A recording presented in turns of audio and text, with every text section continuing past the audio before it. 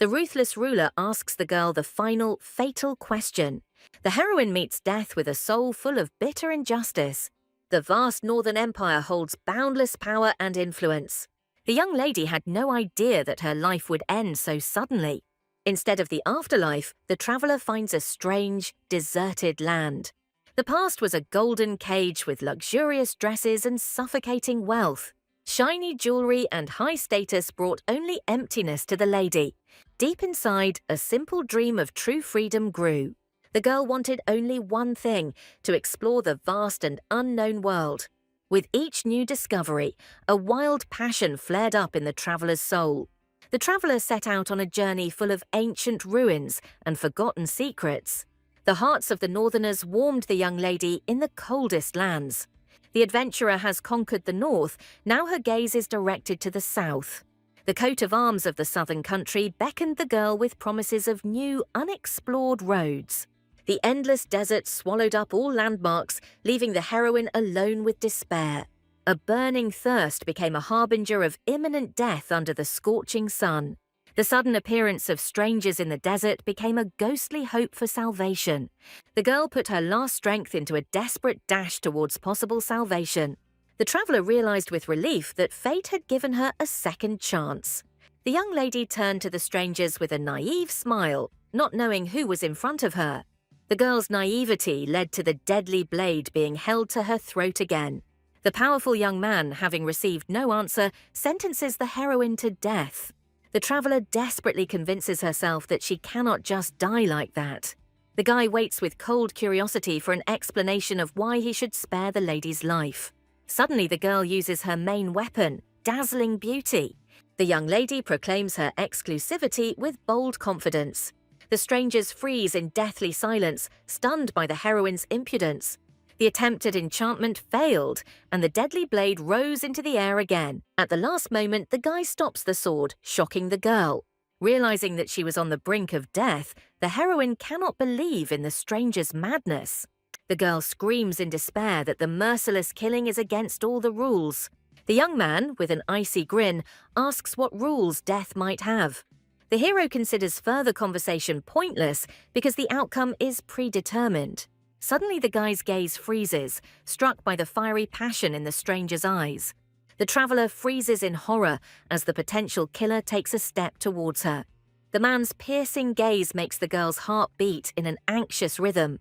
An unexpected question about beauty takes the young lady by surprise. The guy admits that he changed his mind about killing, gently touching the captive's hair. The imperious young man declares that the heroine is obliged to give thanks for the gift of life. Instead of freedom, the adventurer woke up in chains in a hot stone prison. A thirsty captive desperately calls for help in a scorching cell. A sudden splash of cold water becomes a shocking humiliation for the girl. The indifferent guard mockingly reminds that the gift of water is a great favor. The icy moisture awakens in the heroine not only strength, but also a firm determination to survive. Gathering her courage, the young lady approaches the window to understand her situation. Beyond the prison walls, life is in full swing under a sun that can melt stone. The coat of arms of the desert kingdom of Pizian confirms the traveler's worst fears. The girl understands that she is in the hostile south, far from her native north. The realization that she is in the enemy camp makes her heart clench with horror. This prison is designed for slow torture, and hope for salvation fades with each passing minute. A master key sparkles in the girl's hand, a symbol of her unwavering determination to escape. The sudden appearance of a powerful stranger plunges the heroine into icy horror. The past comes alive in memory, reminding of family rage and locked doors. The young lady was never a submissive child, always looking for a way to freedom. Thanks to her rebellious spirit, the heroine turned into a real escape artist. The years spent locked up became the best school of survival for future wanderings. Freedom is intoxicating, and the girl triumphantly steps out onto the sun-drenched streets. The first goal when free is to get lost in the crowd, changing your usual appearance. Strange local customs force women to hide their faces from prying eyes. The fugitive cleverly uses foreign traditions to hide her identity and continue her journey. The traveler looks around with delight because the book descriptions did not convey even a fraction of this magnificence. Once upon a time, a young dreamer swore to herself that one day she would see this forbidden country. The hot air and sandy architecture created the feeling of a completely different, magical world. Reality surpassed all the wildest fantasies, striking the imagination with its beauty. The girl realizes that it is moments like these that make her move forward, filling her life with meaning. Emotions are running high, and the heroine cannot restrain herself from jumping joyfully, celebrating her freedom. Memories of recent captivity quickly sober one up, forcing one to be more careful. The first priority is finding a safe place to rest after a long journey. The rumbling of hunger in the stomach makes adjustments to plans for the evening. Fragrant street food becomes a real little happiness for the runaway. A sudden clap of thunder makes the girl's heart skip a beat in fear. The fugitive tries in vain to calm down, hoping to disappear into the crowd unrecognized. A collision with a stranger turns out to be a fatal mistake that ruins all plans. A cold sweat breaks out across the heroine when she realizes that she has fallen into the hands of her jailer. The piercing gaze of red eyes leaves no doubt the escape is over. The imperious young man catches the runaway with a grin, as if she were a small, frightened rat. The guy demands an answer to how the daring captive managed to accomplish the impossible. The girl's mind goes blank with horror, unable to find a saving answer. An unexpected call interrupts the tense scene, attracting the attention of the guards. The young man indifferently hands the captive over to his subordinate, as if she were an object. The icy order not to disappoint sounded like a death sentence. The girl is led into the unknown, and every step is filled with fear of the future. The only thought that was going through the captive's head was, are they really going to execute her right now? The ruler's assistant notes that the daring fugitive is not at all like the local women. A cunning advisor suggests using the unusual captive for his own purposes. The girl's behavior and aura reveal her to be a person of a completely different nature. The assistant's penetrating gaze recognizes a northern aristocrat in the traveler. Intuition tells me that the captive could prove to be a valuable source of information. A cunning plan is born to turn the daughter of an enemy nation into a spy. The ruler silently considers the proposal, weighing the risks and benefits. The powerful ruler delivers his verdict, condemning the girl to life in the golden cage of the harem. The stranger roughly grabs the traveler by the clothes, not giving her time to resist.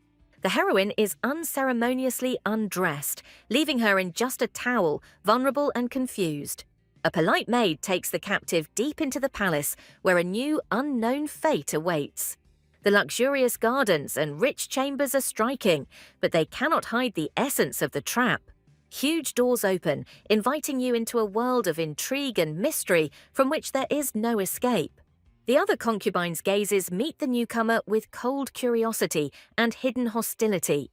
The humiliating seizure is repeated, emphasizing the girl's complete lack of rights in this place.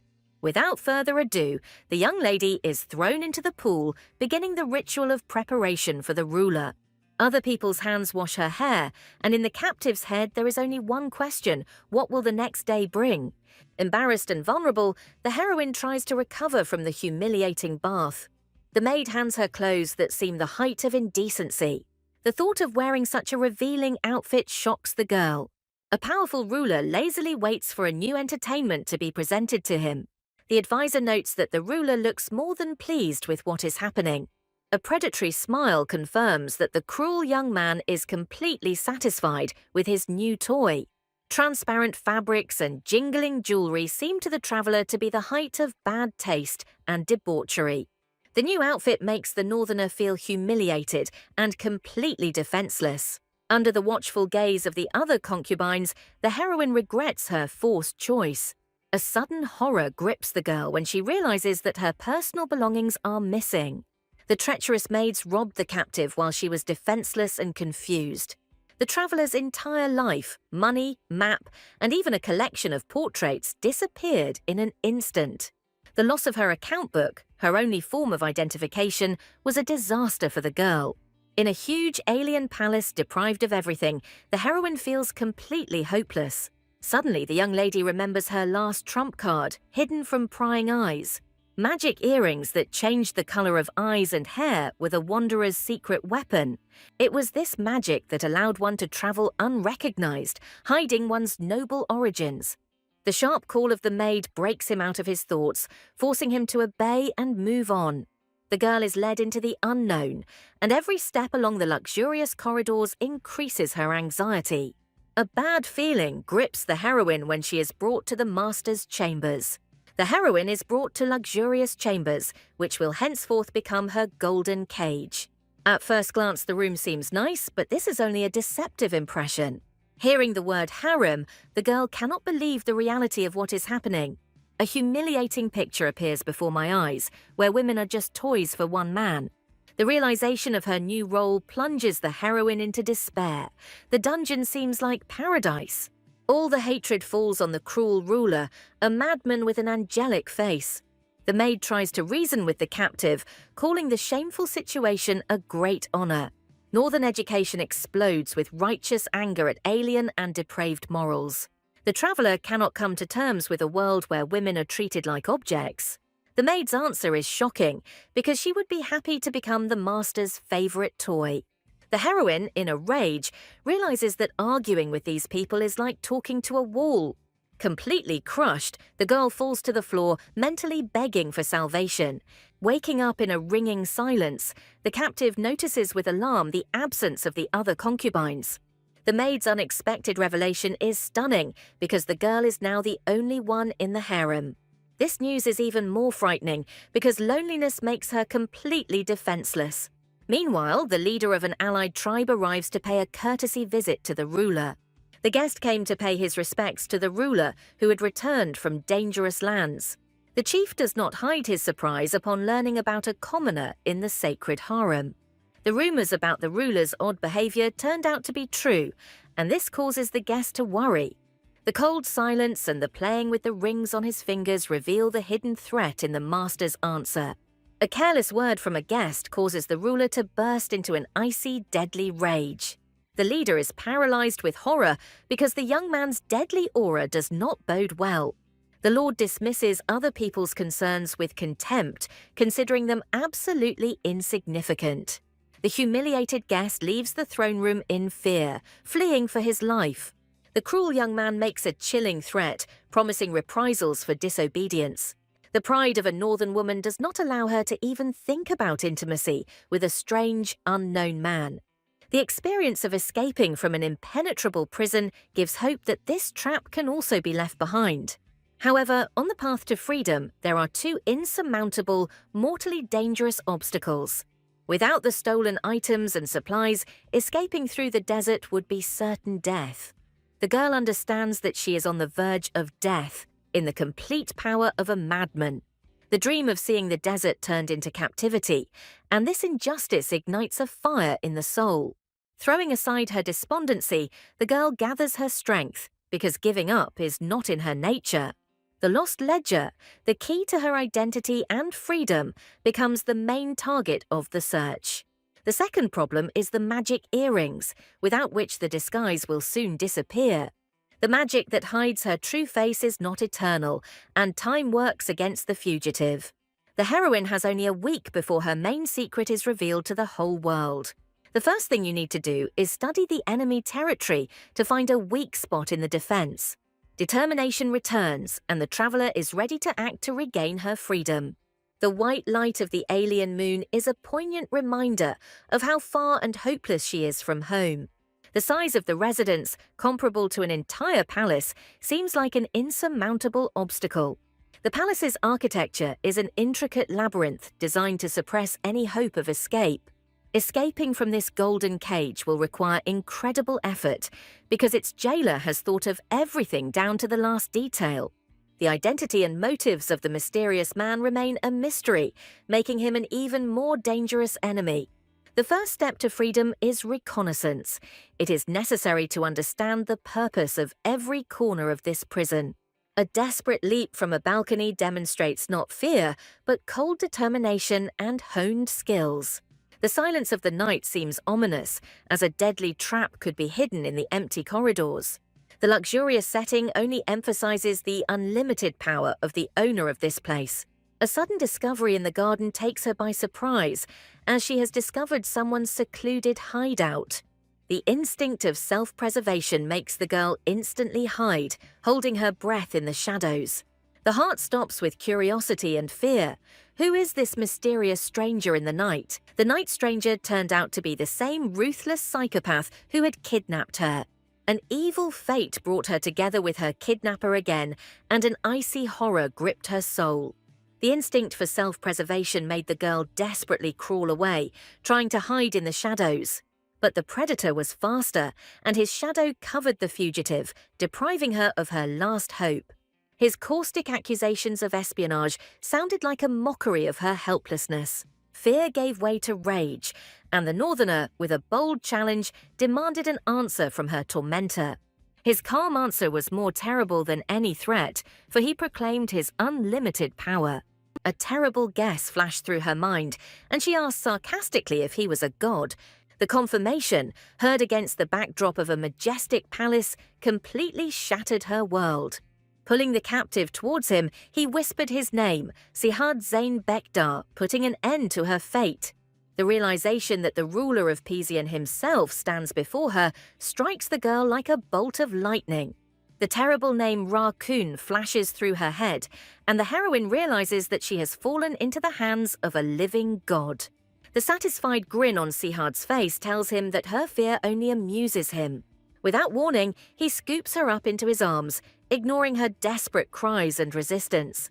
Helpless rage boils in her soul as she, an aristocrat, is dragged along like an object. Fear grows with every step along the unfamiliar corridor leading into the frightening unknown. Roughly thrown onto the bed, she finds herself at his complete mercy, with no escape route. His piercing gaze and direct question about espionage leave no room for lies. Gathering her will into a fist, she firmly denies her involvement with the enemy nation. Sihad asks a tricky question about the purpose of her visit, testing the strength of her lie. Trying to maintain her composure, the girl imagines herself as an ordinary traveler. His unexpected question about seduction makes her heart skip a beat. Sihad's gaze glides over her body, making the girl nervous. The sudden splash of cold water becomes another humiliation and demonstration of power. Sihad smirks as he recalls her bold words, trapping his captive in words. Confused but not broken, she tries to defend herself from his caustic taunts. Leaning closer, he prepares to speak the words that will change everything. The commanding grip on his chin leaves no doubt he is in complete control of the situation. His breath scorches her skin, and at that moment the world for her narrows to his piercing gaze. The iron grip on his wrist reminds him of his incredible strength and her complete helplessness. A powerful kiss on the neck becomes a seal on her fate, taking away her last hope. He roughly throws her onto the bed, demonstrating that her body and will now belong to him. His gaze is full of predatory triumph as he looks down upon his broken prey. A sarcastic greeting in the harem sounds like a death sentence, finally locking her in a golden cage. The morning brings not relief, but new anxiety in the person of an unfamiliar maid at the bedside. Waking up after a terrible night is full of confusion and fear of the unknown. The sweet smile of the new maid, Nur, seems false and hides a sinister secret. The formal presentation only confirms that from now on her every move will be closely monitored by a spy. The girl understands that this pretty maid is another guard in her luxurious prison. An innocent question about the meaning of the name Ira is a desperate attempt to understand the rules of the game of survival. The maid's ominous congratulations finally cement the heroine's status as a thing belonging to the ruler. In a desperate attempt to find an ally, the heroine asks the maid to communicate with her as an equal. The new status brought with it a new warden, making any escape plan nearly impossible. Noor, hiding his true intentions under a mask of helpfulness, offers his help. The offer to get rid of her if she gets in the way seems like a trap, but the heroine decides to accept this game. Delicious tea becomes a tiny island of calm in the midst of a raging ocean of despair. The realization of her new status, a toy in the hands of a living god, plunges her into cold horror. Unlike her native north, where a goddess is worshipped, here completely different, cruel forces rule. This hostile land is ruled by a living god, a cruel monarch whose power is absolute and unquestionable. He is called Kun, the giver of water, and this knowledge only emphasizes his limitless power over life and death.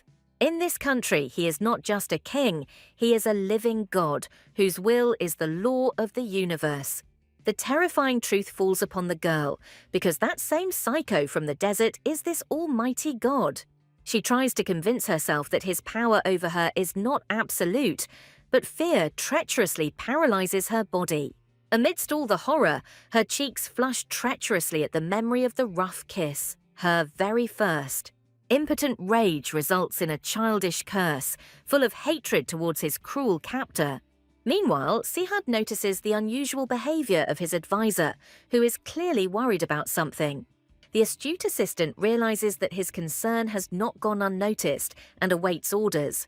The ruler decides to wait, allowing events to take their course, to see what this insolence will lead to. The advisor is tormented by thoughts about the new captive, and he cannot suppress his curiosity. Having plucked up his courage, he finally decides to ask his master about the mysterious stranger.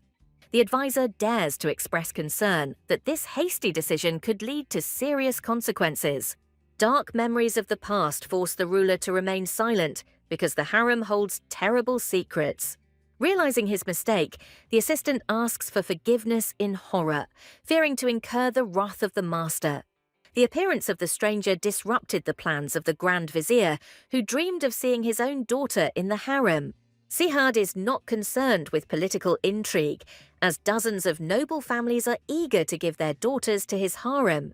All his thoughts are occupied by only one mysterious woman whose soul he intends to unravel. The icy order brooks no objection, demonstrating its absolute power. The first calm moment in a long time is interrupted by a sudden and unpleasant surprise. An unexpected call from the master takes the heroine by surprise, disturbing her fragile peace. The girl is irritated by the tyrant's latest whim, who doesn't even let her eat in peace. An internal rebellion boils in the girl's soul because she is not a dog to run at the first call. The throne room greets her with icy grandeur, emphasizing the insignificance of the captive in the face of the god. The radiance of power surrounds Sihad, who sits on the throne like a deity descended from heaven. Panic grips the heroine when the maid leaves her alone with the ruthless tyrant. Memories of his unpredictable cruelty make my heart beat wildly. Burning with shame and fear, the young lady does not dare to raise her eyes to her tormentor. His caustic question about the first night is a calculated blow designed to break her will. Suddenly, the girl decides to accept the challenge, hiding a steely determination behind a mask of submission. A sweet lie about a wonderful night becomes her first weapon in this dangerous game. The insidious offer to stay forever sounds like a mortal threat disguised as mercy. Hiding her true feelings behind a fake smile, the girl politely but firmly rejects his proposal. Sihad comes closer, noting the drastic change in her demeanor, from a wild cat to a docile lamb. His piercing gaze cannot be deceived. He sees hidden intrigue and evil intent behind her submissiveness. The puzzle comes together in his head, and the advisor's words about her unusualness take on a new, sinister meaning. The guess about her noble northern origin becomes almost a certainty, igniting his curiosity. A powerful grip on her chin and repeating her lies is a way to force the truth out. The icy threat of silence forever makes it clear that he will not tolerate even a drop of lies. She is overcome with panic because she recognizes this predatory gaze, full of darkness, from 1,000. His eyes, like two X-rays, penetrate into the very soul, revealing all fears and secrets. Intuition screams about danger, telling you to stay as far away from this person as possible. Desperately clinging to life, the girl babbles absurd lies about dates and travel. Her naive stories about architecture sound false in the ringing silence of the throne room. Under his icy gaze, all prepared excuses evaporate, leaving only panic. Sihad dismisses her lies with disdain, for no one in their right mind would cross the desert of death for fun. The ominous name of the desert of death makes the blood run cold, revealing the true danger of this land. A tense interrogation is interrupted by an unexpected visit, which brings a new, influential figure into the game. In the vizier who entered, the heroine, with horror, recognizes the man she saw in the square before his capture.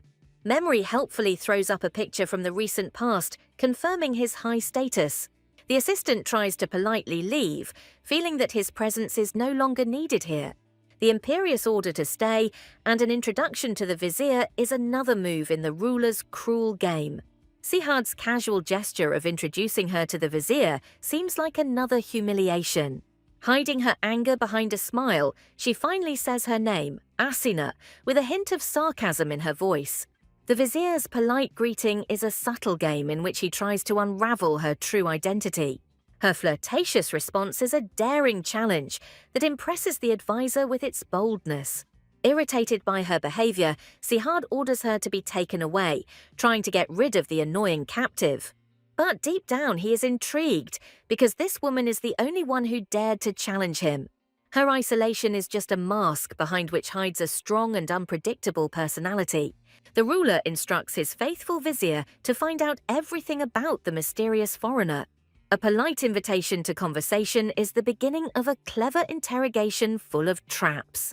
The vizier's very first question hits the mark, forcing Asina to look for a new, convincing lie. Her legend about the small state of Sigrin sounds convincing, but the vizier remains wary. Under the veil, she hides not only her face, but also a cunning plan woven from half-truths and lies. Having seized the initiative, Asina decides to ask her own question in order to divert attention from herself. She asks about the desert of death, the place that almost became her grave, trying to find out more information. The lack of water and shifting sands make this desert a death trap for any traveler. The vizier's story confirms her worst fears, because it is almost impossible to survive in this hell. The countless skeletons that litter the desert are a silent testament to its deadly power. Despite her convincing performance, the vizier cannot shake off his doubts, sensing a catch.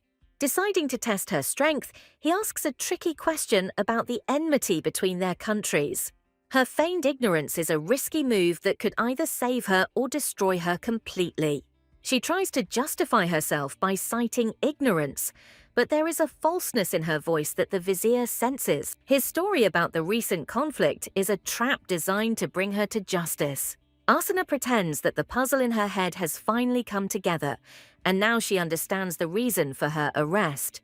Inwardly, she curses her stupidity because her innocent question to the king could have cost her her life. The prison escape only worsened her situation, turning her from a casual traveler into a dangerous criminal. At some point, she even thinks that prison was a better outcome than playing with death. Deciding to continue her game, she asks the question again, trying to steer the conversation in a safe direction. The new question about the route through the desert is another attempt to prove his legend about the naive traveler. She claims that she abandoned the safe path because she was driven by a thirst for adventure. Her risky choice makes the vizier even more suspicious, as it cost her her freedom and almost her life.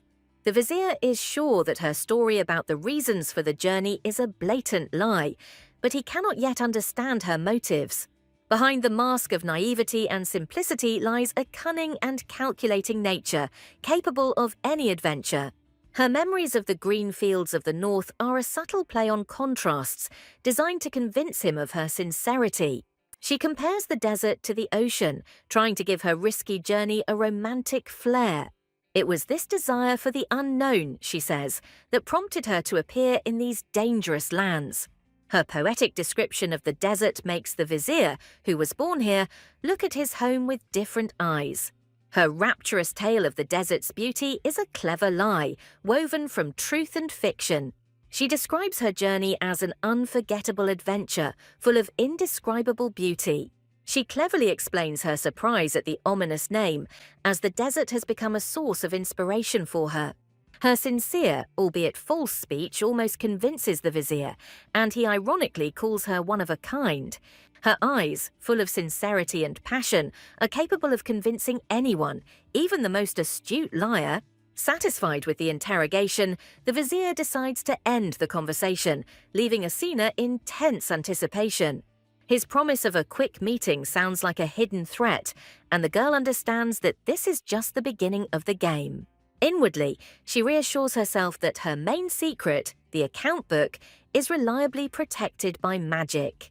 She decides to play along with him because the more freedom of movement she has, the easier it will be to escape. Meanwhile, a rebellion is brewing in the harem as the new favorite has upset the fragile balance.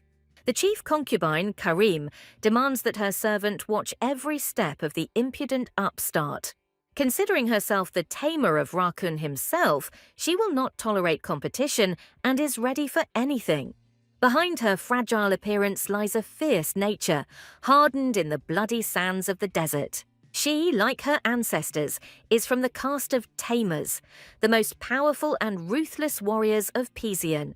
Upon learning of his new assignment, the chief tamer can hardly contain his rage because it concerns the hated foreigner. The vizier listens to his discontent with lazy interest, doubting the importance of the new captive. Every detail in her story, from the purpose of her visit to her solo travels, arouses his suspicions. The very fact that a woman dared to cross the desert alone seems to him the height of recklessness or a lie. The tamer doesn't understand this complex game because if she's a spy, she should just be killed. With a sly smile, the vizier admits that he does not consider her a spy, which confuses her even more. He hints that the ruler himself has special plans for her, and this is not just a whim. The chief concubine challenges the tamer to see if he dares to disobey the god's command. Asuna understands that behind the vizier's kind smile lies cold calculation and mortal danger. Remembering her insolent behavior, she realizes that she gave them every reason to consider herself a spy.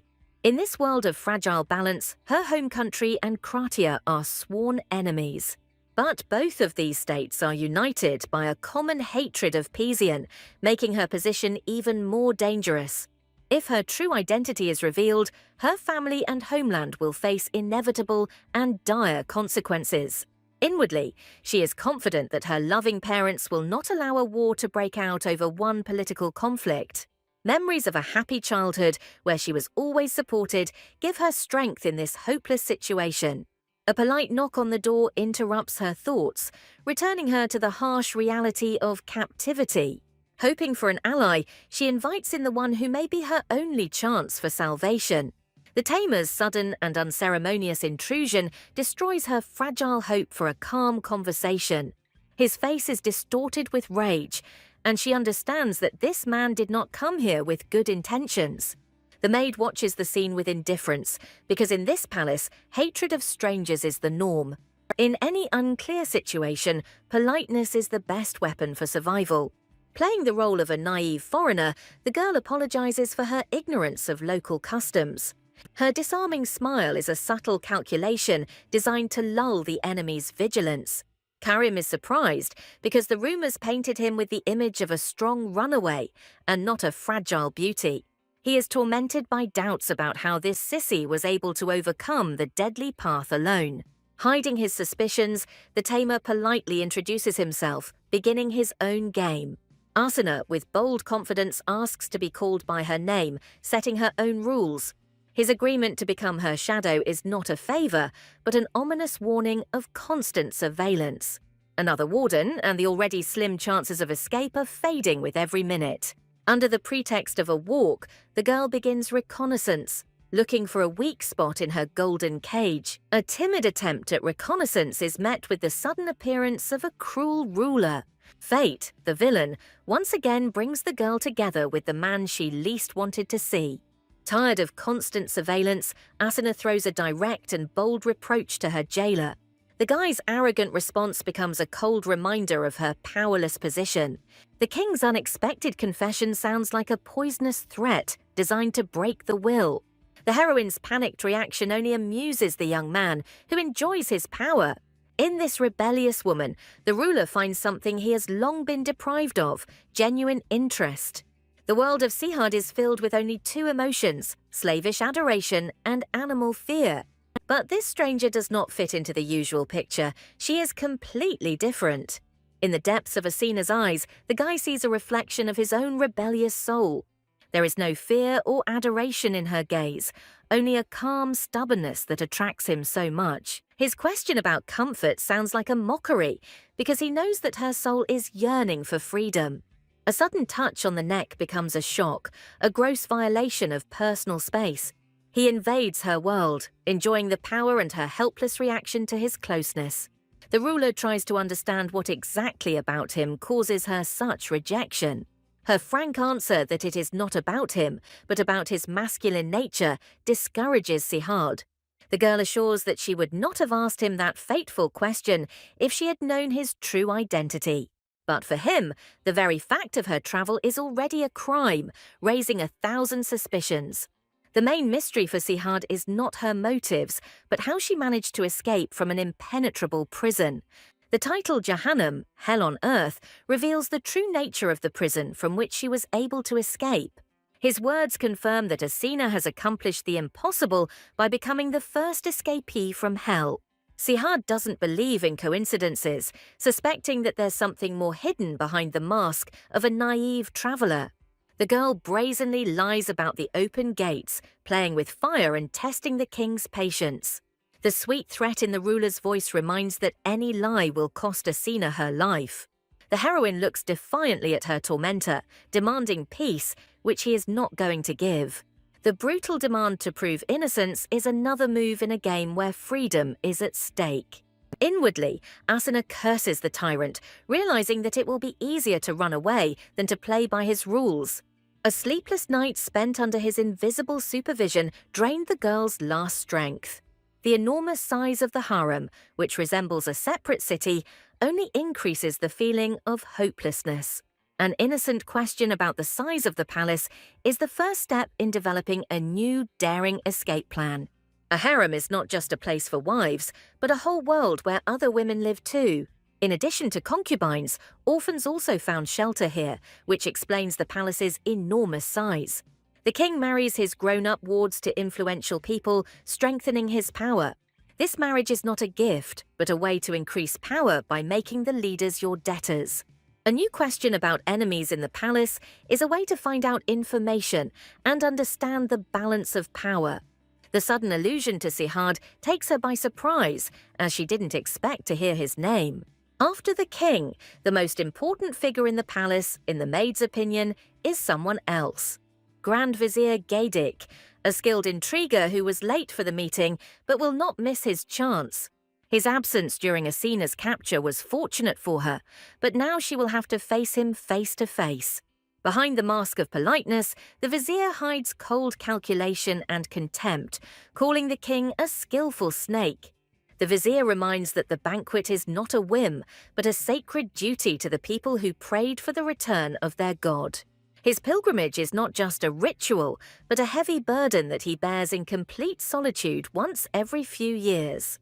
The people offer prayers to their god, not knowing that at that moment their god is completely alone in the middle of the icy desert. The return of the king becomes a real holiday for the people, because their god did not abandon them, having returned from oblivion. Sihad squints at the vizier, realizing that behind the pious speeches about duty lies personal interest. The king's piercing gaze sees the true motives of the vizier, who is using the banquet for his own insidious plans. The vizier's hesitant denial only confirms the suspicions, since he does not dare lie directly to his master. Having received tacit permission, the vizier leaves, unaware that his trick has already been exposed. As he leaves, the vizier casts a sly glance, confident that his plan will work and he will be able to advance his daughter. Finally, the vizier gets to the main point, offering his daughter to the harem, but is met only with the king's icy indifference. The vizier reminds us of his daughter Jakia, trying to play on old agreements. He sees an opportunity in Asina's appearance because previously the king refused the marriage, but now everything has changed. His hypocritical joy is just a cover for far-reaching, insidious plans. Sihad interrupts him because he sees the true motives of the vizier, who is trying to manipulate him. The king's final and ruthless refusal destroys all the vizier's hopes for the advancement of his family. The vizier, enraged, tries to object, but Sihad interrupts him, making it clear that the conversation is over. Asuna feels someone's gaze on her, and this sensation makes her heart beat faster. Despite the fact that there are many people around, she is sure that they are watching her with special interest. Karim's sudden appearance around the corner confirms her worst fears, as he had been following her. She understands that this Tamer is not just a guard, but her personal jailer, from whom she cannot hide. She understands that Karim was waiting for her to make a mistake in order to prove his case to the king. With a sly smile, she decides that since she has been caught, she needs to take advantage of it. Determined to disarm him, she goes on the offensive, admiring his beauty. Her unexpected compliment and question about his beloved take the stern warrior by surprise. Unaccustomed to female attention, Karim is at a loss, not knowing how to react to her insolence. Her plan worked. She talked him into such a way that he wouldn't have the strength to spy on her. Turning her attention to his weapon, she continues her game, admiring his deadly beauty. The endless questions and chatter completely unsettle him, leaving him defenseless. Noor's sudden appearance interrupts her performance, and Karim breathes a sigh of relief. The vizier searches for Sihad in panic, because despite everything, he still managed to escape. Sihad's caustic question about her feelings for Karim is jealousy disguised as mockery. With feigned delight, Asuna confirms his guess, further infuriating the embarrassed Karim. In a rage, Sihad pulls her towards him, accusing her of coming here for other men. The vizier tries to defuse the situation by saying that it was he who wanted to meet her, not the king. He offers her a deal, information about the north in exchange for whatever she asks for. Her mistrust is entirely justified because in this palace nothing comes easy. He asks her to name her price, and hope for salvation flashes in her eyes. The only thing she wants is her bag, her key to freedom, and she demands it back. Sihad is surprised to learn about the protective spell, which only increases his interest in her. Realizing that the secret of her magical items has been revealed, she decides to go all in and tell the truth. Her desperate lie about the underwear is a last-ditch attempt to hide the true value of the bag's contents. His laughter is not mockery, but genuine surprise at her unpredictability and resourcefulness. Unexpectedly for everyone, Sihad orders her things to be returned to her, intrigued by her audacity. As a token of gratitude, the vizier offers her dates, and she happily accepts the treat. Over a sweet meal, she is ready to begin her story, but now on her terms. The sudden question about Krombol takes her by surprise, because she did not expect such a direct blow. He demands to know everything she knows, and she understands that her life depends on it. After a moment's hesitation, she decides that there is nothing wrong with the truth, since these are well-known facts. She begins her story by describing the flourishing nature of her home country, full of life and greenery. Memories of the homeland she loved so much fill her heart with warmth and longing. Her story about home is a song about a lost paradise, full of spring flowers and carefree happiness. She begins her story with the political structure of Krombol, where two powerful families rule. The Kardian family is a dynasty of knights whose valor and honor have become legendary. The Astartan family is a clan of scholars whose wisdom and knowledge guard the secrets of the universe. It is thanks to the union of these two families that the imperial power in Krombol remains unshakable. The absence of uprisings and stability in the country is a direct result of the wise rule of two families. The vizier thanks her for the valuable information, but there is a hidden slyness in his eyes. His remark about her extensive knowledge is another trap designed to catch her in a lie. With feigned ease, she assures that these facts are known to every resident of her country. His promise of a new meeting sounds like a threat, and she understands that this interrogation is only the beginning. Her desperate attempt to get the bag back is met with the vizier's icy calm. He makes it clear that her things are collateral, that she will receive only after a full interrogation. Left alone, she decides to act, because hoping for the mercy of the jailers is pointless. Weak security and predictable patrol routes make escape from the palace quite possible. But the main problem awaits her outside the walls because reaching the saving city of Siorte alone is almost impossible. Despite the difficulties, she decides to act step by step, and the first step is to escape from this damned place. A sudden feeling of being watched makes her freeze, as an invisible enemy watches her every move. She understands that her freedom is just an illusion, and they are watching her, knowing her every step. She notices two guards in the shadows, but her intuition tells her that it is not them. Her sixth sense screams about danger because somewhere nearby there is someone lurking who poses a real threat. His predatory smile is the smile of a hunter who has cornered his prey and is enjoying its fear. She hoped that he would understand her hint and leave her alone, but her hopes were dashed. The fleeting meeting with Karim left an unpleasant aftertaste, and the premonition of trouble did not leave her, while the king's heavy gaze pressed on her, making her feel like a bug under a microscope. Karim's icy gaze like a snake wrapped around her body, depriving her of the will and the ability to resist. The sudden realization makes her heart skip a beat, as her biggest secret is about to be revealed. Her magical earrings, the key to her disguise, had changed color, giving her away completely. She knew that magic was not eternal, but she did not think that it would run out at the most inopportune moment. The tarnished stones in her hand are a symbol of her collapsed hopes for salvation and freedom. Deprived of magic, she decides to remove the spell because now she has no other choice. The maid prepares her for a new meeting, unaware that her mistress is on the verge of a fatal revelation. The last remnants of magic are fading, and the true color of her eyes is about to appear, but no one has noticed yet. The unexpected news of the king's visit takes her by surprise because she is not ready for a new meeting. His impatient anticipation is not a sign of attention, but another demonstration of power over her. His caustic question about the treasure is a subtle mockery of her frequent attempts to escape. Tired of his games, she breaks down, but he only squeezes her hand tighter, not letting her go. His sudden interest in her hair is an attempt to change the subject in order to keep her close. She admits that she had wanted to cut them for a long time, but something stopped her. The memory of her family being horrified by such a haircut brings a shadow of a smile to her face. Long hair is not just a whim, but a tribute to her family, and she decides to keep it. Her story about her cousins, who became like brothers and sisters to her, is another clue to her true identity. His sudden question about her name is an attempt to catch her off guard and test the strength of her legend. He understands that she is full of secrets, but he is confident that he can unravel them one by one. With feigned offense, she confirms that her name is real, because why would she lie about such a trifle? Her story about how her father spent 3 months choosing her name is further proof of her noble origin.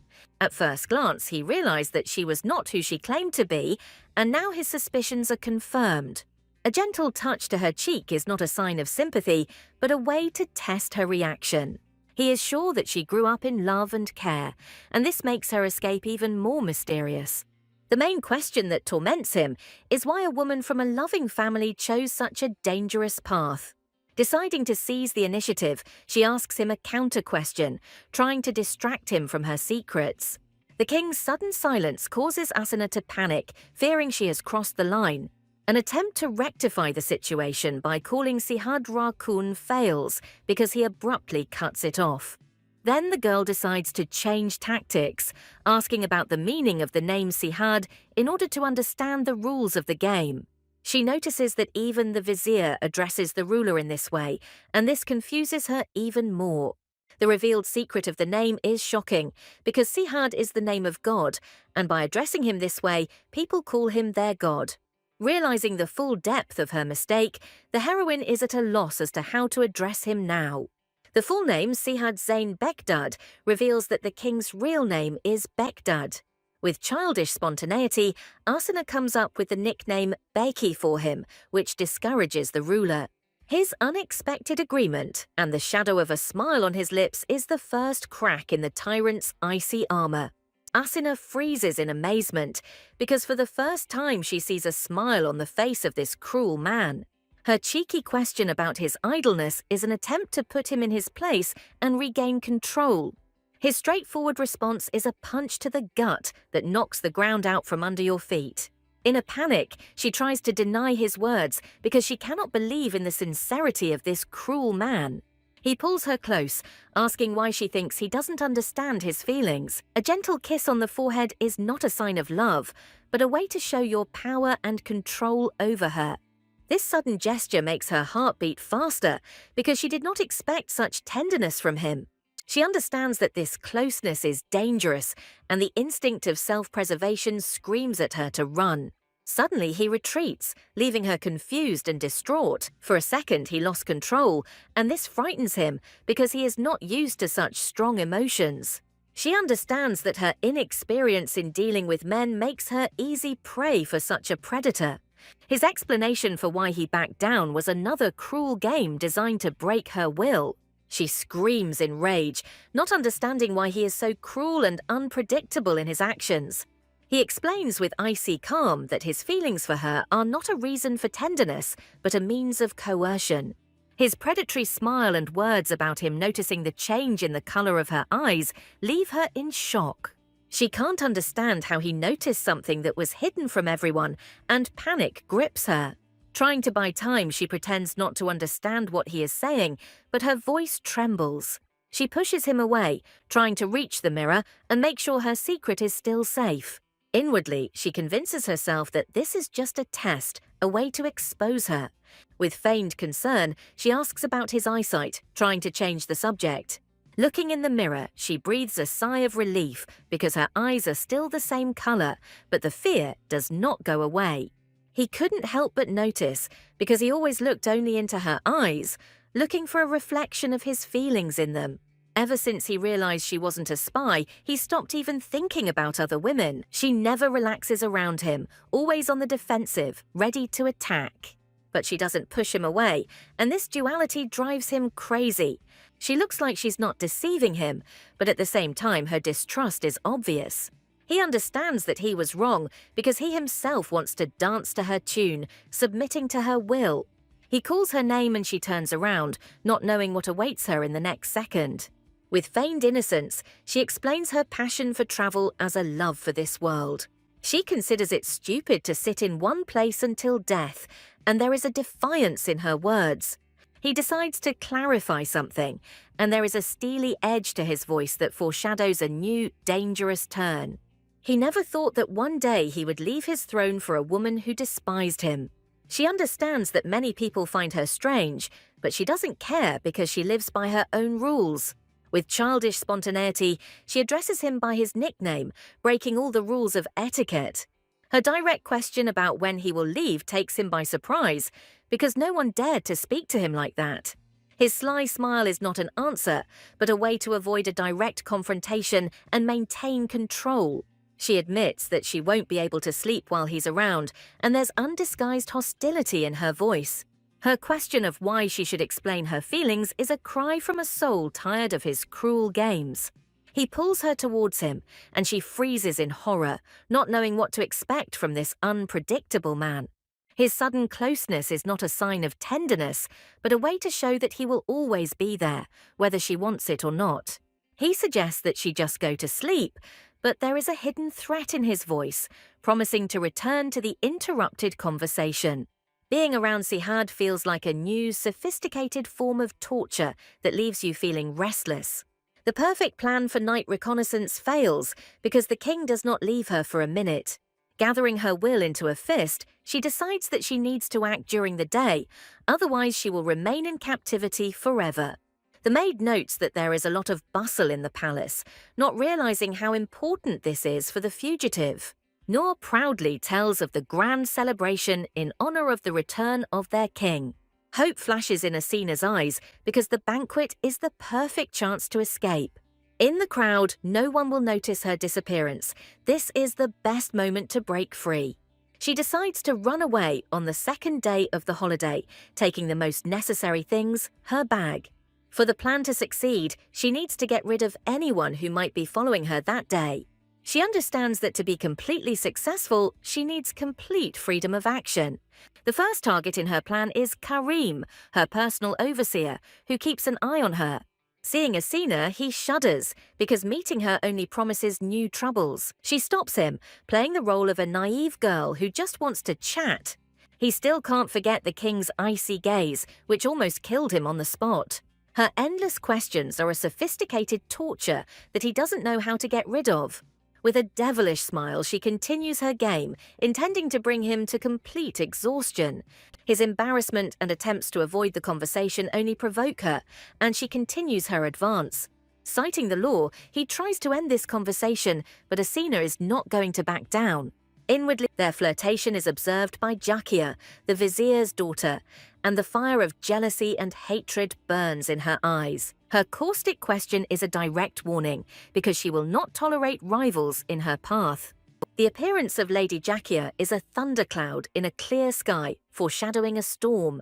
She came here to reclaim her place at the king's side, and she will stop at nothing. She addresses Asina with arrogance, making it clear that she considers her unworthy of her attention. She proudly declares her status as the daughter of the most influential man in the country. Asina is struck by her beauty because she does not look like the reserved northern women. Fiery hair, green eyes, and tanned skin, this is the embodiment of the wild, unbridled beauty of the South. Her beauty, like a bright flower, is capable of turning the head of any man. Asina thinks with irony about Karim, who seems to have completely lost his head over this woman. His confusion and bewilderment are the best proof that he has already fallen into her net. Her words are poison wrapped in silk, as she accuses them of breaking every conceivable rule. She reminds Asina of her status, because the king's woman cannot communicate with other men. Her accusation of a secret meeting is a direct blow aimed at destroying her rival's reputation. Karim is furious because this slander casts a shadow not only on him, but also on the king himself. Asina turns to face her opponent, her eyes filled with cold determination. With feigned innocence, she asks if Jakia really thinks she was flirting with Karim. She explains her behavior by the desire to lift the mood of the gloomy warrior, and there is a hint of mockery in her words. She sarcastically thanks Jakia for her advice, making it clear that she has no intention of playing by her rules. Jakia is furious because she cannot understand how such a woman could get into the harem. Asina decides to strike back, asking why Jakia came here, since she is here for the king. Her caustic suggestion that Jakia go to the king is a subtle hint that her place is already taken. With a polite smile, she says goodbye, leaving her rival completely bewildered. She understands that she has made a new dangerous enemy for herself, and Karim completely agrees with her. The maids greet Jakia with civility, because for them she is the future queen. Her polite words are not concern, but a way to show her power and control over them. The maids whisper in fear, afraid that their conversation will be heard by the new mistress. Everyone is confident that Jakia will be the next era, and no one dares to doubt it. Despite her lack of official status, she is treated like a princess, which makes her even more dangerous. Karim's memories of arrogant women are proof that Asina is a completely different case. Her aristocratic nature is not arrogance, but an innate sense of self-worth. Her belief that she is here for Sihad is a blatant lie designed to humiliate Asina. The news that the king is busy with another guest infuriates Jakia, who is used to being the first. Meanwhile, the Supreme Chief greets Sihad, unaware of the storm his visit has caused. His polite words are just a mask behind which lies cold calculation and ambition. Sihad realizes that this leader, Warrain, is the head of a shadow government that is challenging his authority. His snake-like eyes reveal his true nature, for he is the most dangerous of all enemies. Sihad speaks of the civil strife with indifference, making it clear that he is not concerned with petty squabbles. His question about Kratia is a subtle hint that he knows about the leader's secret negotiations with the enemies. Offering help is not a favor, but a way to show that he is in control of the situation. Warrain accepts his offer, not knowing that this is only the beginning of a big and dangerous game. A long wait for the vizier is a sign that the meeting with the leader is not going according to plan. He understands that Varin is not so simple, and his stubbornness could cost the king many nerves.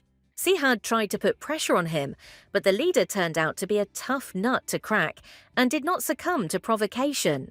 Tired of the useless conversation, the king lets him go, knowing that another meeting awaits him. Warrain, with feigned politeness, promises to visit him more often, but there is a hidden threat in his words. Sihad ironically wishes him a pleasant stay, making it clear that the game has only just begun. He understands that Varin is a dangerous opponent who has not revealed a single one of his cards. Despite this, he is confident that he will be able to unravel his plans because he knows what all the leaders are thinking. The meeting with the vizier becomes another cause for concern for Varin because he does not know what is on his mind. His words about the king's health sound ambiguous, and the vizier understands that there is something more behind them. The news that Sihad has taken a woman into his harem is a sign to the chief that the king has finally become vulnerable. The vizier confirms the rumors with feigned joy, unaware that the leader sees right through him. His frankness is not stupidity, but a subtle calculation, because he knows why the king was alone for so long.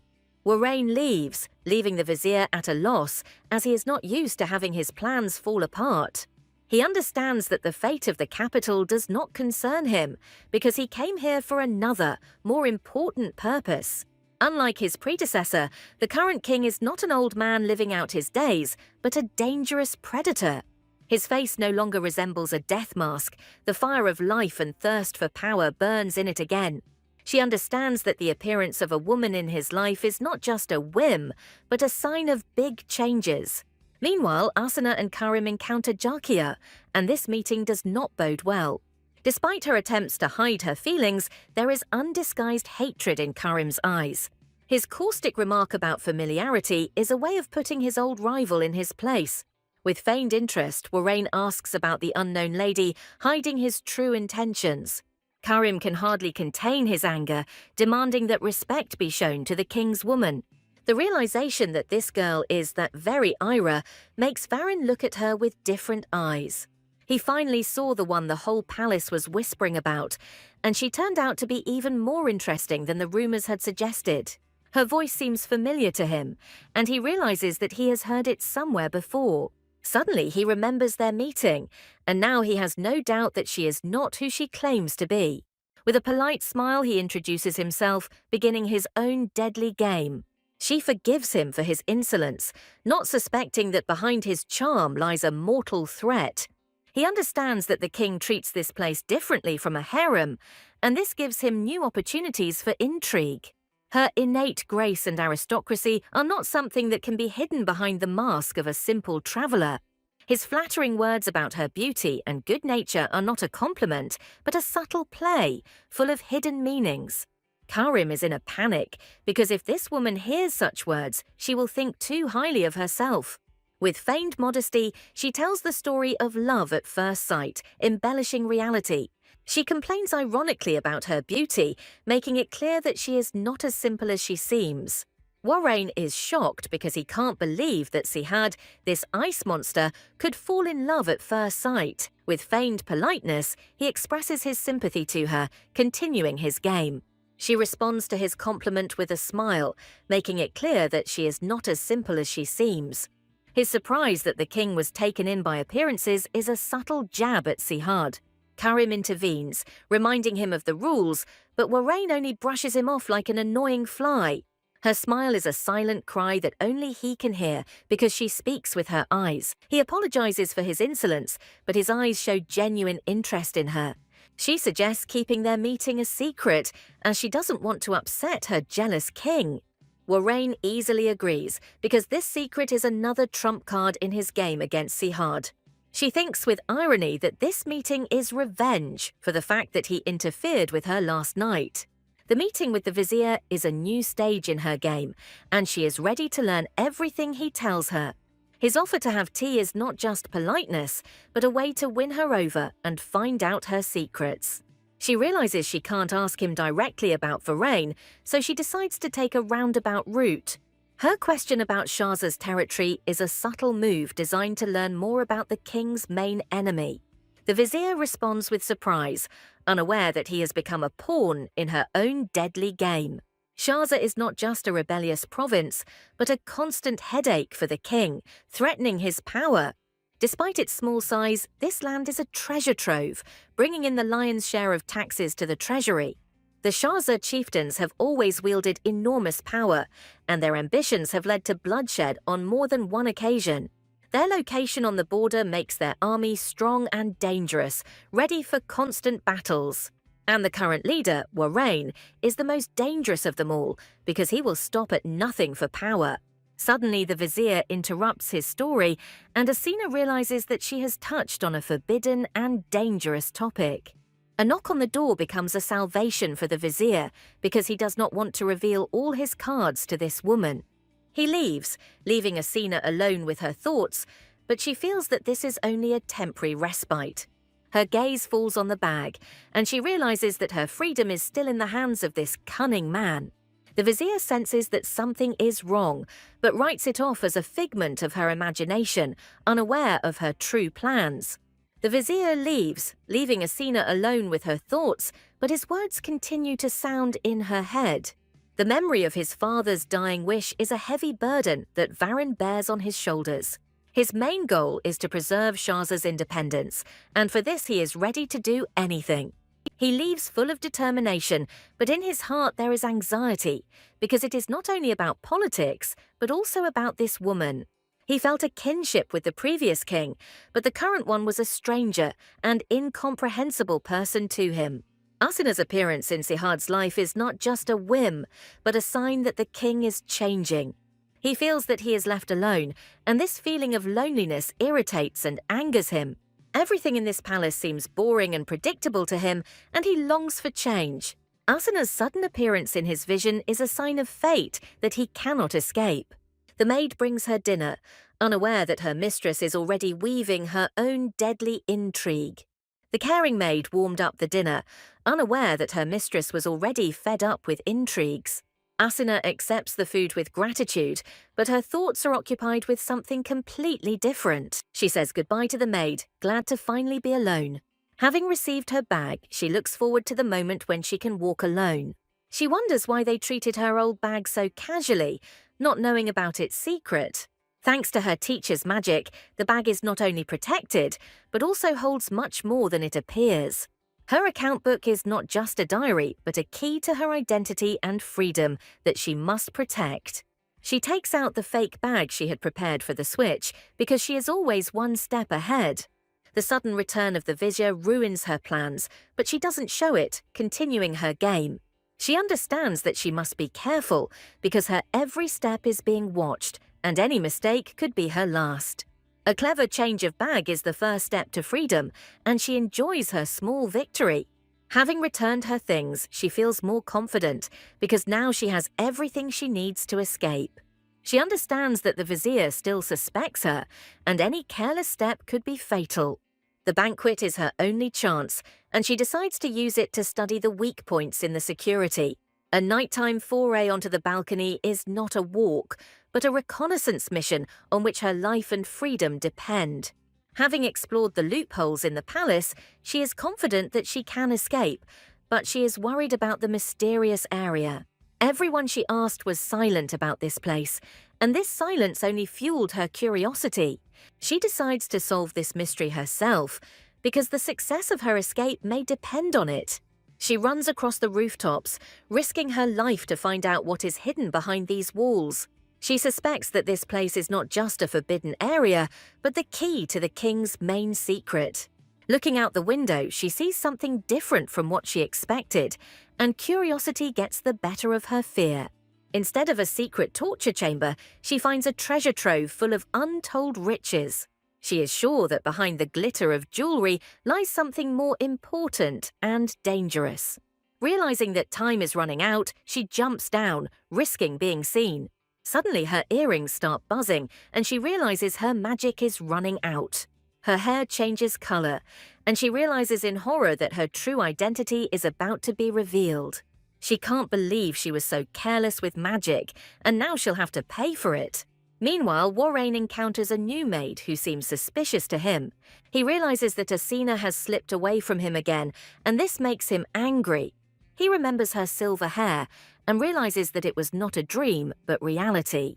Her silver hair and red eyes are not just beauty, but a sign of her true noble origin. This fleeting meeting is imprinted in his memory, and he cannot forget her piercing gaze. His embarrassment and the blush on his cheeks are not just a reaction to her beauty, but a sign of budding feelings. He tries to calm himself down, but deep down he knows that this woman will change his life forever.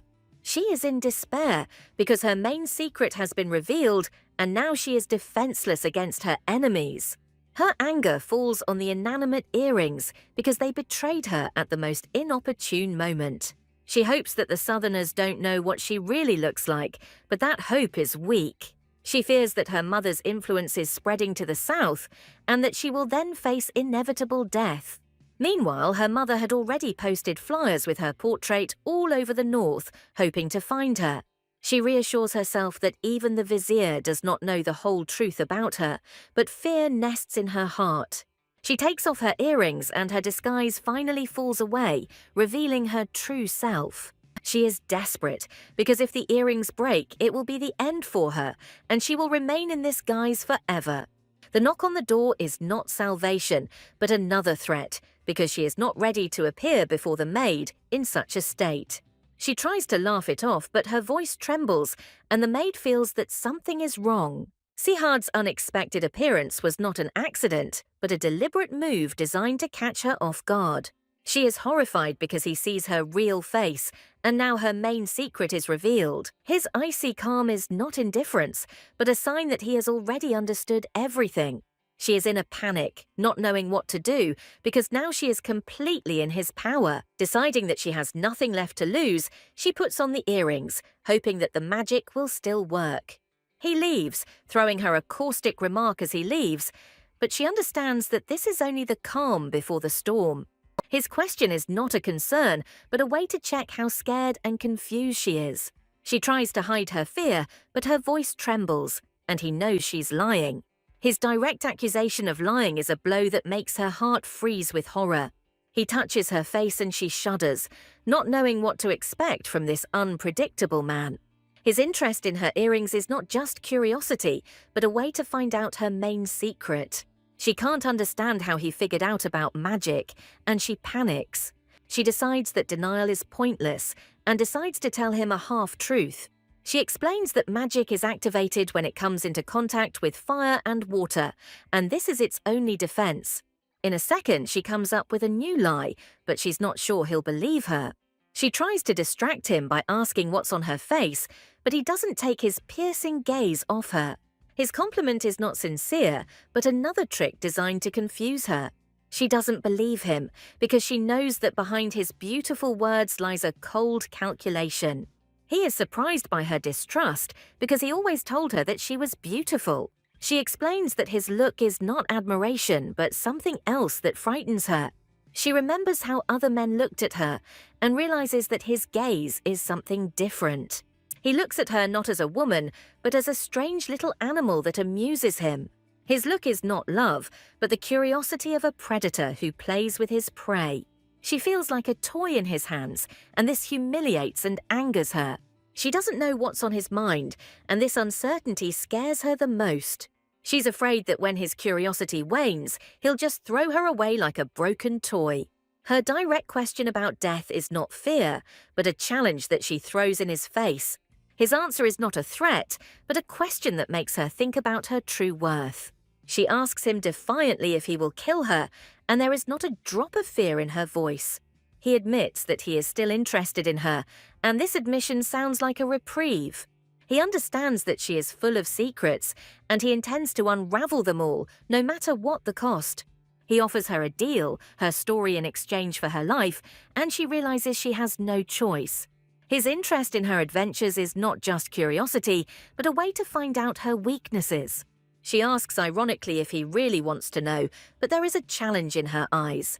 He realizes that he has no choice but to indulge her whims in order to find out the truth. He begins to understand why leaders keep birds, because sometimes you just need to listen to learn everything. Her travelogue isn't just chatter, but a way to lull him into a false sense of security and buy him time. She proudly proclaims her strength, making it clear that she is not as simple as she seems. He remarks ironically that since she was able to escape from prison, he has nothing to worry about. She talks about lost ruins, where she was looking not for treasures, but for echoes of the past. With a map in her hands, she was looking not just for a place, but for the key to a mystery that beckoned her. Inside the ancient temple, she found not only peace, but also a deadly trap. She walked inside, not suspecting that this journey would be fatal for her. A wall suddenly appeared blocking the exit, and she was trapped for a whole month. Until that moment, she had enjoyed traveling, unaware that it could be deadly. He listens to her story, and for the first time a shadow of sympathy and understanding appears in his eyes. She says the word terrible is too weak a description of what she experienced. Endless darkness and loneliness is a torture that could break anyone. In this absolute loneliness, she found the only way out: memories. To keep from going crazy, every night she remembered everyone she had met along the way. The memories of the beautiful things she had seen became her salvation in this hell. Thoughts of the family waiting for her at home gave her the strength to live and fight. She calls herself an idiot because her own stupidity and carelessness brought her here.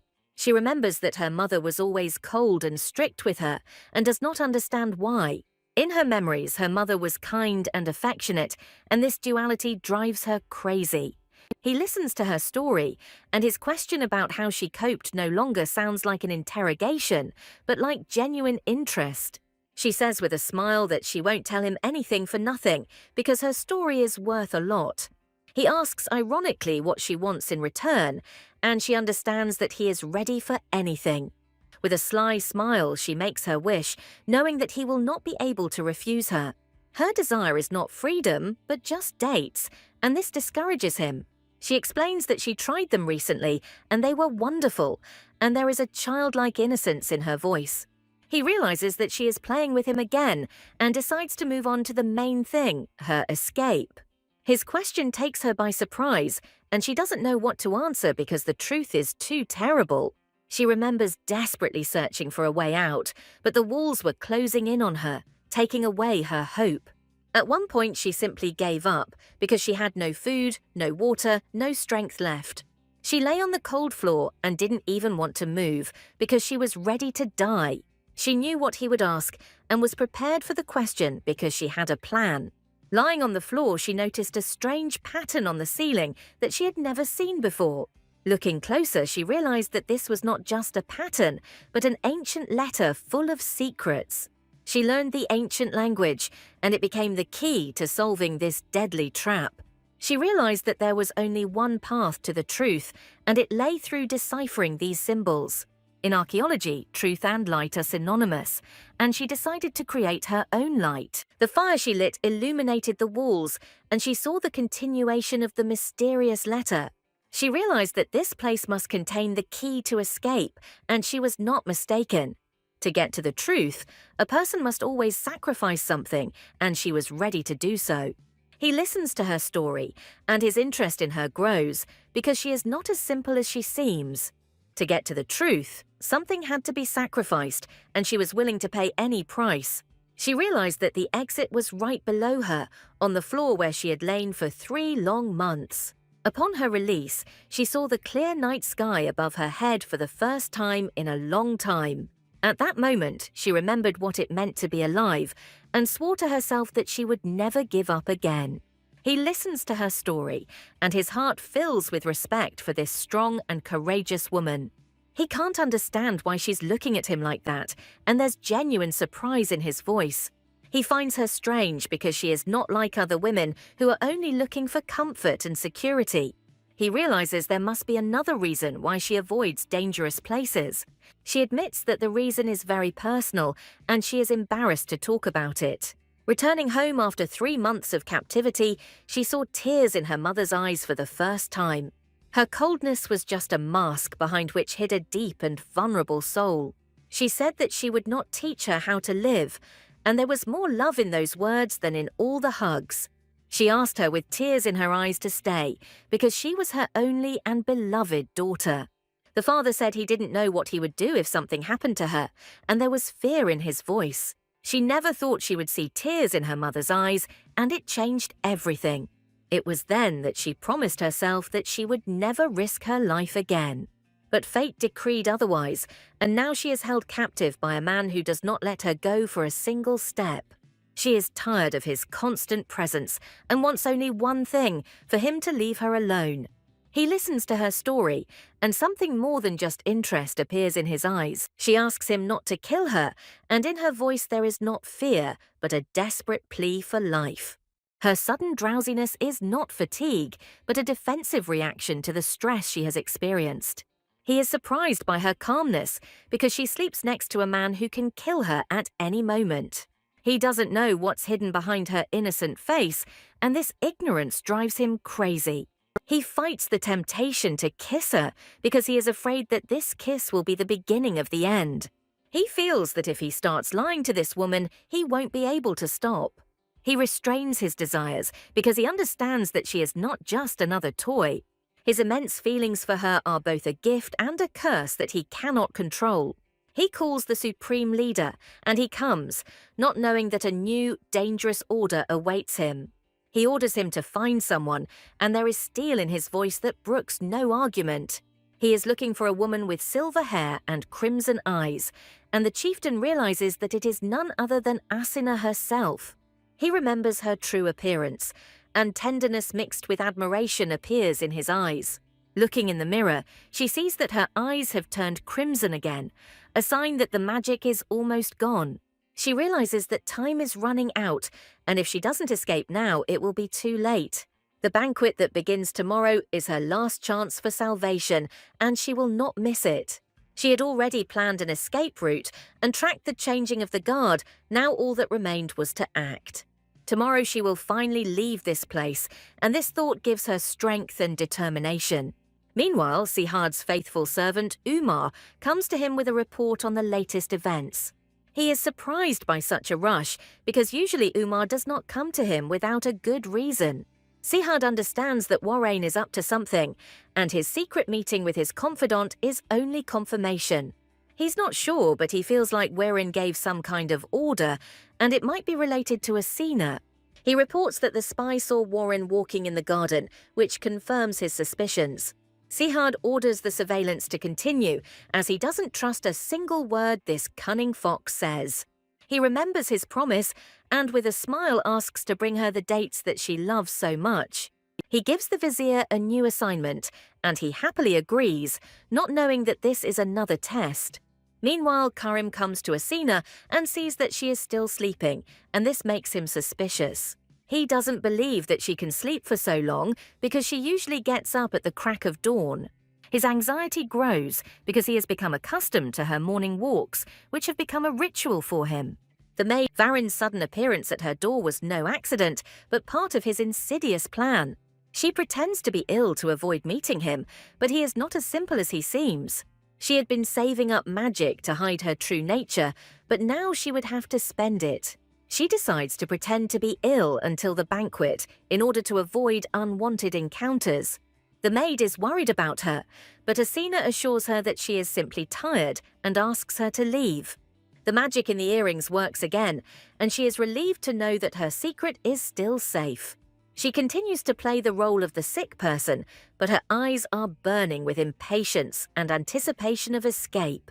Karim's sudden appearance with a treat is not concern, but another attempt to test her.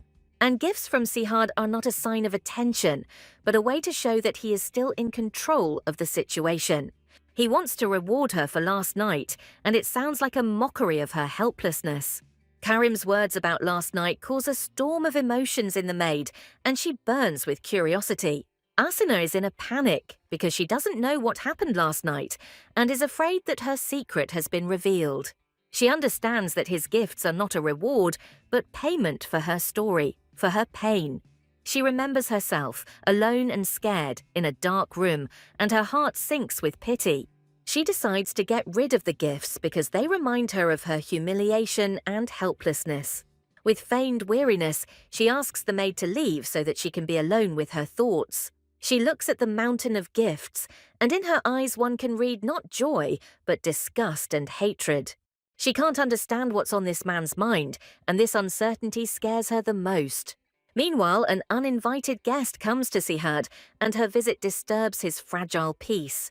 Jakia, the vizier's daughter, came to remind him of herself and her rights to his heart. She greets him politely, but in her eyes burns the fire of jealousy and a thirst for power.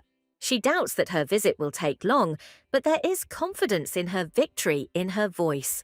His question is not curiosity, but a way to show that he knows about her secret plans. She replies that her father sent her, and there is a cold steel in her voice. He realizes that the supreme leader is behind her visit, and this makes the situation even more dangerous. She says her father wants to discuss her marriage, but there is not a drop of joy in her eyes. His question about her age is not just curiosity, but a way to humiliate her and show her place. She is furious because she could have married earlier if not for her father and his ambitions. He understands that she is just a pawn in her father's game, and he shouldn't give her false hopes. She lies about meeting Asina, trying to find out more information about her rival. She asks him point blank if it's true that he fell in love with her at first sight, and there's jealousy in her voice. He answers ironically that he is not obliged to answer her questions, and there is a threat in his voice. The vizier apologizes for his slip of the tongue, but genuine curiosity can be seen in his eyes. Jakia leaves, and Sihad breathes a sigh of relief because her visit was a real torture for him. He thinks of Lady Asina, and a shadow of a smile appears in his eyes. He wanted to ask her about something, but he was told that she had locked herself in her room and was not eating anything. He is surprised because she was wandering around the palace so actively, and this news seems strange to him. He heard that she was sleeping all the time, and this made him uneasy. The vizier comes to Karim again to find out what is going on, but he only shrugs. He doesn't know what came over her and assumes she's just homesick. Meanwhile, Asana has been lying in bed for the second day, pretending to be ill and biding her time. She knows that when the sun sets, the banquet will begin, and that will be her chance for freedom. Today is the day she will finally leave this place, and her heart is beating with excitement. She hid under the blanket all day to give her earrings a rest and gain strength before escaping. His gentle touch to her hair is not concern, but a way to check if she is really ill. She jumps out of bed, startled by his sudden appearance, and her heart sinks into her heels. His question about her well-being sounds like a mockery because he knows that she is pretending. She doesn't understand why he's scaring her, and there's genuine irritation in her voice. She tries to reassure him that she's okay, but her voice is shaking and he notices it. His sudden kindness confuses her, and she doesn't know how to react to it. She realizes that he is so kind to her because he thinks she is sick, and this makes her angry. She remembers his cold and merciless gaze and cannot believe that he could be like that. She remembers their first meeting when he was ready to kill her and asks him the main question.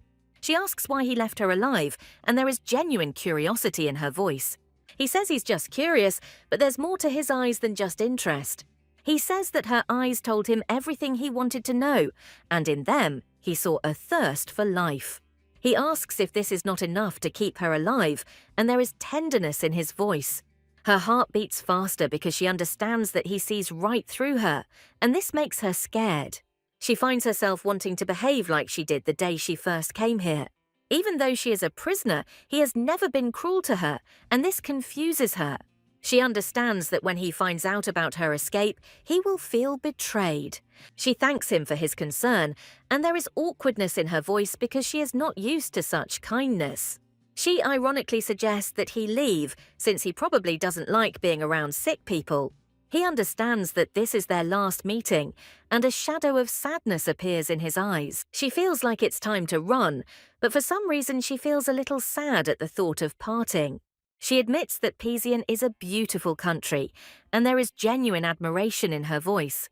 He is surprised by her sudden recovery, but she just brushes it off, saying that she is fine. The banquet in honor of the king is a feast for the whole world, with exquisite dishes and fiery dances. As night falls, the celebration begins, and the entire city is immersed in an atmosphere of fun and joy. She told the maid that she would go to bed immediately after dinner so that she would not return to her room. To her surprise, even Karim, her eternal overseer, has left his post, and this is her chance. She understands that the king is the main character at the banquet, and he will not be able to stop her. She's ready, she has a plan, and she's gathered everything she needs to escape. All that remains is to wait until nightfall, and she will put her plan into reality, leaving this golden cage behind. Meanwhile, at the banquet, the vizier tries to find out from his daughter what she talked about with the king. He asks if Sihad told her anything important, but she just shakes her head. She says the king was cold as always, and there is disappointment in her voice. He reproaches her for not living up to his expectations, and there is anger in his voice. He reminds her that the blood of their family must flow in the body of the next king, and this is her main task. Meanwhile, new guests arrive at the banquet, and among them, the Grand Vizier Ahmed. He is greeted by Chief Elbar, and their words carry not only politeness, but also a hidden threat. He speaks of Shahs as a country with officials fit for governance, and his words sound mocking. The absence of something to be proud of is the pride of this country, and there is irony in his words. He offers the vizier to taste the wine, and this is not just politeness, but a way to test its strength. He introduces his son, Mishar, and the vizier understands that this is his successor, the future supreme leader. He offers him another drink, and there is not only hospitality in his voice, but also a hidden challenge.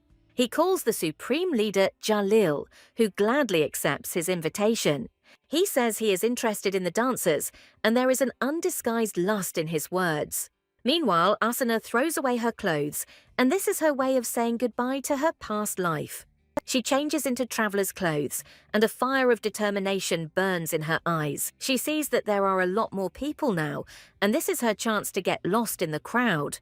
The gates that once became her entrance to hell will now become her exit to freedom. People with carts are leaving the palace, and this is her chance to blend in with the crowd and remain unnoticed. She keeps a low profile, as the king's warriors might recognize her, and then she would face certain death. She stole the maid's clothes to hide her face and avoid suspicion. The maids rejoice at the king's return, as the palace was eerily empty in his absence. She hears them talking about the drought, but she doesn't understand what they are talking about because she is a stranger here.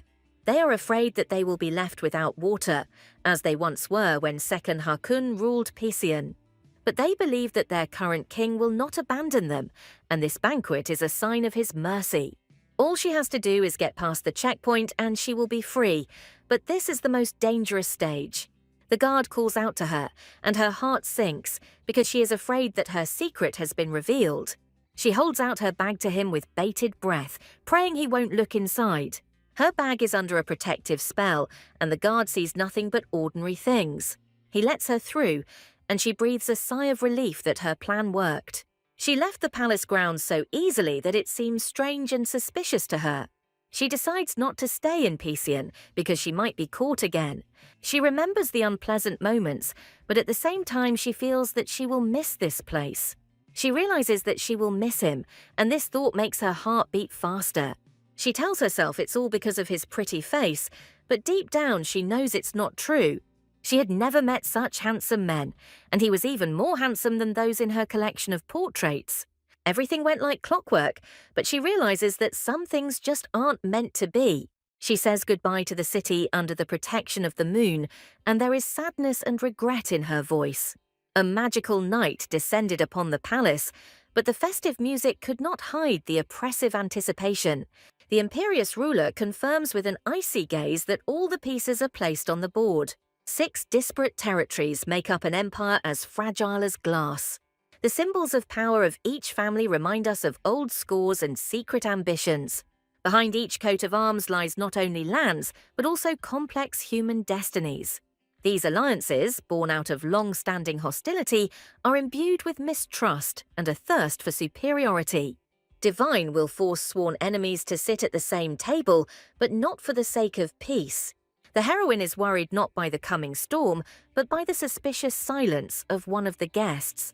His unusual restraint is more frightening than any open threats. The girl understands that this lull is only a prelude to the inevitable betrayal. An inexplicable premonition grips the hero's heart with an icy grip, hinting at an impending catastrophe. The annoying guest tries to break through the girl's armor and find out her true thoughts. The heroine hides the storm in her soul behind a forced smile, playing the role of a carefree ruler. His words are full of venom because he enjoys her forced loneliness among enemies. An empty seat at the table becomes a pretext for dangerous talk about the redistribution of power. The two conspirators exchange meaningful glances, confident of the success of their intrigue. The girl coldly repels verbal attacks, using every word like a sharp blade. She asks an innocent question, which is actually part of her own strategy.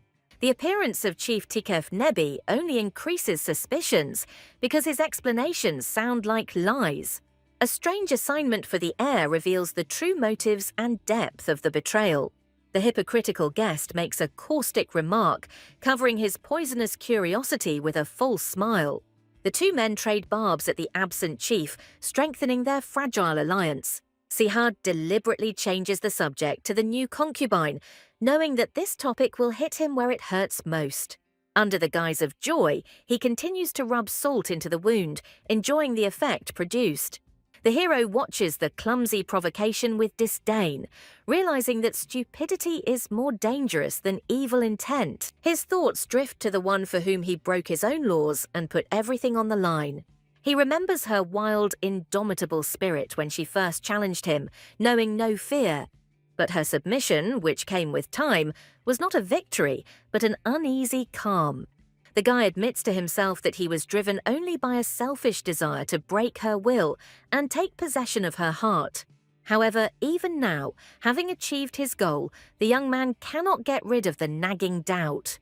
He is tormented by the question of whether this fragile girl is truly capable of complete submission. Her unexpected gratitude confuses him because he sees no reason for gratitude. The girl's empty politeness felt like an invisible wall that he was never able to break down. Her words about a beautiful country sounded like a farewell, and this realization came too late. An icy chill pierces the young man as he realizes that he has missed the main key to her plan. The provocateur notices a change in Sihad's mood, but is no longer able to stop the mechanism that has been launched. The hero abruptly ends the conversation and walks away, now driven only by growing anxiety. The maid stood frozen at the door with a bad feeling, sensing the approach of an inevitable disaster. Sihad must see for himself to dispel the terrible suspicion that is spreading like poison through his veins. His short order sounds like a sentence, and the girl understands that Ira is in mortal danger. Another man bursts into the corridor, and his haste only confirms the maid's worst suspicions. The empty, cold bed becomes a silent and crushing proof of his failure. Sihad's eyes blaze with uncontrollable rage, and the order to find her sounds like a death sentence. Ira stands in the middle of an icy desert, and this ringing emptiness is the price she pays for her long-awaited freedom. By removing the magic earrings, the heroine symbolically frees herself from the last shackles of her past. Loneliness in the present awakens in the girl bittersweet memories of traveling with her uncle. He was more than just family. He was a kindred spirit who understood her insatiable passion for travel. It was Uncle Ian who first managed to find the key to her wild heart, taming it not with force, but with kindness. In his arms, she once found that safe and happy world that now seems like a lost paradise. His simple question became the very seed of freedom that sprouted in her soul and led to this escape. A little girl is delighted to discover the idea of travel. The promise of seeing unknown worlds ignites hope in the heroine's heart. Her Uncle Ian convinces everyone of the importance of new discoveries for a child. The girl fearlessly absorbs impressions from a bright and unfamiliar world. These happy walks with my uncle became the cause of bitter family quarrels. But dark times came when the heroine obeyed only her mother's will. The endless series of balls and false smiles began to slowly suffocate her.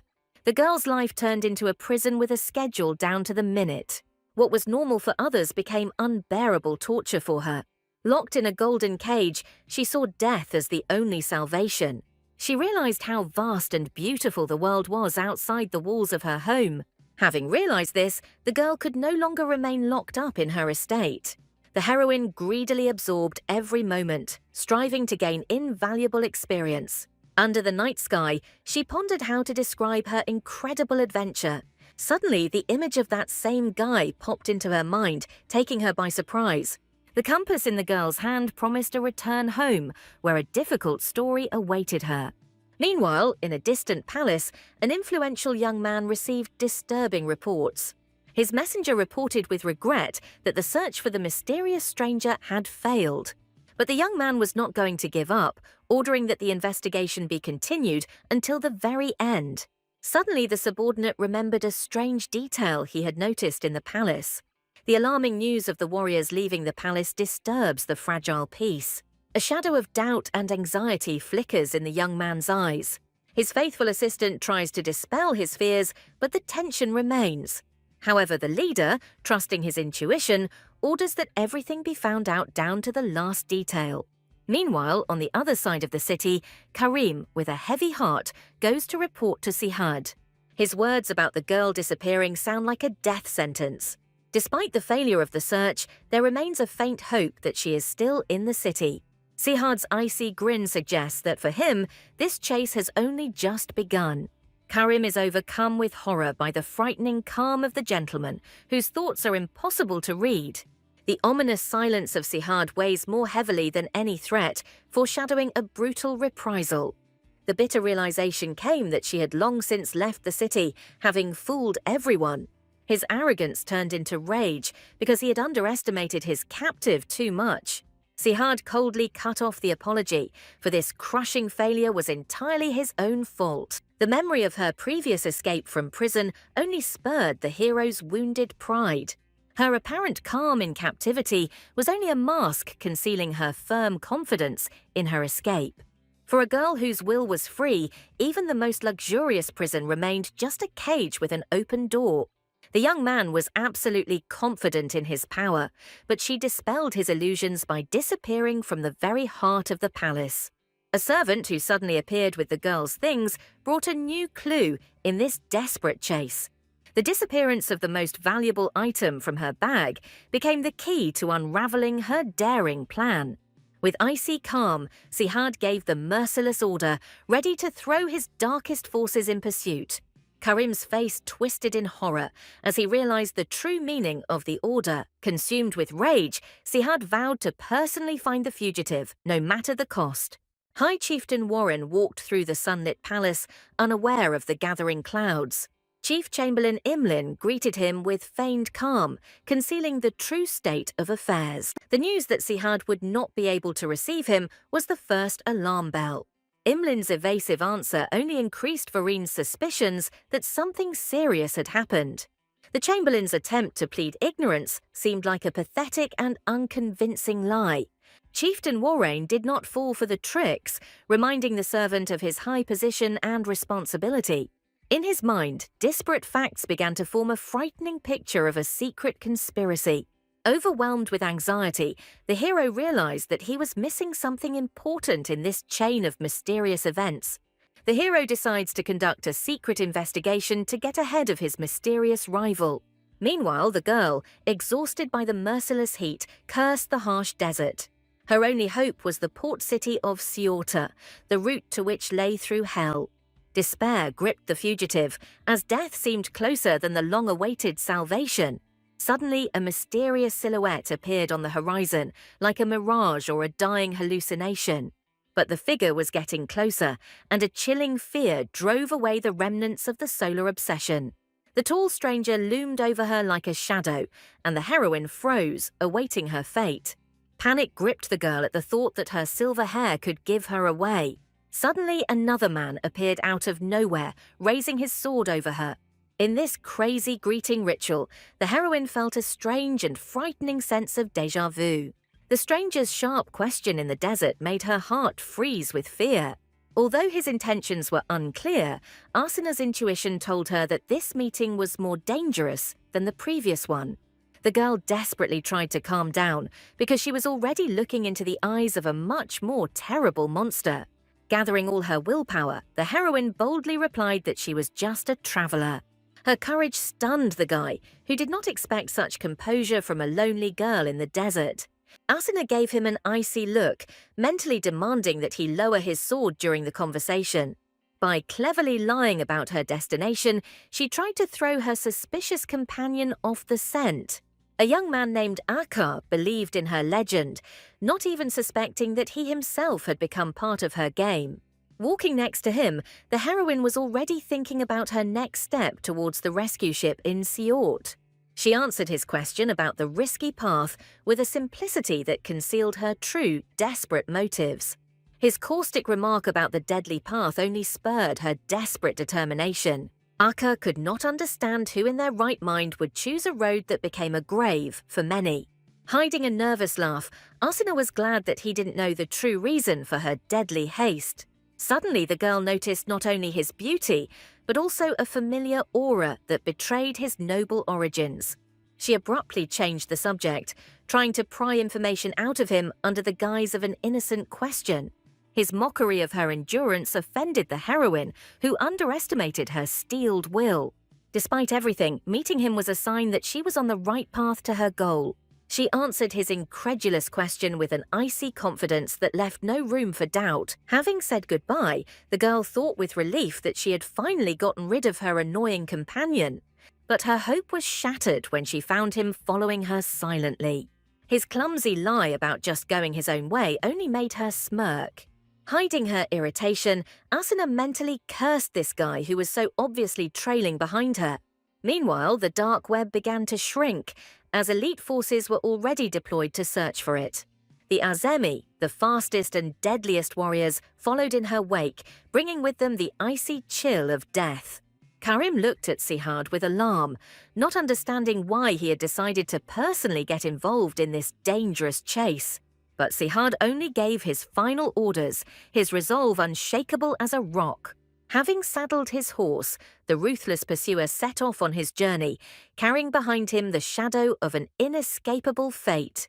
Karim's uncertainty about the success of this mission only underscored how unpredictable their goal was. Sihad suddenly asked a question that revealed his true strategy to understand how his victim thought. Karim's answer was simple. She would choose the most illogical path, where no one would look for her. In his eyes, she was a cunning and fearless woman walking towards her own destruction. After saying a short farewell, the squad of horsemen led by Sihad disappeared into the hot desert air. He remembered how he only wanted to use her, not suspecting that he himself would fall into a trap. Her closeness gave birth to a storm of unknown feelings in his cold soul, destroying all his plans. Now, clutching the reins, the hero knew that there was only one way to dull this pain. Catching the one who lured him into this hell became his only goal and curse. Meanwhile, search parties returned empty-handed, wasting precious time. No one knew which path the fugitive chose. Her unpredictability drove her pursuers crazy. The setting sun painted the sky in bloody tones, promising that the night would hide all traces of her. A lone rider rode through the sunset, obsessed with the question of who it was that had been given such an honor. One of the warriors cuts off any questions about Sihad's motives, demanding blind obedience. A sudden cry from a lookout about a spotted target breaks the silence, beginning a new stage of the chase. Trying to get his companion to talk, Akka asks an innocent question about her impressions of Pisian. Her evasive answer was just a screen behind which real, dangerous memories were hidden. Asuna casually throws out a phrase about the god Pisian, not even suspecting what a storm it will cause. His shocked question about meeting Rakun makes her realize that she made a mistake.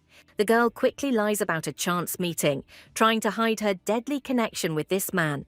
Behind her mask of indifference hid a bitter irony, for she knew this god too closely. A flash of memory reveals the bloody story of the man who raised the country from the ruins of civil war. It was he, standing on the bodies of his enemies, who became a legend, whose name instilled reverent fear in the hearts of people. His caustic question about the enmity of nations caught her off guard, but she did not show it. The sudden alarm in Akka's voice made her forget about the argument, as a new threat was approaching. She peered intently at the horizon, not understanding what had so alarmed her companion. The girl's attempt to retreat was cut short by his abrupt movement and icy question about escape. In his steel grip, she felt not only strength, but also a desperate desire to know the truth. The guy's words about the approaching crowd from the south sounded like a death sentence for the fugitive. The huge cloud of sand on the horizon left no doubt. This was not an accident, but a chase. Ice gripped Asina's heart as she realized her brief freedom was coming to an end. His direct question about who she was running from hit her hard, tearing off her mask of calm. She desperately denied everything, trying to pass off her deadly drama as a simple misunderstanding. His sarcasm hit her desperate lie hard because no one would believe such absurdity. Akka decided to break off their short acquaintance, not wanting to be drawn into her deadly problems. The guy says goodbye calmly, deciding that saving his own skin is more important than dubious help. In a last desperate attempt, Asuna asks him a question, the answer to which determines her life. The terrible verdict, 1 hour, sounded like a thunderclap, leaving her no chance. She realized that there was no point in running, because her fragile strength was nothing compared to their furious pursuit. A daring plan is born in her head, to find a path that even her pursuers will not dare to step on. With a defiant look in her eyes, the girl confirmed her desperate desire to avoid captivity at any cost. And then he offered her a crazy, but the only true path to salvation, to walk through the storm. It was suicide, but in the chaos of the sandy element, she could have dissolved and disappeared forever. His words sounded like a sentence, either hell of a sandstorm or captivity. With a bitter smile, Asuna chose the lesser of two evils, ready to throw herself into the elements. As a token of gratitude, she placed a small talisman in his palm, leaving the guy perplexed. With a slight smile, the fugitive said goodbye, challenging fate and her pursuers. Looking at the tiny hair in his hand, Akka tried to solve the riddle of this strange girl. Having changed her appearance, the heroine ran desperately, knowing that the hour allotted to her was almost up. Horror gripped her when she saw the dark silhouettes of the riders against the backdrop of the bloody sunset. She realized with despair that one of her pursuers, Baydad, had followed her even here. A flash of memory took her back to that terrible moment when he accused her of spying. A powerful gust of wind knocked her off her feet, but she crawled forward towards the saving chaos of the storm. Surrounded by steel hooves, she realized the trap had snapped shut. Sihad's shadow loomed over her, symbolizing the inevitability of her fate. Even surrounded by enemies, the girl did not lose heart, meeting them with icy contempt. Her sardonic grin was the final act of defiance in this losing battle. There was a silent question in his blazing eyes as to how she had even dared to think about running away. The hero's words of forgiveness sounded like mockery, offering her a golden cage in exchange for freedom. Sihad expected to be consumed by rage when they met, but something went wrong. The memory of her betrayal still burned in his soul, reminding him of the bitter humiliation. But now, looking at her, he felt only a strange, inexplicable relief. The failure of her daring escape was obvious, but the approaching storm was preparing a new test for everyone. With icy calm, she asked the only question that mattered at that moment. His dismissive response showed how little he cared about her life. She met his gaze unwaveringly, for her fear was well-founded. The girl reminded him that it was he who wanted her dead from the very beginning. His blazing eyes did not reflect anger, but a desperate desire to understand the motives of her actions. With deceptive humility, the heroine asked for a final word before her inevitable execution. Her sudden request caught him off guard, confusing him with its illogicality. She admitted that life in captivity was more terrible for her than any death, even the most painful one. The sharp sound of the whistle startled the horses, turning the execution into chaos and giving her a chance. Dissolving into a dust storm, the girl made a final, desperate dash for freedom. The roaring sandstorm became her only chaotic ally in this race with death. Even in the depths of the elements, a spark of defiance burned in her eyes. She would not be easy prey. Her only hope was to survive the storm, for only then could she disappear forever.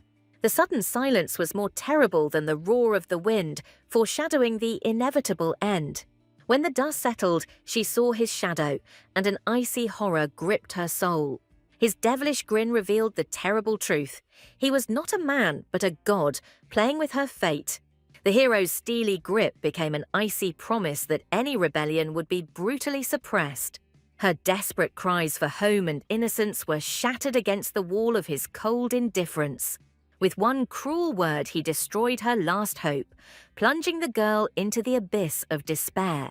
The whole world around her changed according to his will, and she was completely lost in this surreal trap. His merciless sentence destroyed her last hope of returning home. In her eyes, he was a madman, playing with other people's lives at his whim. At the most desperate moment, the magic hiding her began to treacherously melt. His icy touch and quiet whisper made her heart freeze in horror. A mysterious voice from the past commands her to close her eyes in the face of the inevitable. As her appearance began to change, he was stunned to realize that he didn't know who she really was. Having thrown off her mask, the girl appeared before him in her true, radiant form. The realization of the total lie hit him, forcing him to doubt every word she said. Her will screamed to run, but her body, bound by an unknown force, refused to obey. With one movement, he pulled the hood back on her, returning her to her captive status. The miraculous escape from the heart of the storm only increased the suspicions in the eyes of his men. Finding herself in his private quarters rather than in the harem, she realized that the rules of the game had changed. Sihad's oppressive silence on the way back was more oppressive than any threats, foreshadowing a storm. His icy command to explain sounded like a gunshot, breaking the tense silence. She calmly tried to explain that the change of appearance was only a necessary disguise. His guess about the magic earrings showed that he was much more perceptive than she thought. The girl desperately swore that she was telling the truth, but her words were drowned out by his disbelief. Her bold question was a challenge to his absolute power and control over her. The memory of the chains reminded her that for him, she had been nothing but a criminal from the very beginning.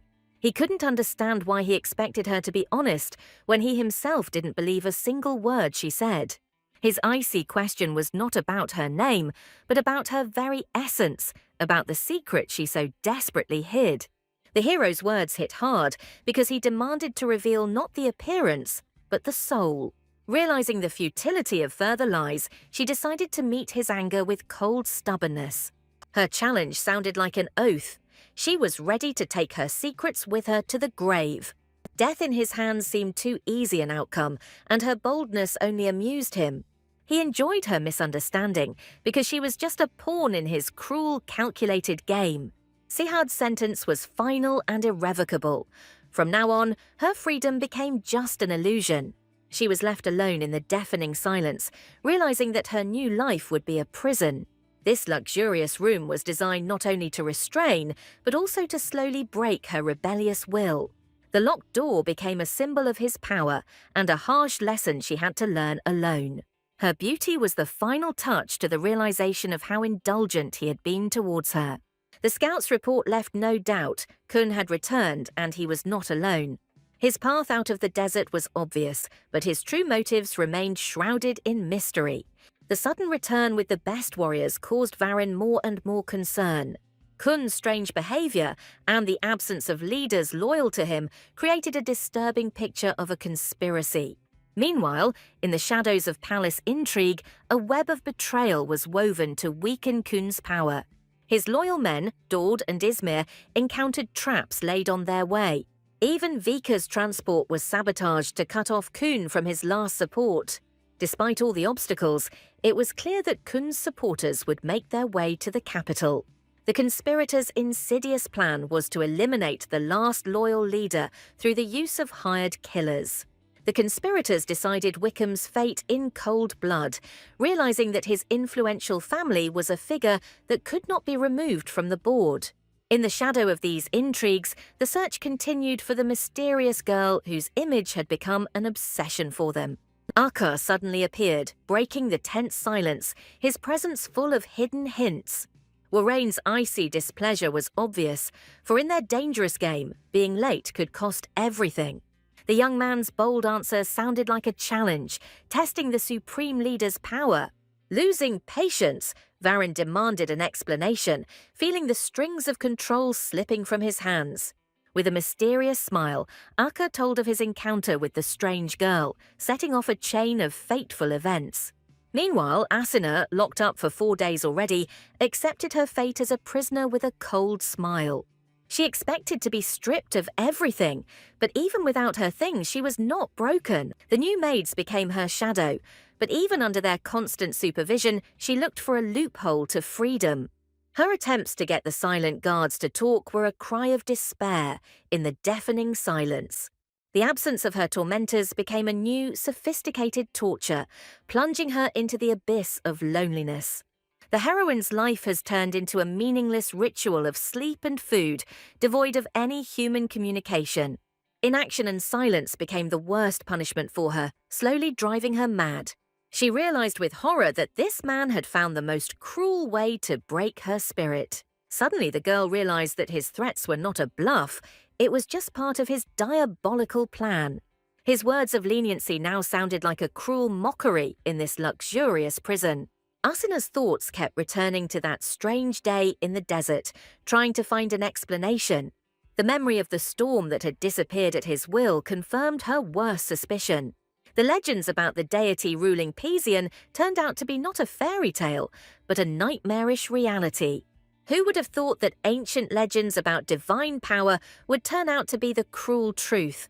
It was not magic, but something else, primordial and frightening, which she could neither understand nor explain. The silent maid who appeared with food was another reminder of her hopeless situation. Every sip in that icy silence felt like poison, sapping her will to live. Suddenly she remembered Nur, the only ray of light in her previous prison, and she became worried.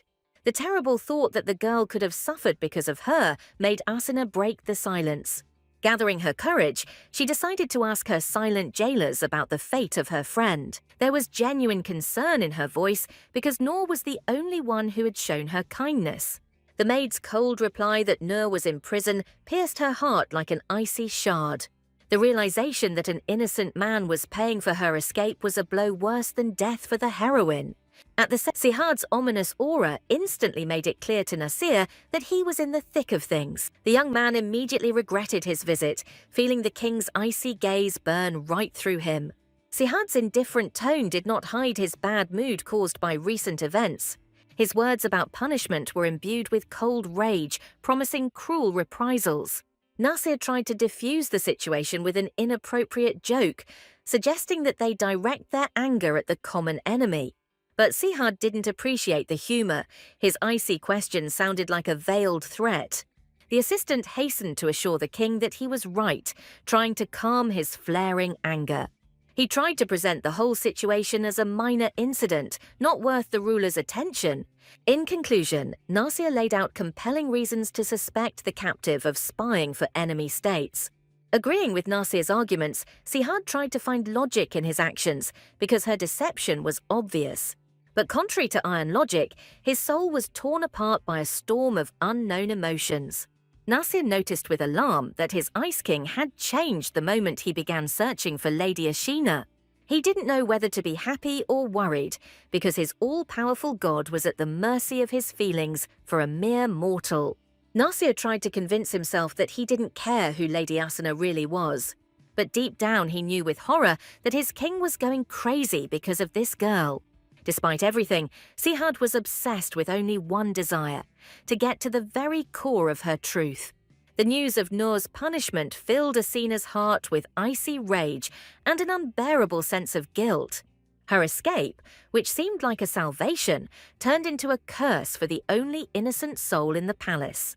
The pain of realizing that she herself had condemned the innocent Nur to torment was unbearable. The maid's silence was the last straw that pushed her to take a desperate step. The appearance of a new girl with tea was only the pretext for the beginning of her cruel game. In a shocking act of desperation, she turned a shard of porcelain into a weapon against herself. The blood on the floor became a silent threat, a promise of big trouble for her captors. Clutching a shard in her bloody hand, she made her only demand, a meeting with Sihad. Her risky ploy had worked, but now she faced an urgent and far more dangerous encounter. The thought of recognition was stifled by the bitter memory of how the world had always doubted her. Her truth was a dangerous secret that could ignite the flames of war between two warring nations. She clearly saw the future. Her captivity would become a pretext for a bloody invasion. Locked in an enemy palace, she was nothing more than a pawn, whose imprisonment even her own people would condemn. Her escape could only bring grief and trouble, so she had to find another way out. Her words about the injustice of Nur's punishment sounded like a challenge to his unlimited power. Asuna took all the blame upon herself, begging for the release of the one who became a victim of her desperate plan. She bitterly reminded him that she alone should bear the punishment for her actions, because Nur was like a friend to her. His icy refusal was the final blow that destroyed her faith in justice. At that moment, she saw in him not a powerful ruler, but a cruel tyrant, reveling in her pain. She realized with horror that he was taking out all his pent-up anger and disappointment on her. Changing his anger to mercy, Sihad suddenly suggested that she return to their interrupted conversation. With bitterness and resentment in her voice, Asuna reminded him of his mistrust, which was the cause of all this chaos. Her brazen accusation that he was simply taking his anger out on her hit the mark. She coolly noted that his uncharacteristic emotionality only confirmed her rightness. Memories of loneliness and constant surveillance only heightened her sense of blatant injustice. But the thought of innocent Nur locked in a dungeon became the most unbearable torture for her. With despair in her voice, the girl demanded an answer from him as to why he was treating her so cruelly. Her tears came as a real shock to him, breaking through his icy composure. He always saw in her only an impudent and strong opponent, incapable of such weakness. Even in tears, she maintained her pride, fiercely denying any attempt to evoke his pity. Unable to bear the tension, the heroine tried to escape back to her room, away from his gaze. Before leaving, she gave him a final ultimatum, promising complete silence until Nur was free. She was angry with herself for that moment of weakness, not understanding why the tears had gushed out at the most inopportune moment. The sudden appearance of the stranger came as a complete surprise to her, forcing her to hide her pain. Nasir was stunned because the girl standing in front of him was not at all the one he expected to see. With icy calm, she explained that her true form was too dangerous to travel alone. But her true beauty, free from magic, struck him right in the heart, making him forget about everything. Asuna broke his silence, reminding him that she had just left his master's office. The look at her wounded arm and her bitter admission of failure showed him the full depth of her despair. Tired of being suspected, the girl decided to go all in and ask him directly if he thought she was a spy. His evasive answer and sly smile only confirmed that in his eyes she was still an enemy. Her irritation at his insolence was interrupted by an unexpected remark from the maid, who questioned her guilt. With despair in her voice, she asked Nasir why her tormentor was so cruel to her. But their conversation was rudely interrupted by a maid, who reminded her of her status as a prisoner. As he watched her go, Nasir felt an inexplicable awkwardness and sympathy. Suddenly he spoke words that sounded like a secret blessing for escape. His unexpected confession caught her off guard, causing her to question his true motives. Nasir only smiled mysteriously, hinting at the divine nature of her powerful jailer.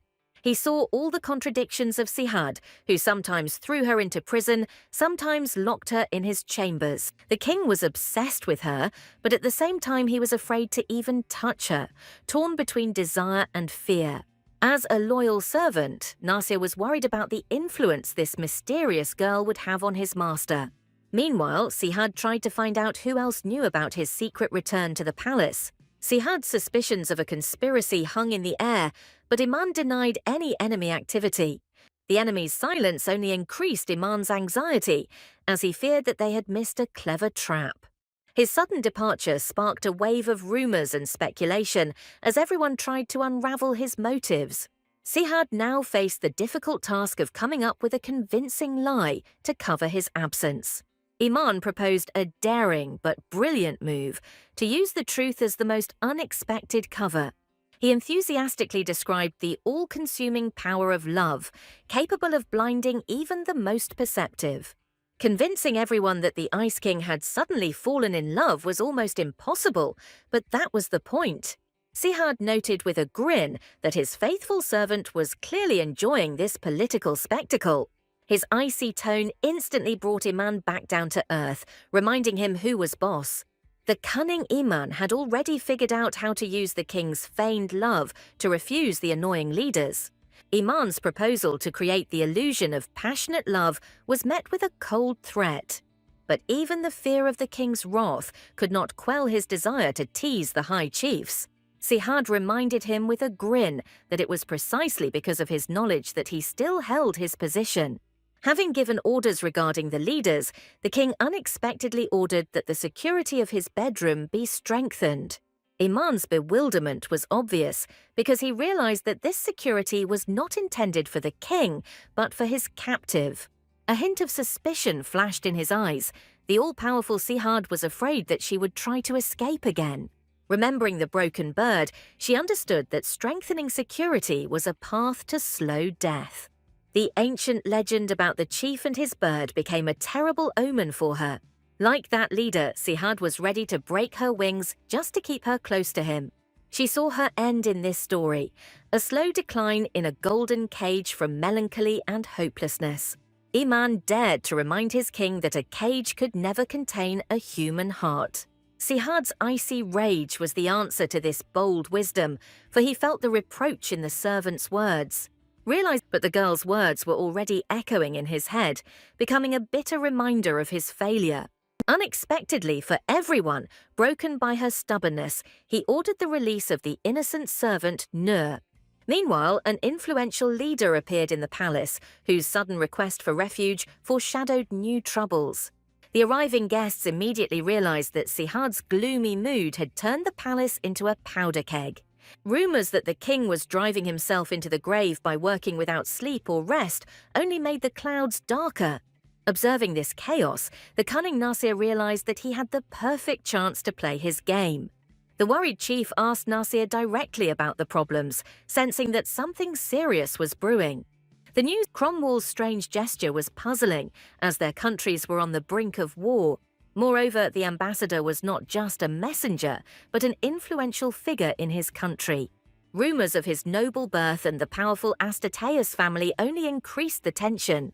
The familiar name made Aku wary, as it was connected to his own past. Nasir, sensing a trick, was already preparing a provocation to test the ambassador's true intentions.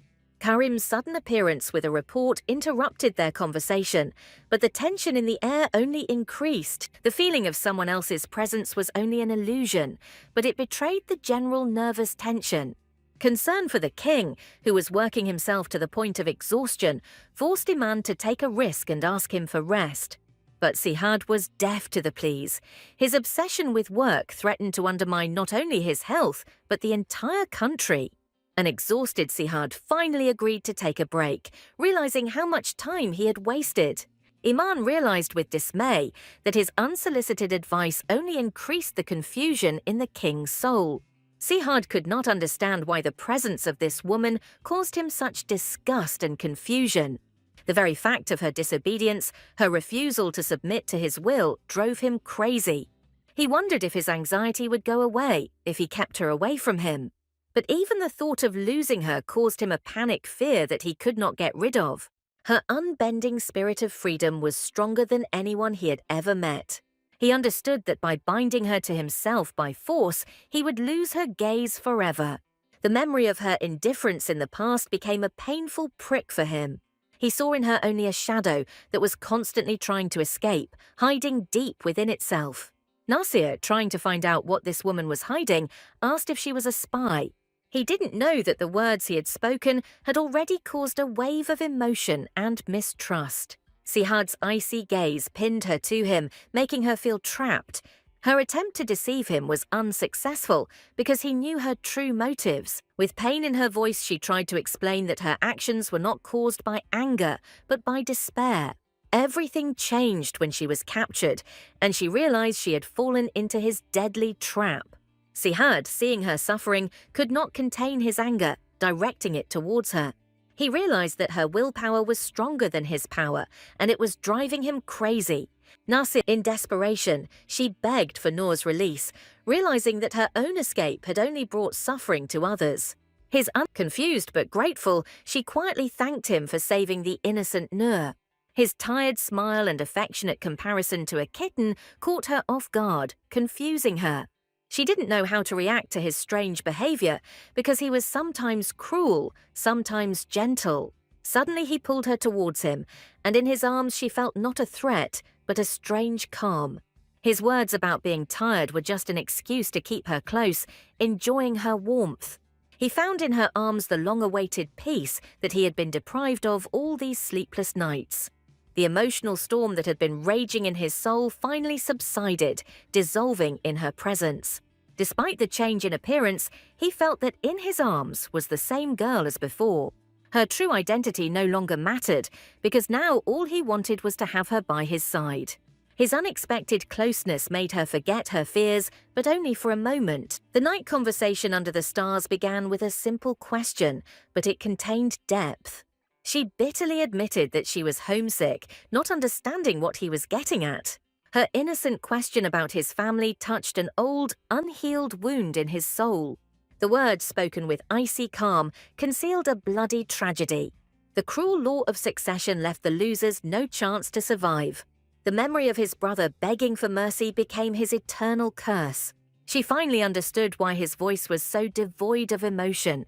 He had experienced the unthinkable. In their world, only one survived, and this cruel truth became the basis of his rule. He grew up in a world where trust was a luxury, and to survive he had to kill everyone. She saw her own pain reflected in his eyes, and it scared her to the depths of her soul. Her touch was an unexpected comfort in his world of cruelty and loneliness. She realized that behind his icy mask lurked a deep, unhealing wound. The girl's words about his loneliness sounded like a revelation, touching the deepest strings of his soul. And at that moment, in the silence of the night, she found the strength to wish him good night. The next day, the palace was filled with a festive atmosphere, contrasting with the night's drama. Even Chief Daoud, who had come from the desert, enjoyed the luxury and beauty of the capital. But Varin, unlike him, was absorbed in his thoughts, not noticing the surrounding bustle. The letter from the elders became a signal for him. The time for their secret plan was approaching. But Daoud was more interested in palace gossip, which could be the key to their success. The rumor that Sihad had left the palace for a woman instantly became the main topic of conversation. Warrain found it hard to believe, but the fact that a new concubine had appeared in the harem spoke for itself. Daoud proudly admitted that he had beaten this information out of the chatty palace maids. Warrain's skepticism was understandable, as the idea that the Ice King could fall in love seemed absurd.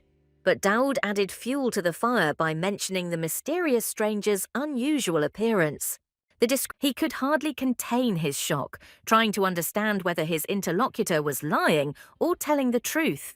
The idea that this was the girl he was looking for seemed impossible to him, because Ira looked different. Confident that he was right, Warren decided that it was just a mistake or a coincidence. Akar's sudden appearance interrupted their argument, but his question only confirmed that the gossip had already spread throughout the palace. With a sly glint in his eyes, Akar admitted that he had disguised himself as a servant in order to explore the palace unnoticed. Rumors that Sihad had found a woman spread throughout the palace like wildfire. It was said that he was so enchanted that he even abandoned his state affairs. The description of her unique appearance, silver hair and red eyes, sparked a new round of gossip. At that moment, Akar realized that he knew who they were talking about, and his face lit up with guess. All eyes turned to him when he confirmed that he had met the girl in the desert. The small toy rabbit that Asina had given him became irrefutable proof of his words. The question of her beauty hung in the air, because now everyone wanted to know whether she had been able to win the king's heart. But Akar couldn't shake off the strange feeling that something was wrong with this whole story. He couldn't understand how a girl from such a powerful family could end up alone in the middle of the desert. Warrain immediately realized that Akar knew much more than he was saying because he lived in Cromwell. With icy calm, he demanded that the young man tell him everything he knew. But Akka decided to play his own game, asking an exorbitant price for the information. His impudence shocked Daoud because no one dared to speak to the supreme leader like that. To everyone's surprise, Warren agreed to the deal, ordering the transfer of the vineyard. Now that the price had been paid, he demanded that Akka immediately reveal all her cards. Waking up, Asina was surprised to discover that for the first time in a long time, she had slept peacefully. She realized with horror that she had become accustomed to sleeping next to him, and this frightened her to the depths of her soul. The thought of the scandal her parents would raise made the girl sigh bitterly. The news of the guests interrupted her thoughts, but she had no idea who was waiting for her ahead. Seeing Karim and Nasir, she realized that this visit had been planned in advance. Karim's shock at her new appearance was so genuine that it made her smile. Her bold answer and flirtatious question about being in love immediately revealed the old Asana in her. The sarcasm in her voice was obvious, as she was well aware that her situation was far from comfortable. Nasir, without wasting any time, offered her a deal, freedom in exchange for valuable information. His proposal was so unexpected that even Karim could not hide his surprise. The desperate situation forced her to agree because any information was the price for her freedom. She carefully shared the details with him, trying not to reveal her deepest secrets. Her question about Sihad's divine power took Nasir by surprise, as he had not expected such knowledge. The sudden tension in his face betrayed his fear, and she realized she had touched on a forbidden subject. His son Nasir revealed to her an ancient secret, explaining that Kun was the title of a king and Sihad was the name of a god. Each of the sons inherited part of their father's greatness. One became a scholar, the other a warrior.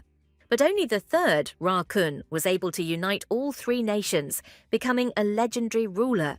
Since then, each new king has received one of three titles, continuing the legacy of his ancestors. The divine power of the first Sihad, capable of giving life to the desert, was passed down from generation to generation. She realized with horror that the current Sihad possessed the power to destroy entire nations. This truth stunned her, for Kun's power reminded her of myths and divine blessings. She couldn't imagine what it was like to be the person who held such terrifying power in his hands. She could not understand why Nasir had revealed this dangerous secret to her, sowing doubts in her soul. His words about the fate of the country being inextricably linked with the king sounded like an ominous warning. Nasir begged her not to play with Sihad's feelings because his heart was too fragile for such games. Hiding her understanding, Asina pretended not to notice the hints, but his words were already poisoning her soul. He admitted that her beauty was a dangerous weapon, capable of subduing anyone, even the most powerful ruler. With icy calm, the girl promised that his worst fears would never come true. He was relieved to believe her words because she was a stranger in this country and had no selfish motives. Resentment boiled in her heart because if he had not kidnapped her, everything could have been resolved peacefully. She could not believe in love where there was only submission and eternal orders. The sudden appearance of a frightened Ira interrupted her thoughts, foreshadowing a new wave of intrigue. The traces of the pogrom in Varaine's room became a silent testimony to his rage and impotence. Ira realized with horror that Akka had somehow managed to anger the powerful ruler. Varen's question about the unattainable caught her off guard, because he was talking not about things, but about people. She tried to evade the answer, citing her fear and her status as a simple servant. But he had already found his answer: either take it by force or destroy it, so that no one else would get it. Meanwhile, Sihad silently watched Asina as she slept, torn between tenderness and anger. His words about the bad game brought her out of her pretend sleep, forcing her to meet him face to face. With a caustic smile, she noted that after a night with a monster, sleep becomes light. Her words about how traveling had made her unfussy were another jab at him. He couldn't understand why she was so drawn to wandering when he offered her a whole world within the walls of the palace. Her irritation was mixed with curiosity because he kept asking the same question.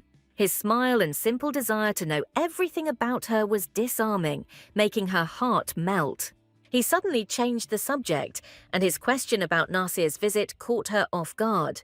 Realizing that the truth would come out anyway, she decided to tell him about her bold question. Her words about how his divine power had not brought happiness to people made him think. With childish curiosity, she demanded to know what else the cunning Nasia had hidden from her. He mimicked her with a grin, offering to pay for the information just as she had done. In exchange for secrets, she had to tell him about her childhood, and this offer confused her. She didn't. With a touch of irony, she began her story, describing herself as a perfect but unremarkable child. She noted with irony that although everyone sees her as a copy of her mother, she herself inherited her father's character. With bitterness in her voice, Asina admitted that the last thing in the world she wanted was to be like her mother. Her evasive answer about problems with her mother only fueled his curiosity, but he didn't press. The image of her mother, who wanted to see her as an eternal, obedient child, surfaced in her memory. Changing his answer that he had never seen his mother came as a thunderclap, shocking her. He added indifferently that she died soon after his birth, leaving him an orphan. Her guess that his father was also a coon was interrupted by his unexpected question. She remembered the cruel law of their country, which condemned to death those who lost the struggle for the throne. Asina realized with horror that he must hate his family for condemning him to such a fate. His indifferent words about a god who was neither good nor evil only emphasized his own detachment. She realized with horror that the god worshipped in Pizian was not a savior, but a cruel tyrant. The people were afraid of change because their ideal god might not be what they imagined him to be. But in her eyes he was not a god, but a lonely man, lost in his own greatness. The news that the enemy Kratia had begun to act was the harbinger of a new war. Rumours of a secret meeting between their governors and Cromwell's ambassador only confirmed their worst fears. It was obvious that the enemies were joining forces, preparing a crushing blow against the weakened Pizian. The story of how poor Krasia had become rich thanks to the Cromwell merchant guilds revealed their true motives. But Sihard had an ace up his sleeve. He knew that Gedik, one of the leaders, had requested an audience with him. This unexpected move could have been either salvation or the final nail in Pizian's coffin. Gedik's request for an audience was a breach of protocol, as Sihard was officially on vacation. But rumours of his secret plans had already spread throughout the palace, sowing anxiety and suspicion. Sihard was looking forward to this meeting, to finally find out what was hidden behind the mask of devotion. Gedik arrived with feigned respect, but his eyes betrayed cunning and a hidden threat. His words about the joy of the king's return were saturated with poison and falsehood. Sihard noted with irony that Gedik must have been the one who was most glad of his absence. He immediately realized that this visit was not a friendly conversation, but the beginning of a new, dangerous game. Gedik, without wasting time, went on the offensive, demanding an explanation for the king's absence. His question was a veiled interrogation, an attempt to probe his opponent's weak points. Referring to strange rumors, Gedik began to set his traps with a predatory smile. Gedik's words about the spy from Cromwell hit Sihard where it hurt, because he himself suspected her of this. He finally realized the true purpose of this visit, to cast a shadow on his new concubine. He understood perfectly well that suspicion of espionage was a death sentence for any woman from the harem. Despite Sihard offered him a personal meeting with Ira so that he could see for himself her innocence. His unexpected proposal took Gedik by surprise, as he had not expected such openness. Hiding his fear, he insisted that one could not turn a blind eye to such a serious threat. Sihard noted with irony that Gedik was talking about a woman, not his daughter. At this moment, Gedik revealed his main trump card. He brought his daughter Jakia to the palace. He ordered Jakia to find out everything about his rival, not shying away from any methods. Her mission is to find any weakness in order to destroy Ira and take her place. With submission in her voice, but with fire in her eyes, Jakia accepted her father's order. Meanwhile, Chief Chamberlain Iman arrived at Ira's chambers, disturbing her privacy. With a polite smile, he announced that he had come to visit her, hiding his true intentions. Despite the maid's dissuasions, he insisted on waiting, his curiosity stronger than protocol. It was unthinkable to him that a simple woman could be in the sacred chambers of a god. This fact proved that even the almighty Sihad was just a man subject to passions. He was looking forward to the meeting, wanting to see with his own eyes the one who was able to conquer the king's icy heart. Her stunning beauty instantly explained to Iman why the king had lost his head. He introduced himself with respect, emphasizing his authority over all the palaces, including this one. His apparent concern for her comfort was merely a ploy to discover her true intentions. With icy politeness, she asked him to wait, making it clear that she would not tolerate familiarity. Her question about returning to the harem was a cry of despair, because she wanted to know how long her confinement would last. The maid's answer was simple and cruel. She would be here as long as Sihad wanted her to be. The secret of the closed harem remained unsolved. The maid merely advised asking the king himself about it. Iman watched her in amazement, amazed at her resilience and ability to control herself. He imagined with delight how this place would finally find its owner, and his heart filled with hope. The thought that she could become Rakun's lover caused a storm of conflicting feelings in Ira's soul. She tried to convince everyone that their relationship was just a game, but her eyes showed otherwise. It seemed to her that he was only mocking her, finding pleasure in her suffering. Iman noted with a grin that Sihad was behaving like a timid boy and not like an all-powerful ruler. His laughter made her angry, but deep down she knew there was some truth in his words. Iman was sure that no man would look at a woman with such adoration if he was not in love. His words made her heart tremble, because she herself noticed how much effort he was spending to keep her. But the idea that he could be in love seemed absurd to her, because he was her tormentor.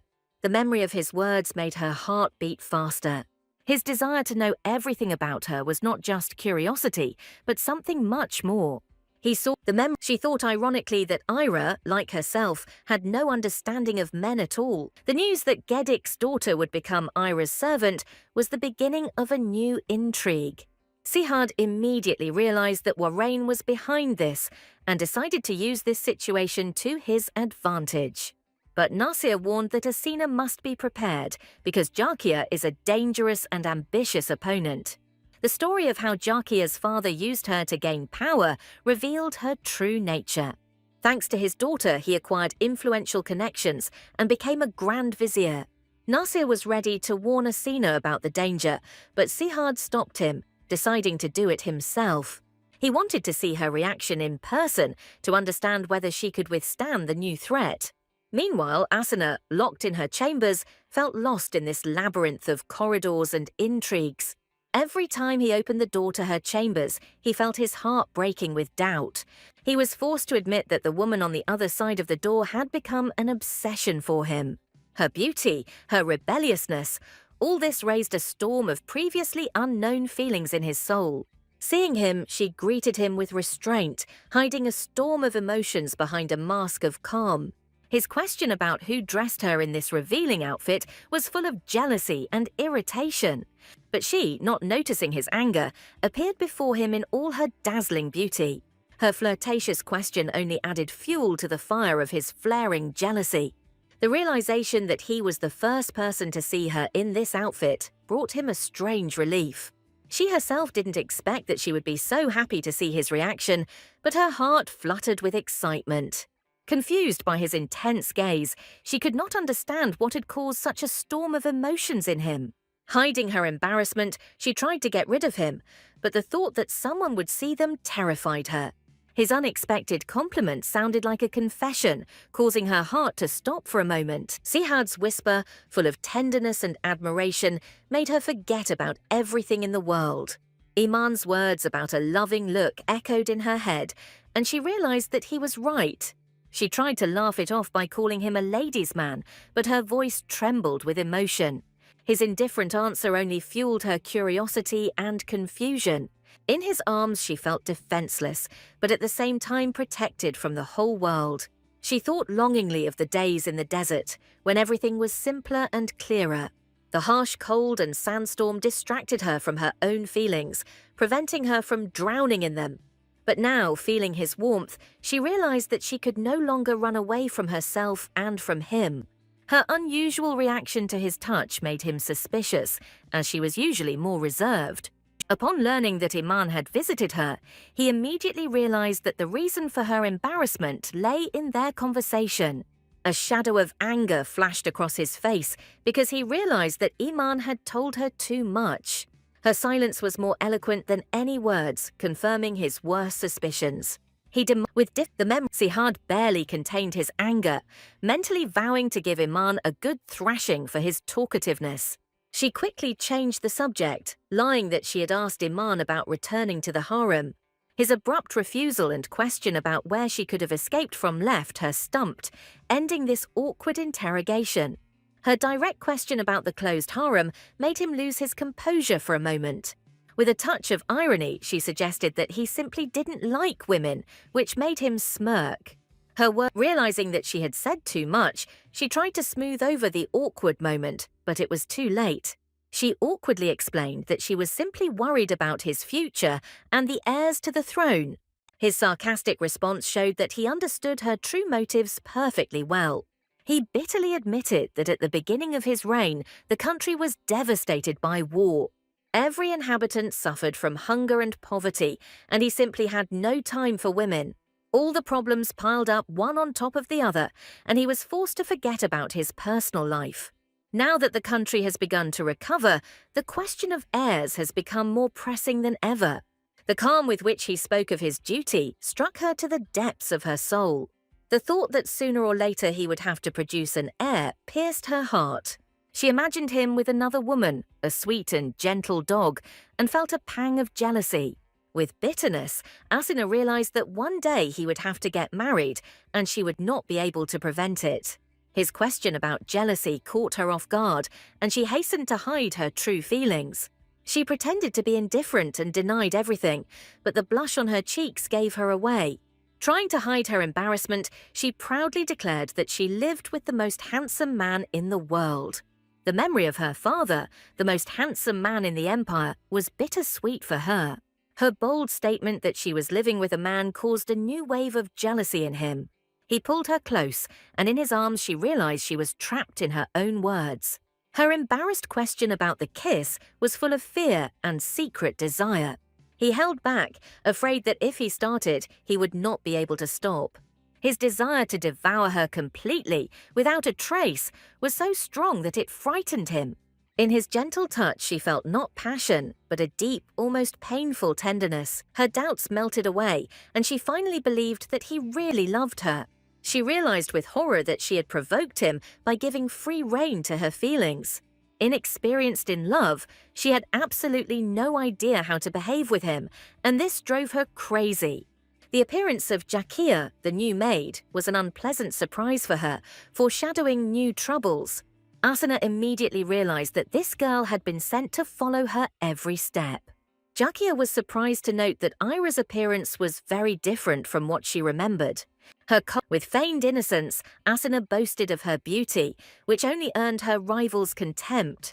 Asina remembered Sihad's warning that Jakia had been hired specifically to spy on her. The thought of a woman of such status being degraded to the role of a servant amused her. Sihad noted with irony that the Grand Vizier must be very worried about his daughter. Her joke that she might kill him was met with icy calm and a threat in return. She couldn't believe that he actually thought she was capable of murder. With feigned cordiality, Jakia offered to teach her palace etiquette, beginning her insidious game. Her attempt to refuse lessons was met with Jakia's icy certainty that she was right. With a fake smile on her face, Jakia began her first lesson, but Asina felt that no was not an answer here. Meanwhile, the banquet was in a cheerful atmosphere, but Sihad's absence cast a shadow on the celebration.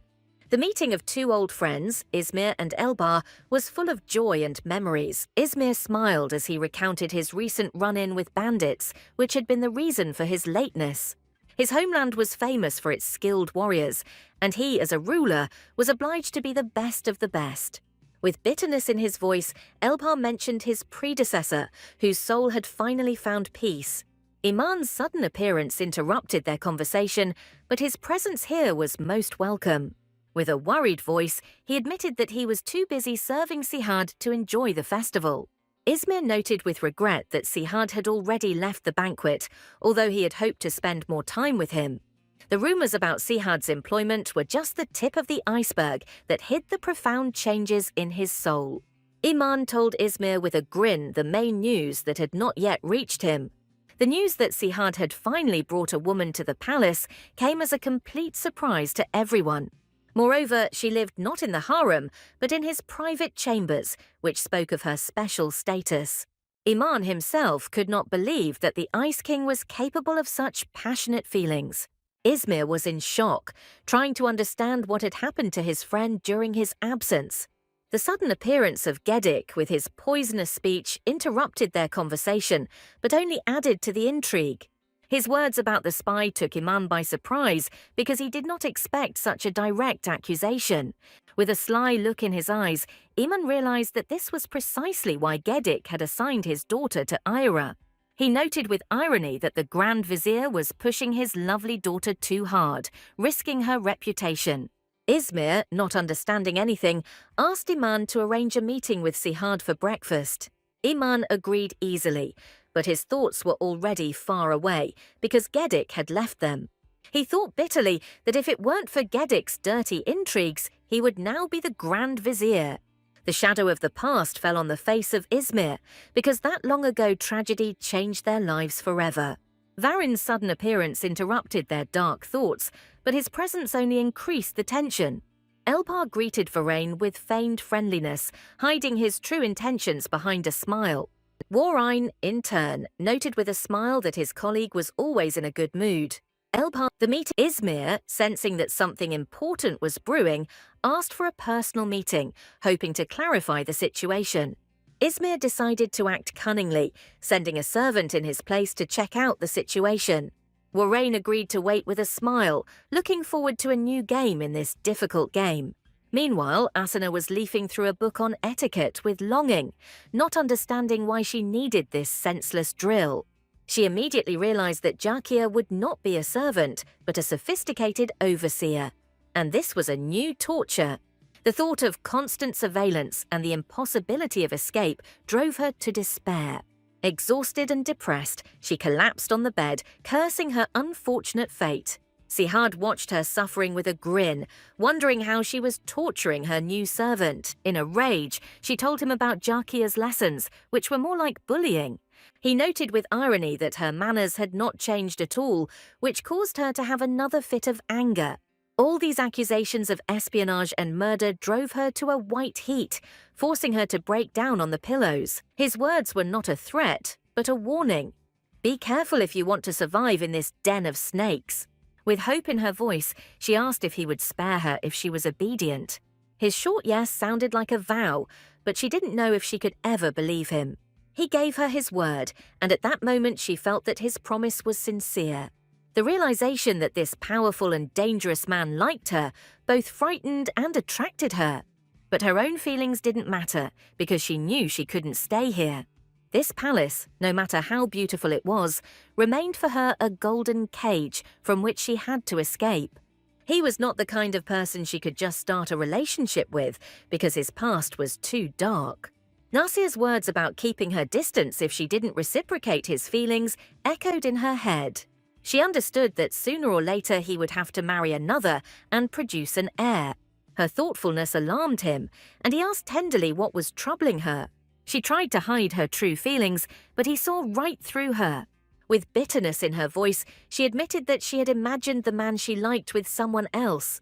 His face darkened because he thought that they were talking about the very man with whom she supposedly lived.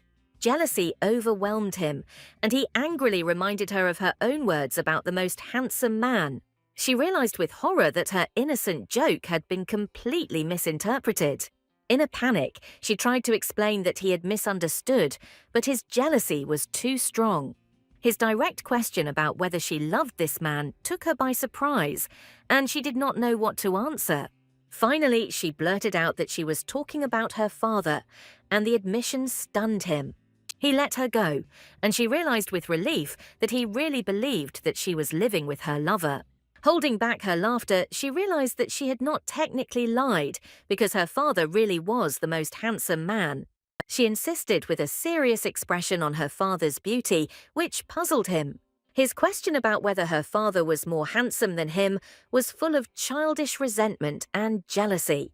She had a hard time holding back her laughter because she didn't think that such a narcissistic man could care about this.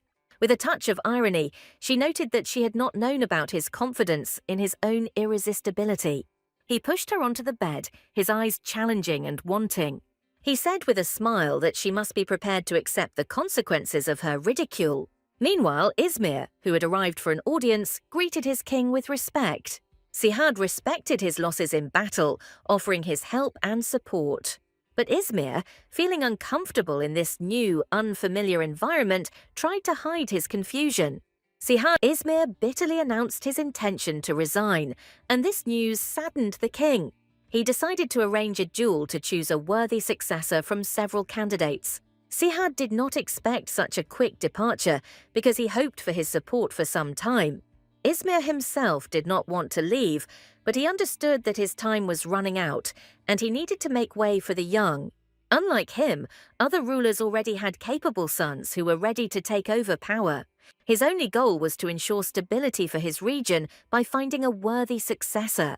Sihad noted with a smile that he was tormented by the same doubts as the ruler of Sohar.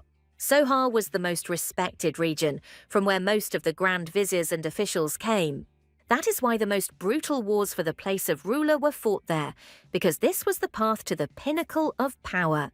Unlike Sohar, Shahs had closer relations, but they were at odds with other regions. Izmir anxiously warned Sihad to beware of Varine, a cunning and dangerous player. In his long life he had seen many, but none were as complex and unpredictable as Varin. Sihad accepted his warning with icy calm, but there was a wariness in his eyes. Izmir's last question about the investigation into the great tragedy made Sihad tense up. His feigned ignorance was only a mask behind which hid a deep, unhealing wound. He remembered how the wise Vika and his father, who had lost his daughter, tried to hide the truth about that terrible day. But he, unlike the others, had not forgotten anything, and the memory of the past burned in his soul.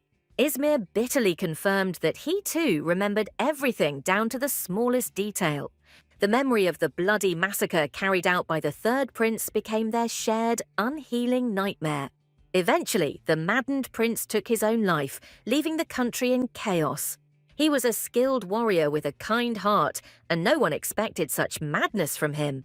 But one day he killed all the women and children in the harem and then committed suicide. After his death, the remaining members of the royal family waged a bloody war for the throne.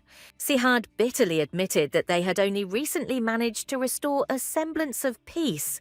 He admitted with icy calm that his own mother had died in that massacre. Izmir thought with sympathy that Sihad's sister had also become a victim and whether he would ever be able to forget it. But Sihad indifferently stated that he had no intention of taking revenge and that the death of his loved ones did not sadden him. The idea of a sudden attack of madness seemed the only explanation, but it provided no answers. Sihad confidently promised that he would not lose anyone, taking everything under his personal control. He swore that he would personally take care of everything, leaving no chance for the enemies. Jakia began her training by establishing strict rules of conduct in the harem. Asuna could hardly contain her boredom as she received older guests and played the role of an obedient concubine. Her question about how Jakia knew all the details of harem life was full of suspicion. She told a touching story about how, after her mother's death, she was sent to live with her aunt. But Asuna, knowing the rules of the harem, realized that there were serious inconsistencies in her story. Jakia abruptly ended the conversation, citing the fact that something bad had happened and the harem had been closed. Jakia cleverly avoided answering, suggesting to continue the lesson, and Asina realized that she was hiding something. She decided to change tactics, offering Jakia some tea and a heart-to-heart talk. The suggestion to call each other by name was a clever move to lull the rivals' vigilance. But Jakia did not fall for the trick, coldly remarking that Asina would gain nothing from getting closer to her. With an icy smile, Asina reminded her that it was not a question, but an order demonstrating her authority. Her ability to use authority amused Jakia, who realized that this was no ordinary girl. Asina asked about her duties with feigned curiosity, pretending not to know anything. The thought of having to serve Sihad disgusted her, because she would never be able to do that. Suddenly she remembered Sihad's words about how it wasn't he who closed the harem, and the puzzle began to come together. Her guess that his father, Sakun, was involved in this dark affair turned out to be correct. Sihad said with indifference that his father was neither a good nor a bad god. But he added bitterly that he certainly wasn't a good father, and this intrigued Asina. She felt that Jakia might know the truth about the king's past, and decided to ask her. With tenderness in her voice, Jakia said that for her, Sakun was a good person. She fondly recalled how he cared for her as if she were his own daughter. His kindness was a real gift to her, which she felt she did not deserve. Jakia's words only confirmed Asina's guess. He was good for someone else's daughter, but not for his own son. Her direct question about Jakia's relationship with her father left her momentarily at a loss. Jakia's face softened at the mention of Kun's past, but froze when asked about her own father. Asina, with an apologetic smile, said that she was simply asking, trying to smooth over the awkward moment. In her eyes, Jakia was a spoiled princess, used to getting whatever she wanted. With a cold smile, Jakia admitted that her relationship with her father is far from ideal. Her words only sparked Asina's curiosity, who realized that there was a deep secret hidden behind this. Asina said with confidence that Jakia's love for her father is visible in her every word and look. But Jakia dismissed her suggestion with disdain, considering it naive and stupid. With a Jakia, meanwhile, Warrain feigned surprise and denied everything, pretending not to understand what was being discussed. But Izmir did not believe him, because no one else in Pizian was capable of such meanness. He knew that ordinary bandits would not dare attack the ruler and his escort. Warrain feigned sympathy for the loss of his warrior, but Izmir did not believe his sincerity. With changing the subject, he asked why Izmir wanted to see him, and he asked for help. Warrain grinned and doubted that he would help his old rival. With an indifferent air, he declared that he was not very concerned about Izmir's problems. But deep down he knew he couldn't refuse, because there was too much at stake. Meanwhile, Jakia warned Asina about the upcoming changes, advising her to be careful. She thought bitterly that if she lost Sihad's favor, everyone would turn away from her. With a confident smile, Asina declared that she knew how to survive in harsh conditions and that she was not so easy to break. Looking at her, Jakia finally understood why Sihad fell in love with this unusual girl. Her words about falling in love caught Asina off guard, and she had difficulty hiding her embarrassment. With feigned indifference, she boasted of her beauty, which only caused Jakia to smirk. Jakia condescendingly remarked that Asina was dressed too simply for her status, hinting at her ignorance of etiquette. But Asina replied with a smile that she saw no need for luxurious outfits, since her maids were already trying hard. Jakia, without relenting, promised to bring her jewelry to emphasize her status. Sihad's sudden appearance interrupted their conversation, and there was irony in his voice. Jakia greeted him with respect, but Asina saw only cold indifference in his eyes. He suddenly hugged her, and she realized with horror that he was doing this in front of the maids. She couldn't understand his behavior because he had never been shy around the maids, but now he was behaving differently. Despite the awkwardness, Jakia handled the difficult situation with dignity. Sihad noted with irony that he did not expect her to agree to such humiliating work. Jakia replied with cold politeness that she was only talking to Ira and not serving her, but one look into Ira's eyes was enough for him to understand what Jakia felt for him. She asked for forgiveness with feigned humility, hiding her jealousy behind a mask of submission. Asina angrily scolded him for throwing out Jakia, who was only doing her job. He smirked and called her intercession help, implying that he had saved her from the lecture. With tenderness in his voice, he said that she could understand, because how could one not like such a man? She happily acknowledged that his attention belonged only to her, and this made her happy. At that moment, when he tenderly kissed her forehead, she wanted this moment to last forever. She knew she had been used to attention since birth, but this was something completely different. She was always surrounded by people who looked at her with respect, awe, and even love. But in his gaze she saw something else, an all-consuming lust that she had never encountered. When he looked at her like that, she felt strange, as if she were losing control of herself. She finally admitted to herself that she was attracted to him, and this attraction was irresistible. Noticing her confusion, he asked anxiously if something bad had happened. She hastened to reassure him, denying that she was unwell or that Jakia had offended her.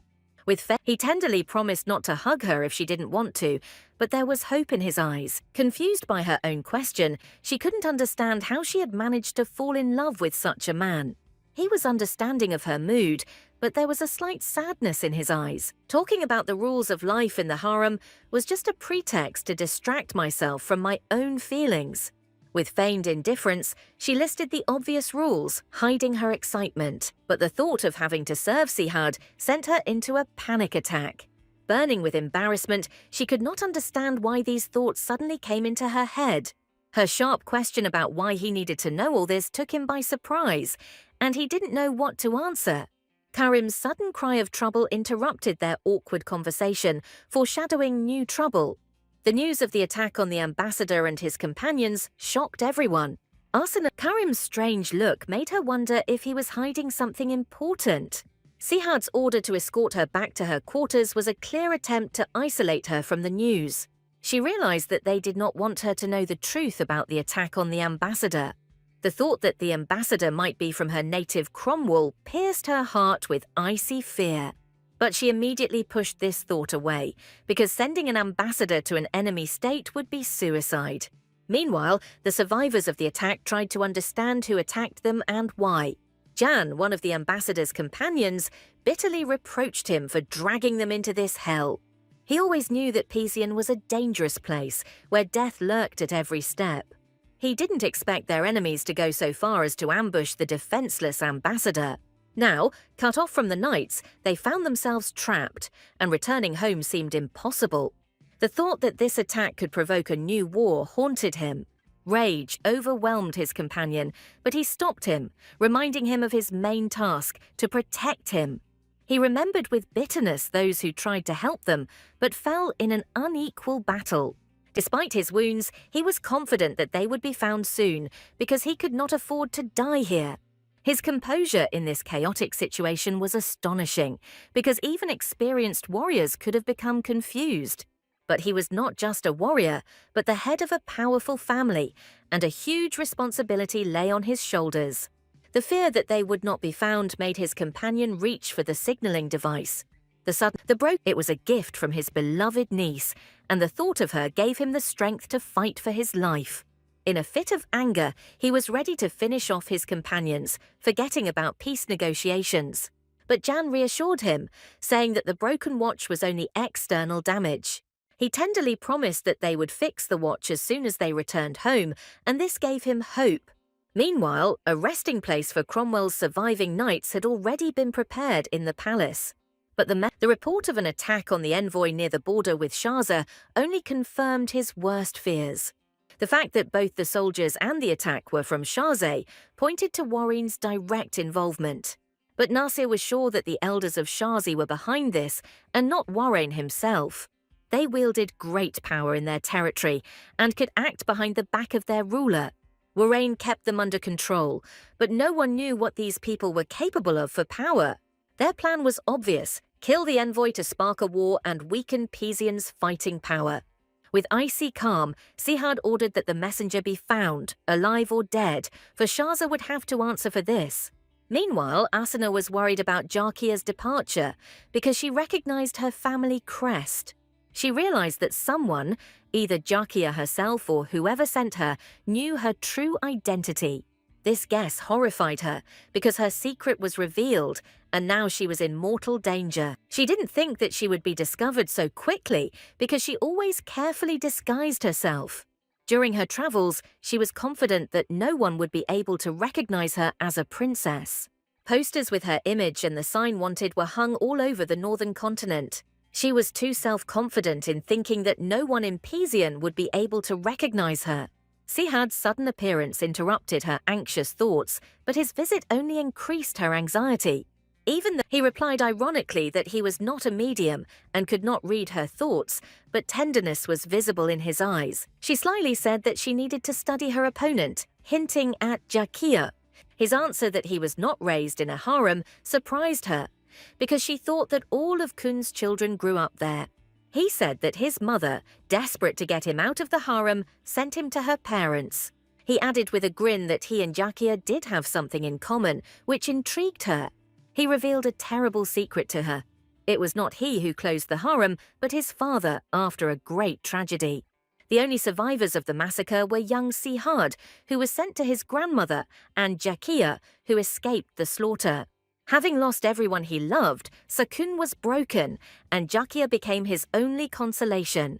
Asina realized with horror what a terrible trauma Jakia had experienced at such a young age. She finally realized that after that tragedy, the country plunged into the chaos of civil war. Aka's words about Rakun echoed in her head, and she began to see the big picture. Meanwhile, he apologized for being busy, but his words were full of hidden irony. The vizier could not understand why Warrain, who had first asked to meet with Jakia, had now called him. The vizier's words about the benefits of his daughter were met with icy silence, full of disbelief. Warren reassured him with a grin, saying that his daughter's work was not that dangerous. But his true intentions were revealed when he gave Jakia a mysterious item for Ira. Jakia, with feigned curiosity, Asina asked Sihad how he had risen to such a status. She easily guessed that after the death of the previous head, a bloody struggle for the throne began. Her intelligence amazed him, because he did not expect such a deep understanding of their laws from her. He told her of an ancient prophecy that said that only the survivor of the desert of death would ascend to the throne. In this cursed place, where there was not even an oasis, he spent 4 years fighting for his life. She listened to his story in horror, unable to believe that such a thing was even possible.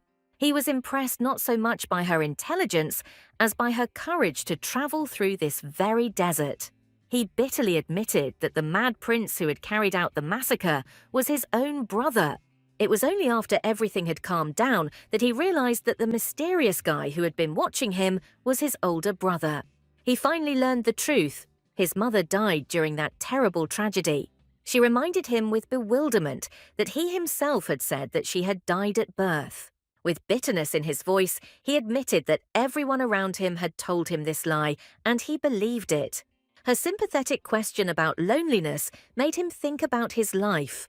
He never felt lonely while he ruled over everyone, but it was only an illusion. But after meeting her, he began to wonder what it would be like to have someone close by. Her sincerity, her honesty with her own emotions, her smile. All of it changed him. She was someone who wasn't afraid to show kindness to others, and he admired that. She was used to being loved and reciprocated that love, and he wanted the same. He admitted bitterly that she was right. He did feel lonely. She desperately tried to find the right moment to ask about the crest on the fabric, but Jakia acted as usual. Thoughts about this did not give her peace, and she had not slept for 2 nights trying to solve this riddle. Noticing her condition, Jakia asked with concern if everything was okay with her. But instead of answering, she asked a counter-question, trying to understand what Jakia thought about Sihad. Asana herself did not know how to answer this question because her feelings for him were too complex. Embarrassed by her familiarity, Jakia nervously tugged at her dress as she had called him by his first name. Suddenly she announced that someone wanted to see Asina, and this news made her tense. It turned out that the mysterious guest gave her a comb, promising a meeting if she saw him. Jakia, with a grin, suggested that she find out for herself who this mysterious stranger was. Having sent the maids away, she led Asina into the garden, where a meeting awaited her that could change everything. Left alone, she anxiously awaited the meeting, not knowing who was hiding behind this secret. Thoughts swarmed through her head, and she tried to understand why someone needed to meet in such a secluded place. Varen's appearance came as a complete surprise to her because she had no idea it was him. He noted with a smile that they hadn't seen each other for a long time, but she had difficulty recognizing him. She had changed a lot since their first meeting, and he couldn't help but notice it. She responded with restraint that during this time many events had happened that had strengthened her. He confirmed her guess with a smile, admitting that he was curious. His words about the Lord of the Three Crescents made her heart freeze with horror. She realized that he had exposed her, and now she needed to find out how much he knew about her.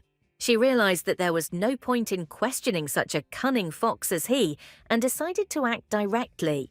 With a challenge in her voice, she asked what he wanted from her, ready for any answer. His mysterious question about her desires only increased her suspicions, because he clearly had something in mind. The memory of his brutal ordeal in the desert became the key to understanding his motives. The elders of Shahs gloated, not believing that anyone could survive this death trap. They hoped that the death of all the successors would bring them the long-awaited independence. But their plans fell apart when one man returned from the desert, disrupting their cunning plans. Asina realized with horror that her meeting with him in the desert was not an illusion, but a cruel reality. Warrain was prepared for the meeting, but her dazzling beauty took him by surprise, leaving him speechless. He repeated his question with a grin, enjoying her confusion and fear. She couldn't understand how he recognized her, and why he risked revealing his identity. Deciding that honesty was the best tactic, she asked him point-blank what he wanted from her. His offer of cooperation was simple and brutal. She had to do whatever he said.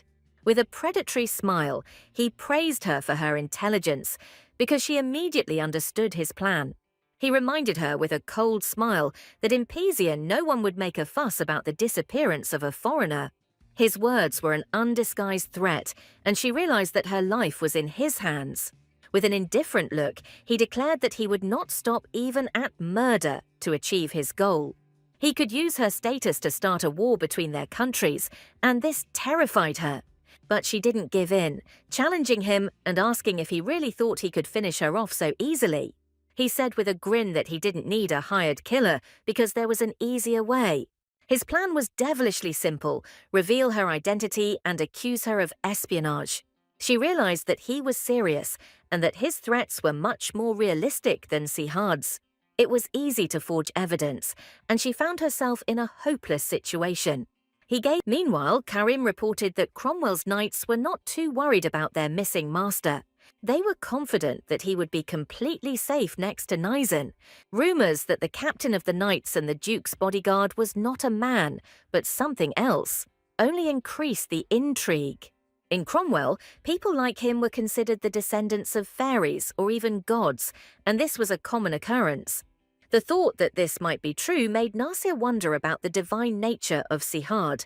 Iman arrived with a message for Lord Umar, but his face was full of worry. He handed over the scroll from Sihad, explaining that he was too busy for a personal meeting. The news of Dawood's disappearance came as a real blow, as Sihad had other, more important matters to attend to. Those gathered were shocked because the conversation was about the Supreme Commander-in-Chief, Karim's father. The thought of his father made Karim shudder because he had no idea of the danger that threatened him. Rumors that Daoud had disappeared on his way to the capital were confirmed, and this was a bad sign. A series of misfortunes, first the envoy, now the commander-in-chief, suggested a conspiracy. Umar asked Nasir with concern if he trusted the woman Sihad had brought. His question was full of suspicion because he could not believe that all this was just a coincidence. Meanwhile, Ian, exhausted and wounded, desperately tried to find a way out of this deadly trap. In the distance, they noticed a lone figure being pursued by bandits and knew they had to act. His incredible ability to see at such a distance was astonishing, but now was not the time for admiration. Without a second's hesitation, he rushed to help because he could not leave a man in trouble. Exhausted and wounded, Daoud raised his head with difficulty, not believing his eyes. He was surprised to recognize his saviors as northerners, and this only raised more questions in his mind. They helped him up, explaining that they too had their own reasons for being there. Ian introduced himself as an envoy from Cromwell, and Daud finally realized what was going on. The story of the attack by strangers only confirmed his fears. A conspiracy was brewing in Pizian. He realized that the young man who had saved him earlier was not just a knight, but someone more. He was born to kill, and despite his presence, the messenger still had to flee. With gratitude in his voice, Daud asked the name of his savior in order to repay him with kindness. He proudly introduced himself as the supreme leader of Moscata, and this name was known throughout Pizian. Meanwhile, passions were boiling in the palace. Umar angrily interrogated Warrane about the attack. He couldn't believe that he had simply allowed the elders to do such a thing without knowing who the messenger was. Warrane replied indifferently that he didn't care even if he knew who the messenger was. His feigned indifference infuriated Umar because he did not understand how one could be so irresponsible. He asked reproachfully if Warren was drinking again, trying to find an explanation for his strange behavior. But Varin, absorbed in his thoughts, only drank silently, not paying attention to his words. The image of the girl from the desert came back to him, and he realized that she was the key to the solution. Tired of the pointless talk, Warrane rudely interrupted Umar, ordering him to get lost. Her preparations for meeting Sihad were just a mask behind which she hid her anxiety. Warrane wanted to use her, but she couldn't ask for help because she was constantly being watched. The maids noticed her condition with concern, but she attributed it to the fact that Sihad would not come. It wasn't his absence that bothered her, but the fact that she was being portrayed as a wife neglected by her own husband. Meanwhile, Varin, lost in his thoughts, looked at the starry sky, feeling only boredom. This feeling haunted him all his life, poisoning every day and every moment. His duties as the son of the High Chief were not difficult, but rather miserable and boring. He was the only one who could fulfill Shah's long-held dreams, but he had no goals or desires. He wanted only one thing, for the emptiness in his soul to finally disappear, no matter how. And so it went on until he met her, the one who was able to light a fire in him. She seemed to be woven from moonlight, and her beauty blinded him. At that moment, he realized for the first time that a girl could be so dazzling.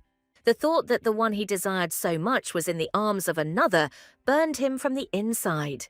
He had no idea that such a strong, all-consuming desire was hidden inside him. He was sure that if he wanted something, he would definitely get it, no matter what the cost. Meanwhile, Asuna, immersed in her thoughts, sat by the window, not noticing the night coolness. His unexpected question about why she wasn't sleeping caught her off guard. She replied with a slight sadness that she was simply looking at the moon, hiding her true feelings. A sleepless night spent in thought left a mark of fatigue and sadness on her face. The memory of the betrayal she had to commit to save her family burned in her soul. She found comfort in his arms, and in that moment the world around her ceased to exist. Her quiet confession of how much she missed him was full of tenderness and longing. He couldn't believe that she had finally decided to open her heart to him, but deep down he doubted it. Something about her reminded him of the past, of the one he could never forget. Embarrassed by his tenderness, she asked him not to call her kitten, as it was too intimate. She admitted that she can't get used to such a nickname, even if it is used with affection. He promised to call her by another name until she decided to stay with him of her own free will. He will wait until he understands what kind of storm is raging in his own soul. He vowed to do everything to keep her by his side and called her his moon, the light that illuminated his darkness. His tender words made her heart flutter with mixed feelings. She was torn between wanting to stay and needing to run, not knowing what to do. She could neither betray him nor fully take his side, trapped as she was by her own feelings. Eventually, she realized that the only way out was to leave this place, no matter the cost. The internal power struggle in Pizian was centered around two main factions. On the one hand, there was the Sihad faction, consisting of leaders and officials loyal to him. On the other hand, there was the Warrane faction, which united all those who were dissatisfied with Sihad's rule. She thought bitterly about the moment when everything went wrong and her life turned into this nightmare. The thin line between past and present is erased in his embrace. The young man threatens to reveal her secret, turning love into espionage. The heroine is left alone with the cruel choice that was forced upon her. The boy's tender words about the moon now sound like a painful echo. With a heavy heart, Charlize decides that the only way out is to leave. Behind the screen of power lies a complex web of 6 great territories. The Sohol territory proves to be a key player in political intrigue. Main's military might and Neji's peacekeepers maintain a fragile balance of power. The distant Moscato and the impoverished Dara reveal the Empire's hidden weaknesses. Behind the scenes, intrigues are woven, where the thirst for power threatens to devour entire nations. A friend notices the heroine's depressed state, suggesting a walk with unclear intentions. The celebration seems out of place amid disturbing rumors about the missing envoy. The unexpected invitation from Chief Warrain sounds like a death sentence for the girl. Asuna declines the meeting with icy calm, showing her inflexibility. The blue-haired young man begins to have his first doubts and fears about the main character. Cold and wise, Sihad appears to be a man without desires, which makes him unpredictable. His figure rises to the level of a deity, a long-awaited savior in whom everyone believes. Asuna's influence on the powerful Sihad sows doubt and changes the balance of power. Nasir's anxiety grows as Sihad's first love becomes more like a dangerous obsession. Dark memories of the girl's escape reveal the lengths Sihad is willing to go to for her. Asuna's desperate attempt to hide in a sandstorm turned into a trap for her. Iman seriously fears that his feelings for the heroine have deprived the cold-blooded ruler of his composure. The girl enters the room decisively, ready for an unpleasant conversation. Asuna's sudden appearance takes Iman by surprise, disturbing his privacy. The simple concern in his words seems to her to be just a cover for something more. The heroine asks directly about his intentions, not trusting his ostentatious kindness. Iman tries to explain that his concern for Ira is gratitude to their savior. The mention of the holy place Ismail makes the girl understand that the conversation is about something serious. The mysterious Ishmael becomes the key to understanding the power available only to the chosen Kun. Behind the annual pilgrimage lies the primal fear of an entire people to lose their protector. Now the girl understands that the cheerful festival is actually a desperate prayer for salvation. Iman using such power to catch a runaway girl seems crazy and reckless to him. The heroine listens coldly, trying to unravel the true purpose of this frank conversation. Under the guise of concern, Iman reveals how desperately they tried to keep Kun in their lands. Rare treasures and untold riches were only a golden cage for their deity. Iman's sly smile hints at a simpler and perhaps crueler way to bind him to herself. The girl finally understands that she is just a graceful instrument in their hands. With icy contempt, Asuna asks if they want her to just disappear. She breaks the deal, firmly stating that they will find another way. Iman is left alone, accepting her refusal with a thoughtful look. The heroine leaves with her head held high, maintaining an icy calm. Inner chaos overwhelms her as she tries to make sense of what is happening.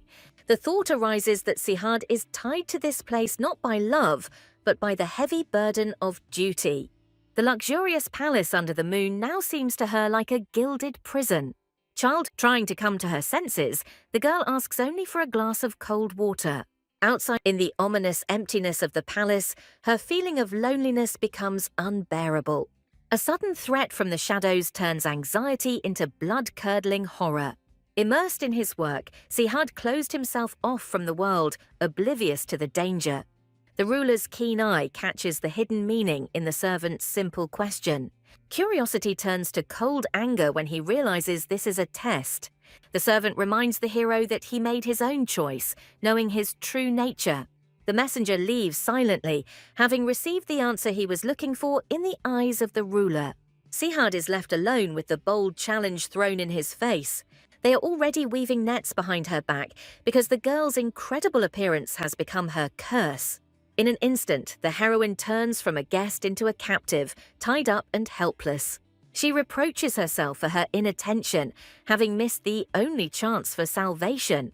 Hope fades because this place promises her nothing but pain and new traps. The mysterious kidnapper drops his mask, and his words sound like an evil mockery. A tied-up girl is brought to an unfamiliar place, and her heart is squeezed with bad feelings. Warrain appears before her, and his appearance becomes her worst nightmare. Rage turns to fear when she discovers she has been locked in an empty harem. His words about the harem becoming empty with her appearance sound like a sophisticated accusation. Warrain, the girl looks at him defiantly, as if mocking his wounded pride. Varen's predatory smile suggested that her defiance only provoked him further. He whispers about last night, turning a shared memory into a weapon against her. The moonlit night that once seemed magical was now a shadow in her memory. The heroine tries to save face, but her silence only reveals her internal struggle. Varaine's outstretched hand is a poisonous offer that will determine her fate. He demands submission, trying to break her will and force her to follow him. The truth flashes in her mind: this man is an enemy, and there can only be one answer. His threat sounds like a death sentence, because her last chance for salvation has been lost. The girl is taken away like an object, and behind her remains the cold contempt of Varaine.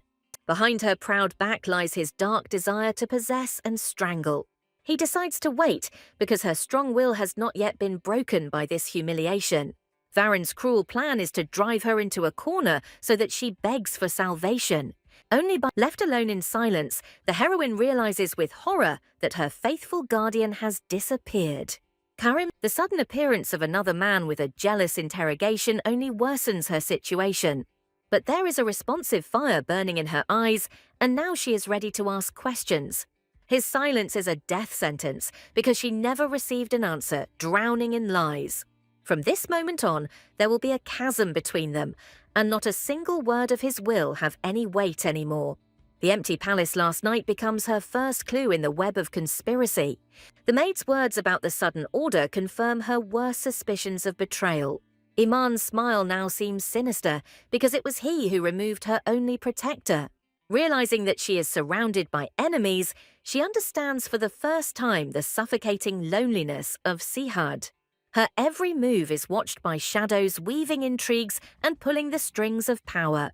The king's cruelty turns into a desperate attempt to protect her by hiding her in a dungeon.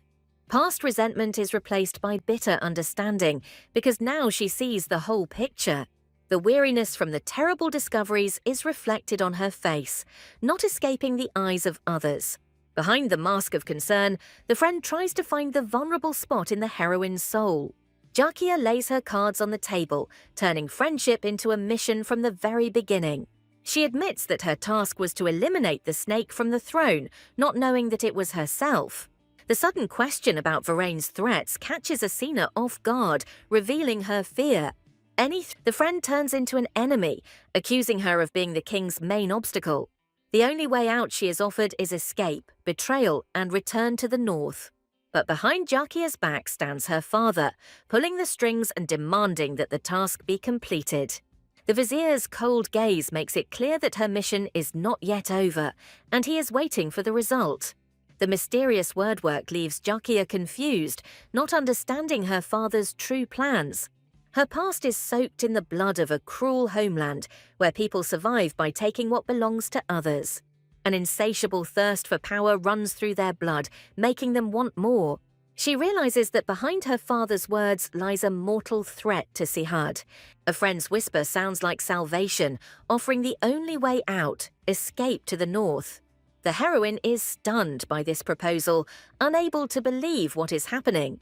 Past suspicions are shattered, as she always considered Jakia loyal to Varaine.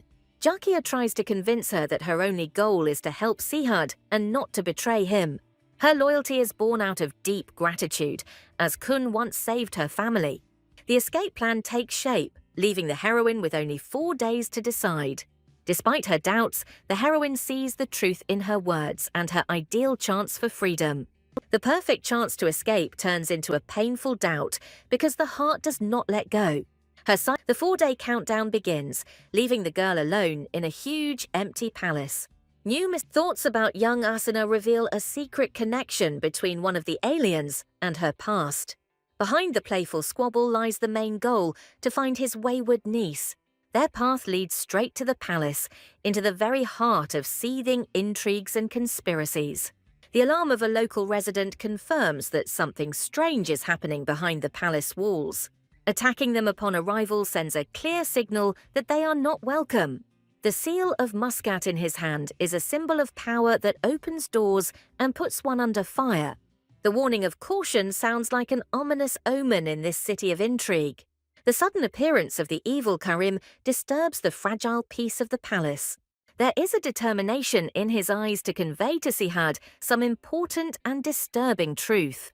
Karim bursts in, demanding an immediate meeting with the ruler, ignoring all obstacles.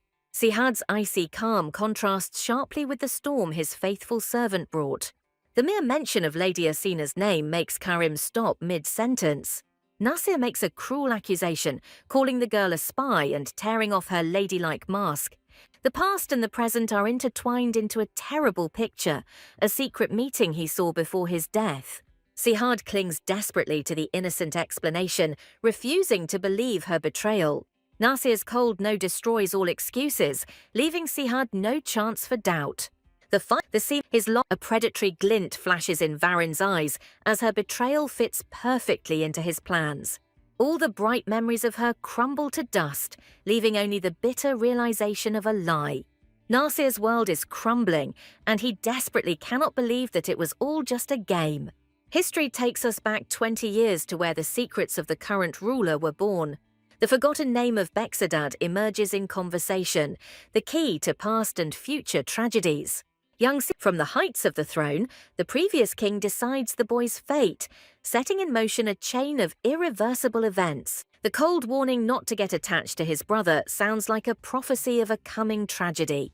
The cruel law of the throne demands the blood of relatives, turning the family into a battlefield for power. The young prince learns that to retain the throne, one must nip rebellion in the bud. The weight of the world his father built is reflected in the eyes of young Sihad. An innocent, childish question about wives and children reveals the king's senseless cruelty. His brothers and sisters are just pawns in the Game of Thrones, whose lives are cut short too soon. The boy makes a silent vow that he will never follow in his father's bloody path. In the present tense, the suspicions regarding the girl are finally confirmed for her enemies.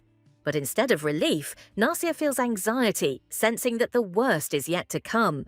Sihad's eerie calm in response to betrayal suggests that a real storm is coming. Nasir's concern grows as he sees the ruler's icy calm in the face of betrayal. Behind his regal back lurks a storm that no one dares to see. Sihad coldly inquires about her condition, like a predator stalking its prey. News of her insomnia only adds fuel to the fire of his quiet rage. The thought of her calm after the betrayal makes him contain the anger boiling in his veins. He himself is surprised by the strength of his feelings because cold reason has always been his shield. The memory of a past deception becomes a bitter lesson that he seems not to have learned. Her sad image in his memory is a weakness he allowed himself again. A cold smile hides the pain as he tries to convince himself that he has not been deceived. He denies all connections between them, preparing to pass judgment without a shred of regret. Sihad's cold order sounds like a challenge because he is going to meet not with her, but with you. Iman can't believe her ears, suspecting that the ruler is deliberately playing with fire. A plan is brewing in his head to take the palace's security into his own hands, while the king is on the brink. When asked about his condition, Sihad responds with an icy calm that hides the storm. Iman is in despair, not understanding how one can doubt when the evidence is right before his eyes. The ruler cuts him off abruptly, hinting that this is not the case and advising him to watch his language. The king's cryptic words only sow more chaos in the soul of the faithful but confused servant. New news about Lady Jakia's imminent departure brings even more uncertainty into the game. All his enemies are getting on his nerves, and he decides that at dawn it is time to begin his game. At dawn, the king prepares a trap to provoke his main enemy into a conversation. Warrain arrives with a mask of politeness, not yet knowing that the game has already begun. Understanding flashes in his eyes. He was called because the truth has been revealed. A night meeting with a girl, which seemed to be his trump card, turned against him. But everything went according to his plan, because he knew about the little spy from the very beginning. Now that the heroine has been betrayed by everyone, she is left alone, having lost even the love of the king. She faces the stigma of being a spy and cruel torture, and she cannot escape this future. However, compared to the ruthless Bexadad, even this cold ruler seems like the lesser evil. Warrane is sure that sooner or later this broken girl will fall into his hands. The king's quiet question hangs in the air, foreshadowing the storm that is about to break. Varane's empty pleasantries are shattered by the icy impatience of Sihad, who does not want to listen to lies. From the height of his throne, the ruler begins his trial, ready to pass judgment. Varane's unexpected humility is a cold calculation, not repentance. By admitting his guilt, he is merely skillfully playing a role in order to lull people's vigilance. Instead of punishment, he asks for a chance, turning his failure into a new opportunity for himself. He promises to accept any punishment, but behind his submission lies a daring challenge. Sihad sees the full nature of his game. Warrane is trapped, his power resting on those he betrayed. Sihad decides to postpone the execution, realizing that the fruit, if plucked prematurely, could be poisonous. A casual remark about a cold wind becomes a veiled threat, changing the tone of the conversation. Behind the ostentatious concern for health lies an icy threat that will make your blood run cold. Warrane is confused. The king's sudden change in tone confuses him, upsetting all his calculations. Instead of a threat to stay away, he hears a bold statement: she belongs to the king. A meeting with an accomplice in the shadows of the palace reveals that there are other forces behind Varane. Even in alliance with others, he cannot figure out the king, and this sows doubt in his soul. His thoughts shift to another front, and the question about Dara reveals his multi-move game. The cryptic words about the upcoming fireworks display sound like a promise of bloody and spectacular chaos. His anticipatory smile suggests that he is ready to enjoy the chaos he himself has sown. The heroine feels cursed in this country, where every step she takes leads to new troubles. In stress, having no other choice, she trusts a plan that seems to be her only salvation. Her true identity is not salvation, but another chain that will only make her situation worse. Karim's hostile gaze reflected in the shards of the mirror reflects the loss of another ally. Nasia's disappointment becomes another blow, leaving her completely alone. But the most terrible thing is Sihad's silence, whose absence hurts more than any betrayal. Her hope in this alien world, she will forever remain an outsider, without the right to trust and warmth. Memories of Sihad's tenderness now seem like a distant dream that only causes pain. His words about the moon were a farewell, and the thought that she will never see him again breaks her heart. Bitter, despite the pain and betrayal, her heart desperately reaches out to him, wanting one last meeting. The maid's voice breaks her from the captivity of bitter thoughts, returning her to cold reality. The silent approach of the guest makes her tense up in anticipation of more bad news.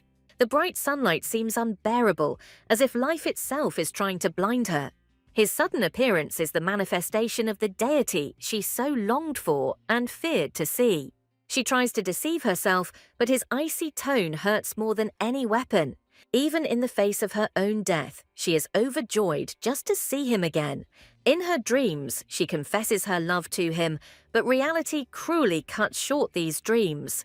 Her short no was a desperate attempt to hide the heart that was waiting only for him.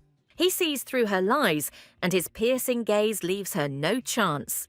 A terrible thought, stained with blood, flashes through his head. Maybe it would be easier to kill her. He remembers that with her appearance his world collapsed, and her disappearance seems like a solution. The thought of her death extinguishes the light in his world, turning the warm night into an icy void. The terrifying vision of her lifeless body in his arms foretells a hell he will not survive. He recoils from his own darkness, knowing he can never hurt her.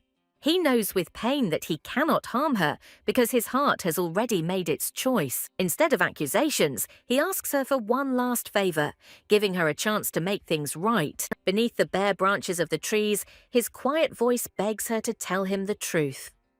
Her silence becomes the answer, and the bridge between them crumbles to dust at sunset. A sudden clatter of feet breaks the silence, heralding a meeting that will change everything. Karim appears before the young man, alive and unharmed, like a ghost from the past. The son throws himself into the arms of his father, whom he already thought was dead, not believing his luck. An underappreciated father smiles as he recounts his miraculous escape from a ravine. There is another survivor next to him, and his name, Daud, becomes the key to a new mystery. It is enough for the king that his faithful servant is alive, but this is only the calm before the storm. The tears in Daud's eyes represent not only the joy of salvation, but also the horror of the news of the coming war. Behind the screen of help, Dara secretly armed herself, and her first blood was already shed on the border. The news of weapons smuggling comes as a shock, as death was being smuggled in under the guise of food. Nasir realizes in horror that their own blindness allowed the enemy to prepare the attack. Daoud doesn't know all the details of the plot, but he knows the main, blood-curdling goal. Behind this is not a new war, but an ancient hatred between two peoples that has smoldered for centuries under the rule of the empire. Naive Jalil is just a pawn because the real puppeteer pulls the strings from the shadows. Sihad realizes that the chaos in his lands is a finely woven plan brought from Bahrain. Karim, the icy calm of Sihad, hides another secret, far more important than the coming war. Amid the chaos, a new figure emerges, a mysterious reaper from Cromwell, whose role remains unclear.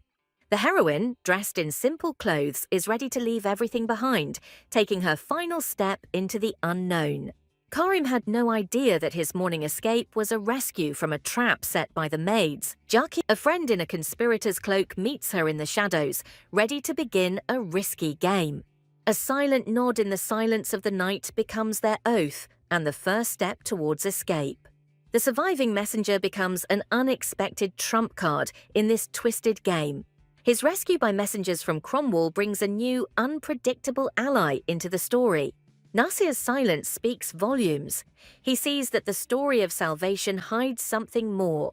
Behind the ostentatious concern for wounds lies an awkward attempt to hide one's vulnerability. The arriving guests stayed at a hotel named after the ruler, which sounds like a joke. Sihad gives orders, launching several moves at once in his complex game. Nasir is tasked with finding out the truth about the weapon, and this mission could prove fatal for him. The king's icy calm is frightening because behind it lies concern for Asina's fate. The heroine's empty room becomes a silent reproach and a symbol of loss for him. Her absence turns the luxurious chambers into a cold tomb where there is no life. The girl recalls her first fear within these walls, preparing for a new, even more terrible test. Fear gave way to habit, and his closeness became the only reality for her. Jakia's outstretched hand is a promise of freedom that beckons and frightens at the same time. One step, one touch, and all the painful hardships will be left behind forever. All she needs to do is extend her hand in response to start a new life with a clean slate. But doubt was frozen in her eyes, because escape is a betrayal not only of the country, but also of the heart. The thought that he will become just a memory causes unbearable, sharp pain. An image of the past emerges when her fear of him was as strong as her love is now. But over time, curiosity overcame fear, turning the monster into the only man in her heart. Amidst the shadows of the past, brief moments of joy that she was so afraid to forget flash through. The thrill of his touch was the only thing that was real in her false life. He could have been her first love, and the thought of that makes saying goodbye unbearable. The longing for him is a scar on her heart that she will carry with her for the rest of her life. She cannot allow their story to end so ingloriously on a note of betrayal. Simply saying sorry is giving up freedom and choosing love, even if it is doomed. A determination lights up in her eyes. She must return to correct her mistakes. Jakia sees her choice and understands that he cannot let her leave like this. The sincere regret in her words is a farewell to her friend and a last attempt to help. Their paths diverge, and Jakia lets her go, realizing that each has their own path, predetermined by fate. Her youthful love was rejected, and this rejection became the first scar on her heart. Even after growing up, she couldn't tear him out of her soul, continuing to love him unrequitedly. She realized with bitterness that there had never been a place for her in his cold heart. But behind her heart leads her back, and she, stupid Asina, is unable to resist it. She knows even if it's pointless, even if it leads to death, she wants to be with him. She runs. Her return is not a defeat, but a conscious choice made in the name of love. His dark aura filled the entire space, foreshadowing the storm hidden within his soul. Like a free wind, his soul knows no rest, rushing from icy peaks to hot sands. He is indomitable and eternally in motion, like the desert itself, which cannot be held in one's hands. Amidst the chaos and intrigue, the emptiness of her bed came as a stunning revelation to him. Distracted by the palace games, he felt too late that the most important thing had disappeared from his world. The bitter truth about her escape fell upon him in the empty room, paralyzing his body and soul. He is torn by a dark desire to catch her and tie her up, but he himself does not know what this will give him. With pain, he understands that he must let her go, because she is a free bird that cannot be kept in a cage. In the deafening silence of his loneliness, only one question sounds: how to live the rest of his life without her. The curse of the throne hangs over him, condemning him to a lonely death amidst the struggle for power among his children. For the first time in his life, he experienced melancholy, because before it was enough for him to simply survive. He thought he would tame her, but in the end he himself found himself captivated by these new, unknown emotions. Now there is only one thought in his head, one goal: to get her back before it is too late. Even if he only has to return her body, he is ready to do anything to win her heart later. Her unexpected return is a miracle he has already stopped believing in. She admits that she was going to leave, and this truth hurts him more than any dagger. She doesn't know what to say, because her heart has made a choice that her mind cannot explain. She doesn't understand what's happening to her, because her heart lives its own life, beyond the control of her mind. She's torn apart by the feeling that she's no longer the person he knew, and it brings tears to her eyes. In his arms she finds comfort, and the simple fact that everything is okay becomes her salvation. As long as his warmth is near, she is not afraid of even hell, because he is her only reality. What seemed like an unattainable dream is now securely hidden in his strong arms. His words, "I will not let you go," are an oath he makes not to her, but to himself. She decides the time has come to reveal the secret of her identity, and this conversation will be fatal for them. Asking her not to tell anyone is a desperate attempt to protect him from the consequences of her past. Asina Lisi Devilden. Her real name sounds like a sentence and the beginning of a new bloody chapter. She is the only princess of Cromwell, and this revelation changes the rules of the whole game. The servant apologizes, but behind his politeness lies tension and anticipation. The Reaper's sly smile reveals his true nature. He relishes the chaos he has created. Duty to his father's savior forces the young man to endure the insolence of the enemy messenger. The news of reinforcements arriving from Cromwell sounds like a promise of a storm to come. A 2-day wait seems too long to him, since his plan has already been put into action. Waking up, the heroine finds her bed empty, and her heart sinks with anxiety. The ringing silence in the chambers and the absence of servants indicate that something terrible has happened. Something on her wrist makes her go cold, anticipating a new, invisible cage. In another part of the palace, a different conversation is brewing, and concerns about her identity come to the fore again. Nasir suggests sending spies to the north to uncover the truth about her past.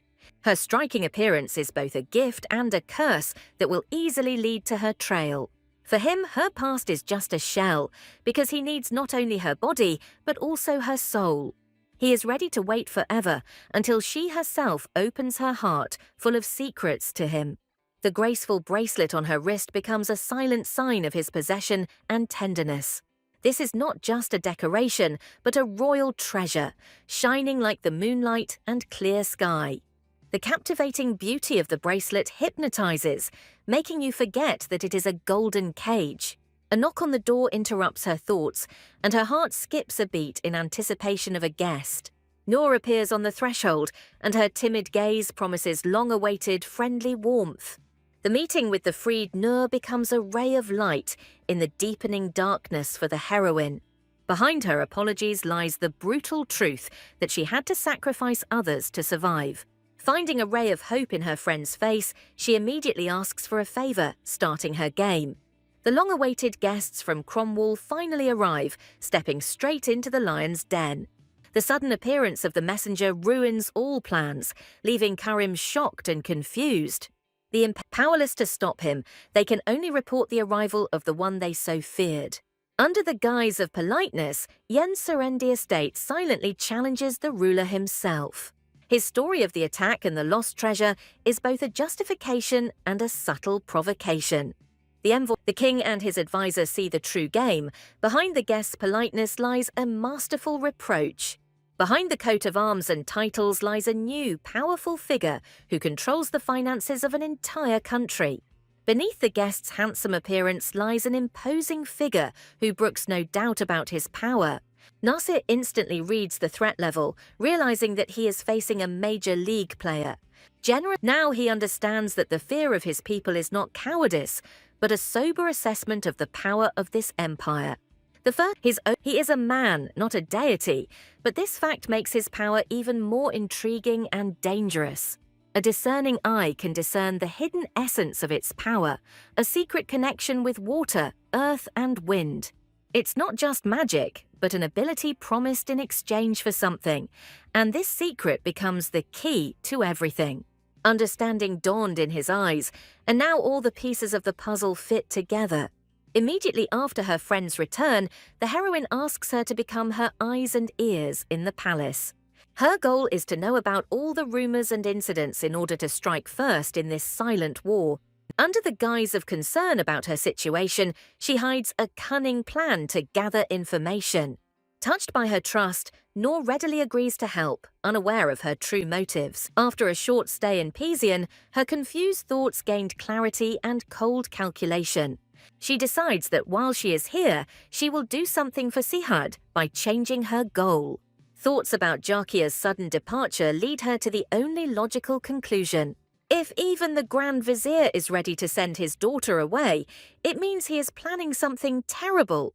With her unique knowledge of the North, she understands that she can find a solution and change the course of the game. His sudden appearance disrupts her plans, and the sly smile on his face does not bode well. Behind the ostentatious concern for her appearance lies an attempt to prick and pry out her secrets. He thought she would run away, and this assumption sounds in her ears like an accusation and a mockery. With a slight smile, she accepts his challenge, surprised that he knew about her escape that never happened. He knew all of Lady Jakia's moves because in this game he was always one step ahead. He demands an answer as to why she stayed, since she has no logical reasons for doing so. Her bold gaze is a challenge to his self-confidence, making him doubt for a moment. He explains with a grin that she has become the real Ira Rakun, and that changes everything. He admits that he wanted her to escape, and behind this confession lies a new, even more insidious plan. In his insidious plans, her escape would have been very useful, but fate decreed otherwise. Her magic had worn off, but the inexplicable attraction to her remained, baffling him. He answers her direct question with his own, turning the conversation into a dangerous game of trust.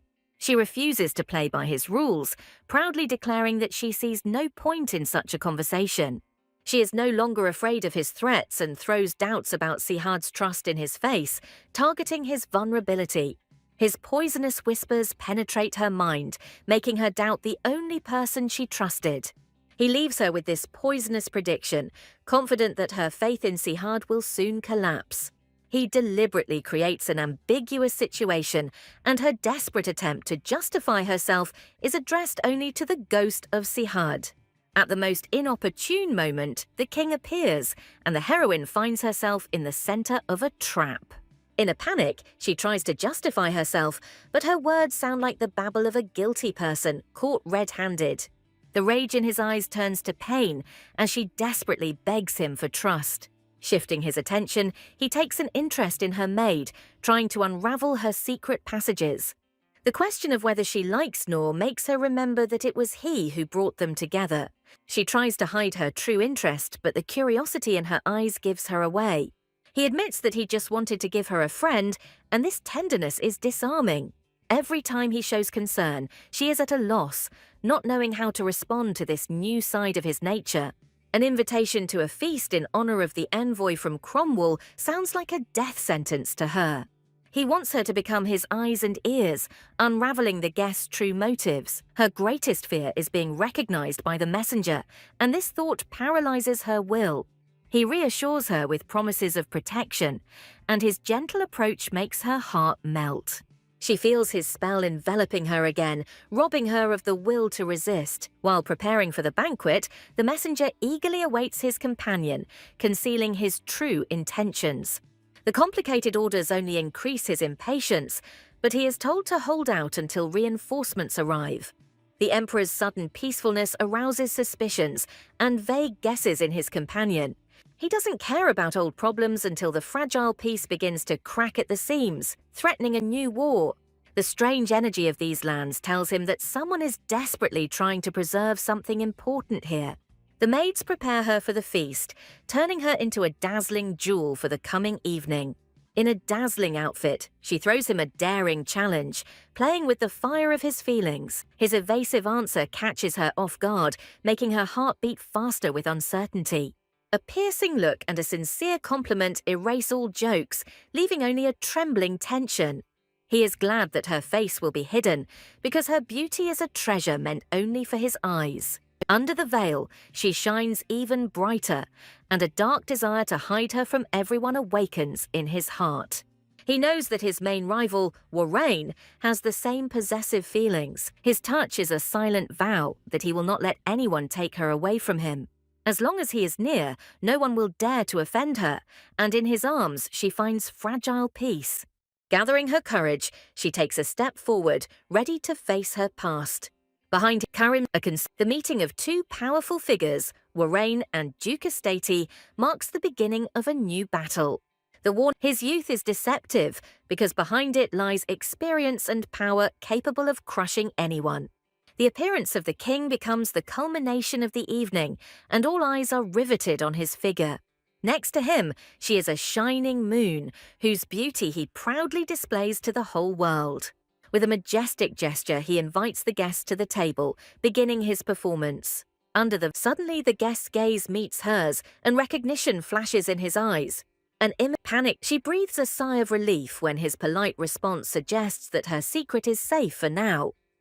He notices Asuna, and her presence here comes as a complete surprise to him. The deliberately loud question about the mysterious woman is the first move in his cunning game. The simple name Ira does not satisfy his curiosity because he feels that there is more hidden behind her. He subtly hints that Kun's beloved woman is a status that is easy to understand and use. Under the guise of surprise, he hides his recognition, playing the role of an innocent guest. The desire to take her immediately flashes through his head, but he understands that this is impossible now. The sudden appearance of his companion ruins all plans, adding a new, unpredictable variable to the game. Her presence here is a mystery that his companion is determined to unravel at any cost. He decides to proceed cautiously, realizing that he needs to think things through before making a move. While the maids dress her, she thinks about how to outwit her enemies. What surprises him is not the very fact that the messenger has arrived, but the fact that it turned out to be Ian. She decides to act, but her faithful servant tries to stop her, sensing danger.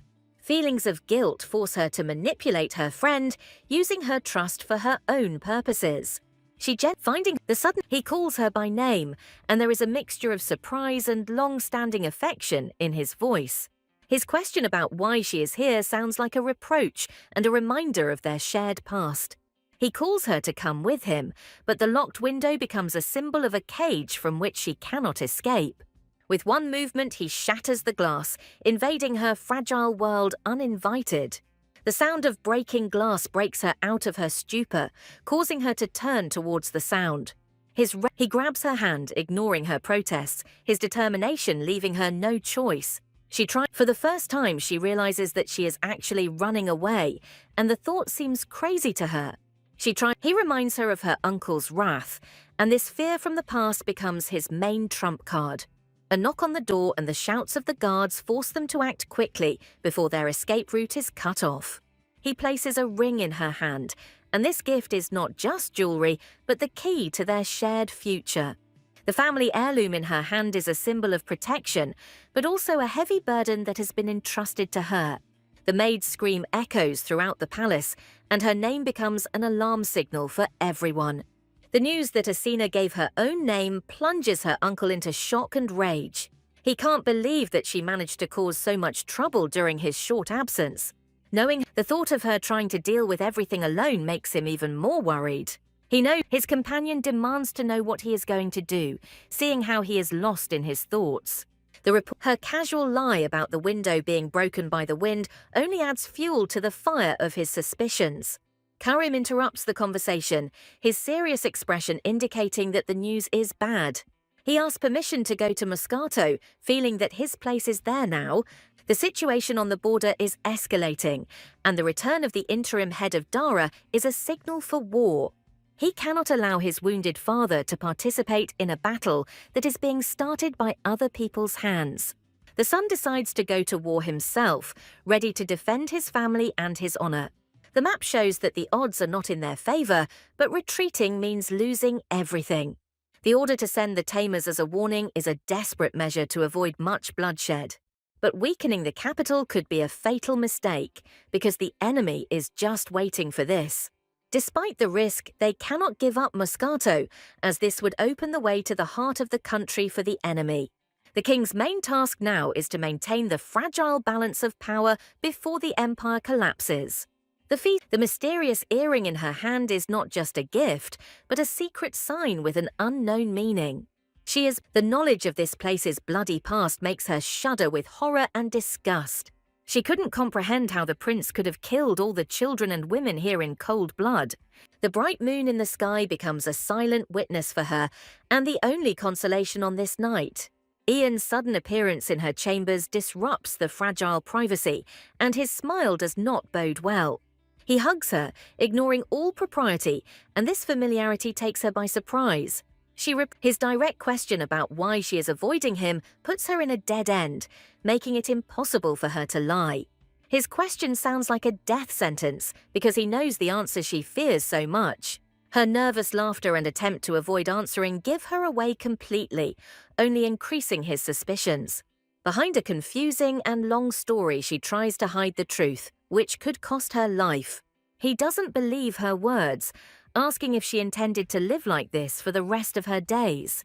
She vehemently denies it, claiming that she has her own purpose for which she is here. She asks him to leave, but he demands to know her reasons, not intending to back down. Sihad's sudden appearance interrupts their argument, and the tension in the room reaches its breaking point.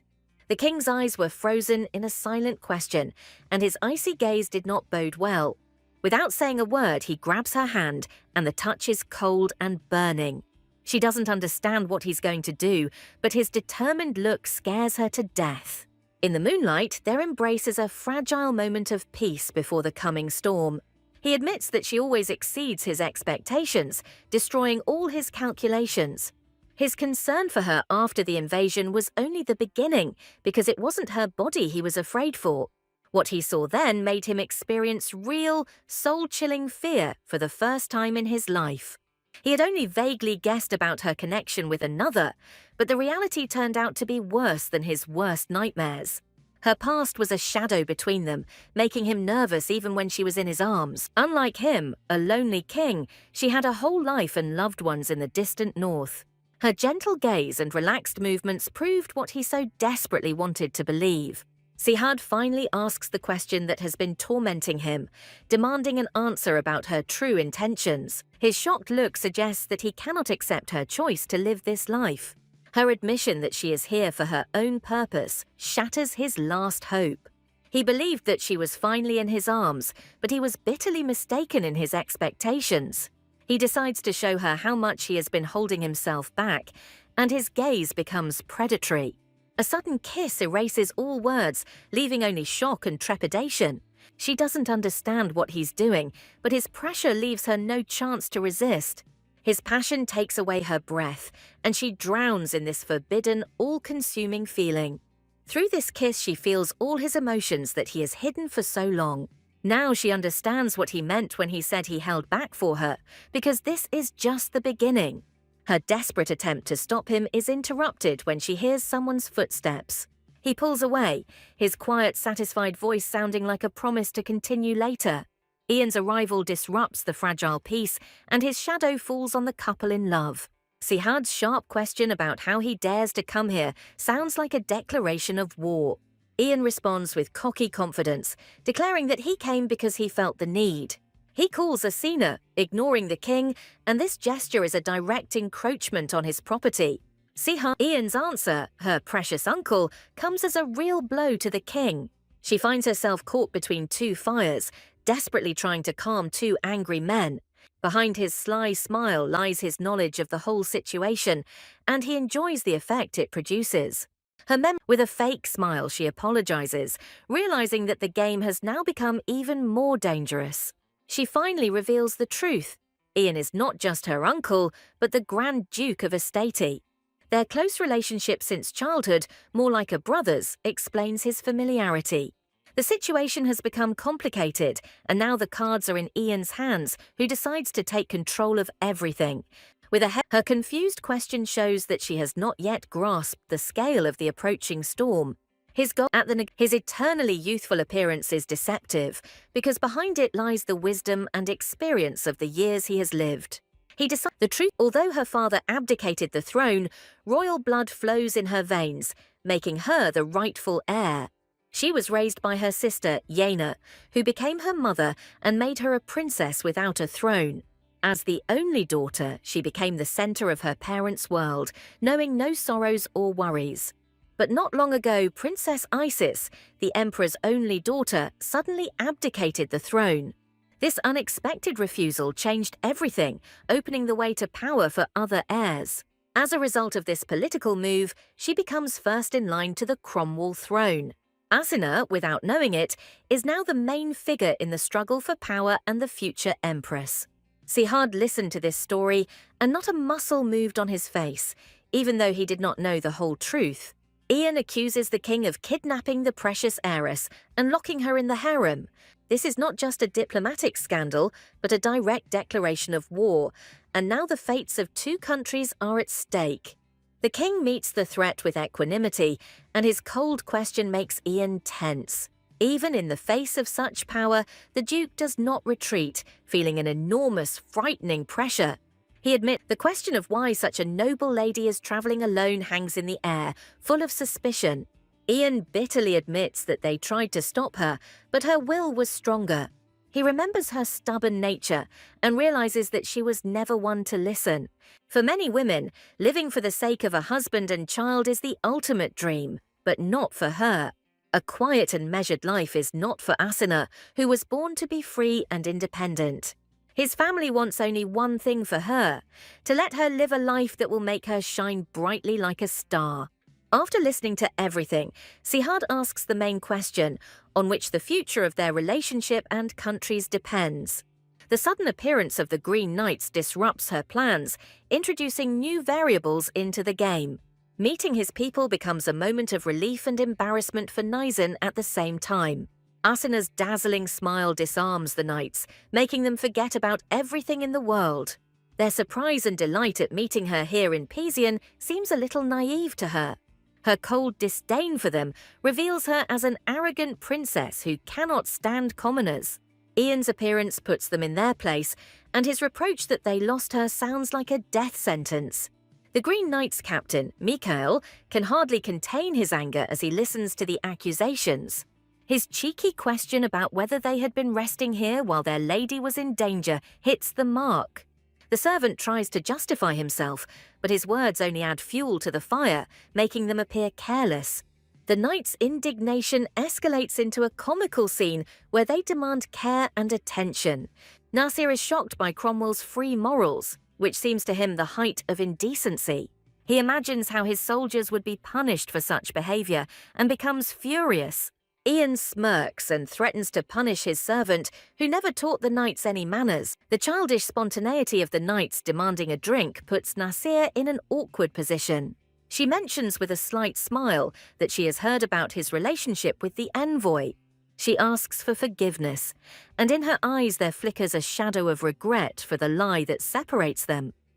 He accepts her lie with understanding because she only wanted to avoid shame for her family. Uncle demands that everything that happened to her here be forgotten, hoping for a peaceful solution. She doesn't understand why he remained silent when her life depended on this secret, and there is reproach in her voice. Nasir's words about her family loving and caring for her sound like a bitter mockery. Now that Ian has intervened, the problem between them seems to be settled, but it is only an appearance. The question of whether she will leave Pizian hangs in the air, and her answer will decide everything. Her journey has come to an end, and now she must make the most important choice of her life.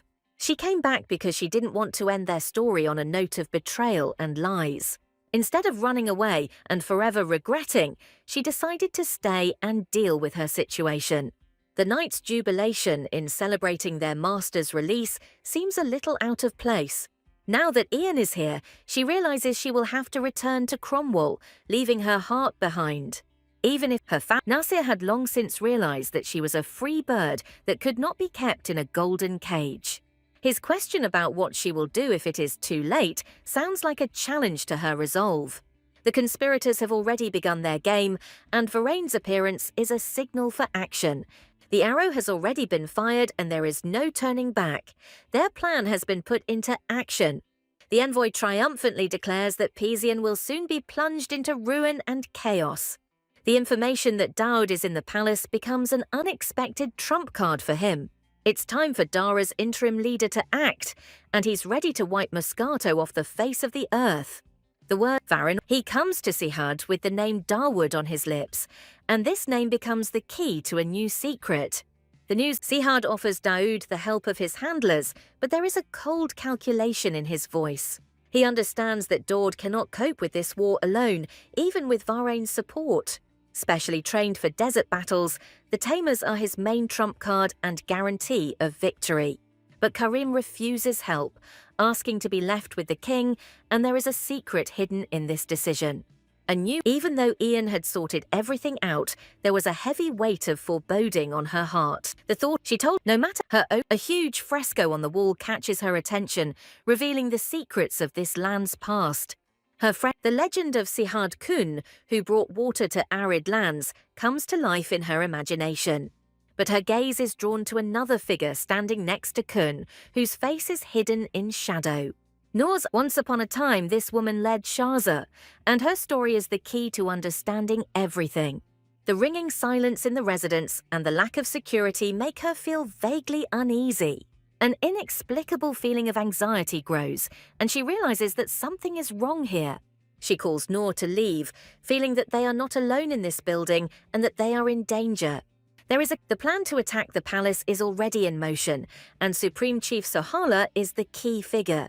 It's time for him to get ready too, because he doesn't intend to be a pawn in this bloody game. A desperate cry for help echoes throughout the palace, foreshadowing tragedy and chaos. The wounded Lord Vika on the floor is the first bloodstain in a series of events to come.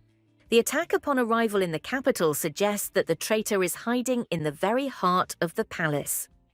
He earned the respect of the entire kingdom, and his death will be a heavy blow to everyone. The unknown attackers deprived him of something important, and this loss could change the course of history. The mysterious scroll, which he was supposed to deliver personally to Sihad, becomes the main mystery. The red tint on Nasir's face reflects the anxiety he feels at that moment.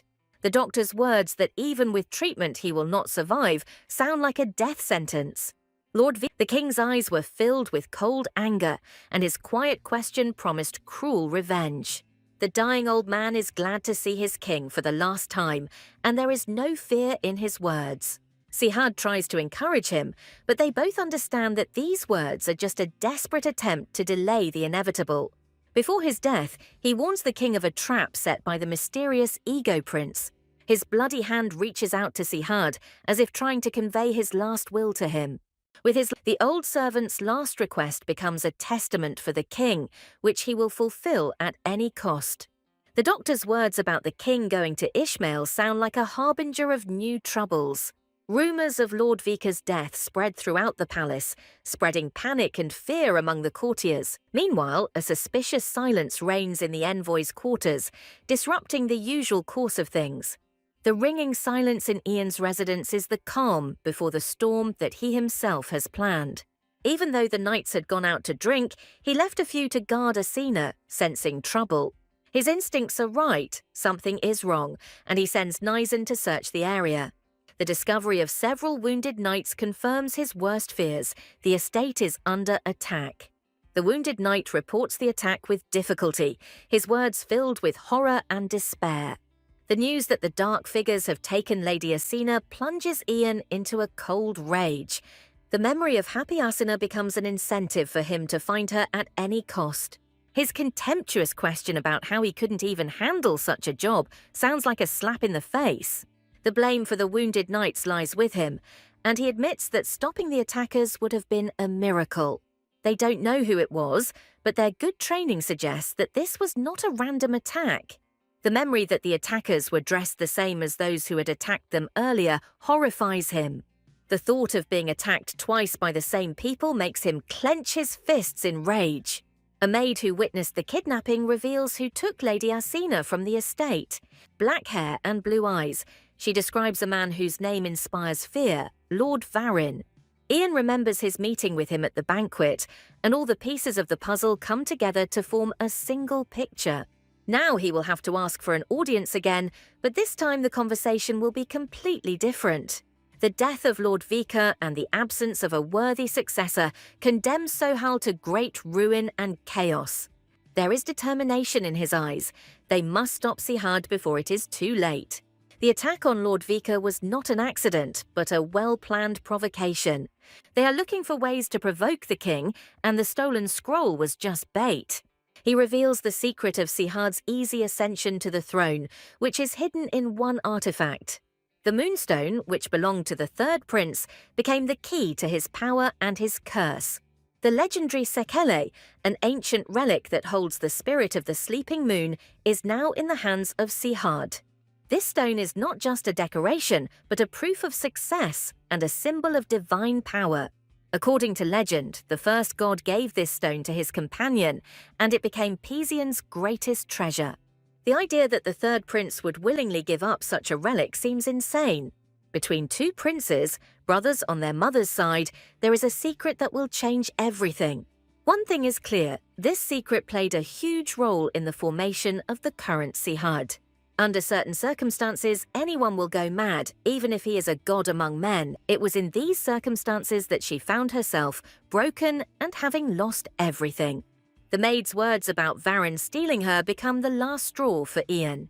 He does not. Sihad coldly replies that it is Pisian's business, but a shadow of doubt is visible in his eyes. Ian demands to know what his plan is, as time is against them all.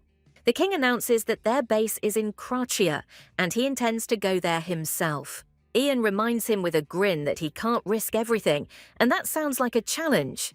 His bold proposal that Sihad send his squad to rescue one woman is a subtle provocation. His words sound like an oath, because she is not just his woman, but Cromwell's heir. Time is short, and every piece on the card represents a life he is willing to put on the line. With only 2 units left at his disposal, this vulnerability becomes his greatest strength. An unexpected offer of help from an enemy sounds like salvation, but the price of this alliance is unknown.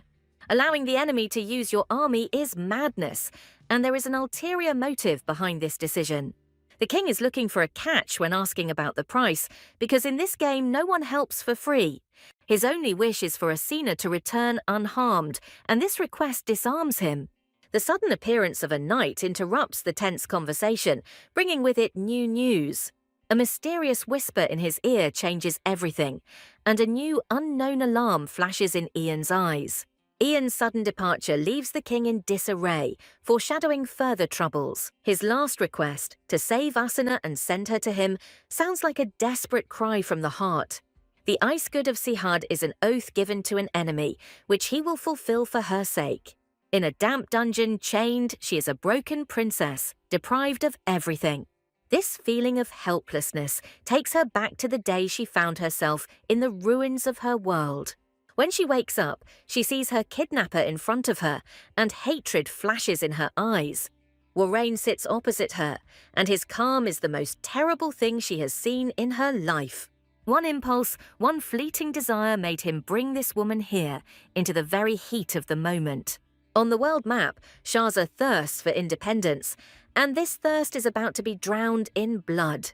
Gedik seeks strength through the power of the elders, and their bloody alliance threatens to destroy everything. Jalil is thirsty for territorial expansion, and his dagger is ready to plunge into the heart of the enemy. Behind the dark figure of Kratia lies a single desire, the fall of Pisian and complete chaos. Unlike them, he is driven only by boredom, and he interfered in their game for the sake of entertainment. It was supposed to be that way, but something changed, disrupting his cold, calculating plan. Everything changed when he met the one he deeply desired, and now she is his main goal. The thought of that selfish, quiet fool, Sihad, only makes him angry and irritated. He clenches his fists in anger, not understanding why it was he and not Varin who captured her heart. If only he had met her first in the desert, everything might have been different. Her furious question breaks him out of the grip of his jealous thoughts.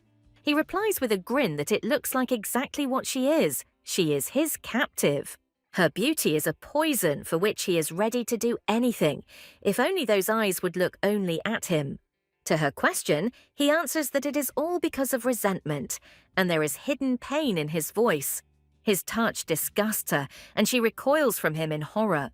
He asks her not to hate him so much, because it only irritates him even more.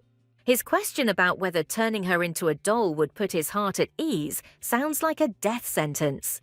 She is horrified by his words, not understanding how he can say such things so easily. He is ready to break her, take away her voice and eyes, so that she belongs only to him. But even the thought of this does not bring him peace, and he remains alone with his dark obsession. His dark and sticky emotions frighten her, because she has never encountered this side of love. She asks him defiantly if he wants to make her his, playing with the fire of his madness. Her bold words about being her own sound like a challenge to his obsession. His answer is not a threat, but a promise that will make your blood run cold. She tries to use a hidden needle, but her ruse is revealed at the very last moment. He bids her beg for mercy, and there is a perverse pleasure in his voice at her fear. His words that she will die next to that man hurt her more than any chains. He says that Sihad was like him, and the thought makes her shudder with horror. He wanted nothing and simply lived his life, but this simplicity turned out to be his undoing. The only thing he was looking for was the secret of the third prince of Tarif, and this secret cost him everything. While passions are boiling in the palace, the messenger unexpectedly leaves, leaving his knights. The king is already ready to leave for Krasia, and his haste suggests that there is no time left. Narsia's doubts grow, as the information about the base in Krasia seems too obvious a trap. He is certain that Varane is not there, and this certainty is based on more than just intuition. Lord Ismar's appearance brings clarity, but his words only confirm the worst fears. Warrain travels to Hamala, a land bordering the desert of death, and it changes everything. A chance discovery turns out to be the key to solving the mystery, but the price of this chance may be too high. Their work here is finished, and now everyone must return to their post, preparing for war. A faithful servant is ready to follow his master to the end, even if this path leads to hell. The hope that the blessing of Sihad will continue to adorn these lands is fading with each passing hour. Locked in a dungeon, she doesn't know what's going on outside, and this uncertainty kills her. Her body refuses to move, as if an unknown force has bound her, depriving her of her last hope of escape. Her surprising calmness intrigues him because he expected to see fear and tears. He thought she would resist, but her submission only increased his interest. She challenges him, asking if he is scared of whoever is trying to kill her. He replies with a grin that in her homeland he might have been scared, but not here. He offers her food, assuring her that it is not poisoned, and there is a hint of mockery in his voice. His threat to ruin her pretty face if she refuses makes her go cold with horror. She cannot understand what this man wants from her, and his motives remain a mystery to her. He is torn between wanting to kill her and wanting to keep her alive, and this struggle is driving him crazy. He asks himself if this is love, and a dark, twisted obsession is reflected in his eyes. When asked if he wants to know the answer, he replies that he himself does not know what is happening to him. He plays with a strand of her hair, as if trying to figure out whether she is pretending or really doesn't know. He himself doesn't know why he brought her here, succumbing to an inexplicable, dark impulse. Remembering how he simply didn't want to leave her there sounds like a pathetic excuse. He thought she would run away, but something in his soul told him she would come back. His confidence in her return surprises her, because she herself doubted it until the very end. Even her fear of him arouses his admiration, turning her into an exquisite victim. He wants to see how this man, Sihad, will come between her and the secret of the third prince. When he is faced with a choice, his decision will become a real performance for Varun. With a predatory smile, he asks if she isn't curious about what will happen next in this game. Meanwhile, Sihad leaves Pisian in the care of Iman, completely trusting him with his country and his fate. Iman anxiously asks if they will go to Kratia, sensing that it is a trap. They cannot be in two places at once, and this choice could be fatal for them. The attack on the base in Kratia is cancelled, as they now have a more important target. With cold determination, he declares that he will follow Warrain wherever he goes. He sends Nasir, Umar and Karim to Kratia, dividing his most trusted forces. Karim asks to be sent with the king, not wanting to leave his master alone. "It's an order," Sihad answers coldly, leaving him no chance to disobey. He instructs Iman to cover the rear, and his words convey complete trust and a request to take care of himself. The moment he discovered Asina was missing, he found it hard to breathe from fear. He was afraid of losing her forever and regretted that he had not sent her to the north, where she would have been safer. These unfamiliar emotions frightened him because he had never experienced anything like it. He prayed that she was safe, otherwise he would simply go mad with grief. They set foot on the lands of Hamala, and from here begins the most dangerous stage of their journey. In the dilapidated city, they are met only by a few guards at the mosque. A disgusting spectacle of desolation was what one would expect from a city without a ruler. He decides to go alone, ordering the others not to enter the building until he leaves. His order to obey the commander-in-chief if necessary sounds like an ominous omen. The gloomy atmosphere inside the building tells him that it is a trap set by Warrain. In the ruins of the temple, the one he was looking for awaits him, and this meeting will decide the fate of all of Pisian. He didn't hide, but waited for him, and his voice sounded confident in his victory. The only question that worries him is where Arsena is, and there is an undisguised threat in his voice. Warrain is surprised that he is only concerned with her, and not with the secret he has been searching for so long. She is here, right below him, and what he has been looking for so long is also next to her. Along with her, in this trap is also that for which he is ready to sacrifice everything. He thought for a long time about what could lure the king into a trap and paralyze his mind. Sihad came knowing what his enemy wanted, his life, and he was ready to put it on the line. But Warrain's true goal is not just the death of the king, but the complete downfall of the Kuna family. The third prince, who exterminated the children of the harem, is only the beginning of his family's bloody history. The sudden ambush was only confirmation that he had been walking into a trap from the very beginning. He rushes into battle, and his fury is the fury of a cornered beast, ready for anything. He leaves his faithful servant, trusting him with the most valuable thing, his back. The question of what to do with that woman sounds like a test of his loyalty and cruelty. The order, if she survives, bring her to me, is both a hope and a threat. Time drags on painfully slowly, and she feels the life slowly leaving her body. She fights against the encroaching darkness, desperately trying not to close her eyes and not to give in. Suddenly, the order sounds like a signal to begin a bloodbath, foreshadowing chaos. He knows it's a trap, but he walks into it with his eyes open, ready to fight. Realizing that he is being dragged into the swamp, he cannot stop because her life is at stake. Among the bodies of fallen enemies, he stands alone, victorious in the battle, but loser in the war for it. The moment he opened the prison door, he realized the bitter truth about his love. He allowed her to penetrate into the very depths of his soul, and now there is nothing left of him. He gave Asuna everything he had, leaving himself only emptiness and pain. Now he can't even breathe without her, and this dependence is his main weakness. She begs him to leave, not realizing that he is ready to do anything just to be near her. She tries to warn him of danger because Warrain knows where the third prince's secret is hidden. He gently silences her, not wanting to hear words that could tear them apart. They are standing in the middle of a magic circle, and this trap is about to snap shut. She realizes that they must get out of here immediately before it is too late. But the exit is already cut off, and they are surrounded on all sides by dark figures ready to attack. She begs him to use his power, not knowing that he is helpless in this trap.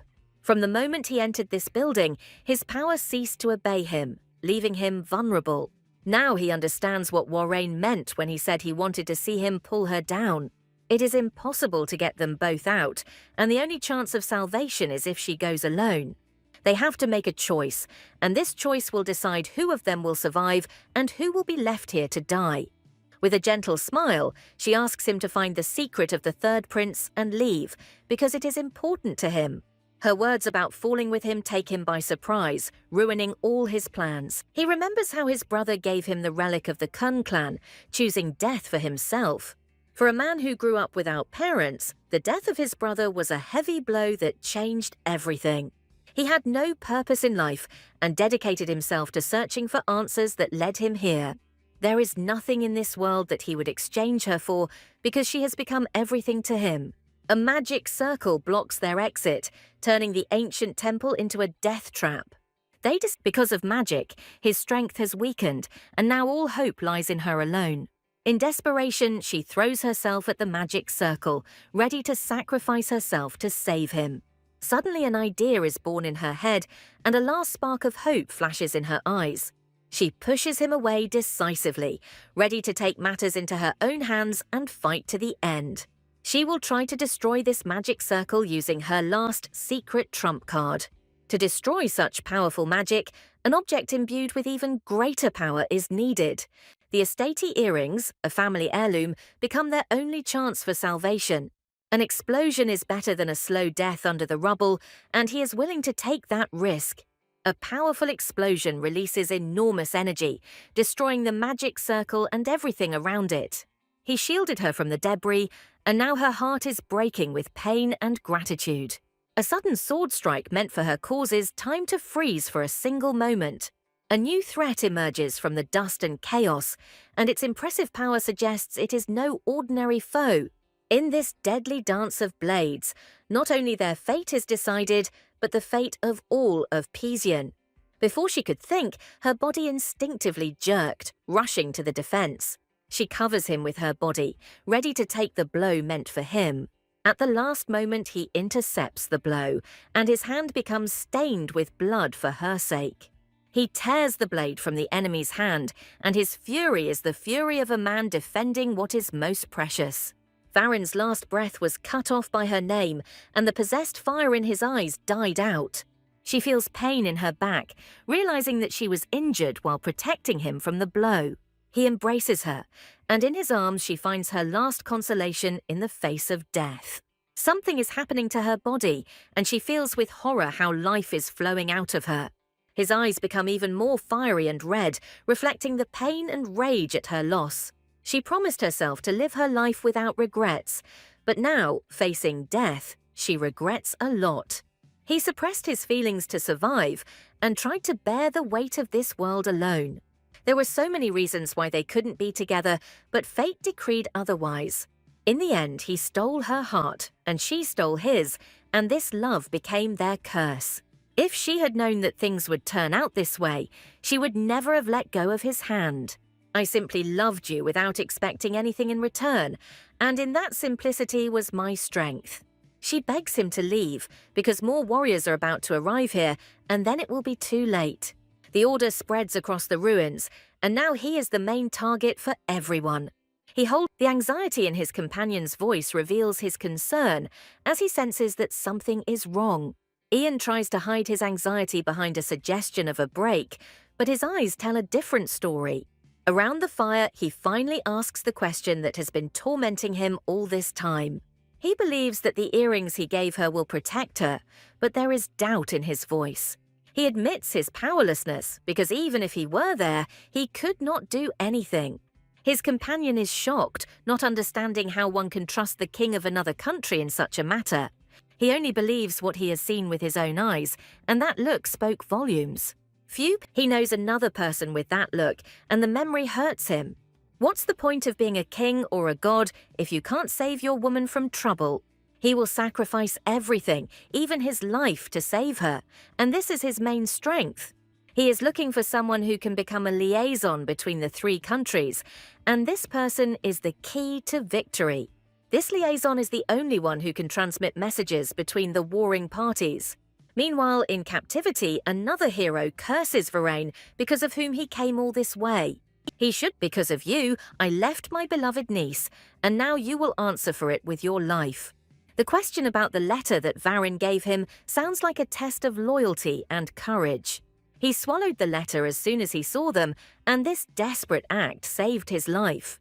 They return to the north, and now the main task is to ensure that the prisoner does not escape. The aftershocks of the struggle for the throne still influence events, and this does not bode well. Unlike the united Cromwell, Pizian is torn by internal discord, and this is his weakness. But the people of Pizian united around their god Kun, and this made him a serious threat. All the influential people of Cromwell were watching him closely, waiting for him to make a mistake, including his family, the Estate, who saw him not only as an enemy, but also as an opportunity. The conversation about the incident 20 years ago, when the third prince killed everyone in the harem, comes up again. He suspects his family had something to do with it, as his father was the royal chancellor's deputy at the time. Rossman, the Dark Deputy Chancellor, is a man whose shadow still hangs over Cromwell politics. Although he retired 20 years ago, his influence is still felt in every decision. It's just a guess, but he's sure that this man is behind all the events. This scoundrel would do anything for his family and country, even the dirtiest intrigues. What exactly he did is unknown, and now they need to go north to find out the truth. Meanwhile, waking up, she calls out to Sihad, her voice filled with alarm and desperate hope. The maid, a stranger in her chambers, raises only one question in her.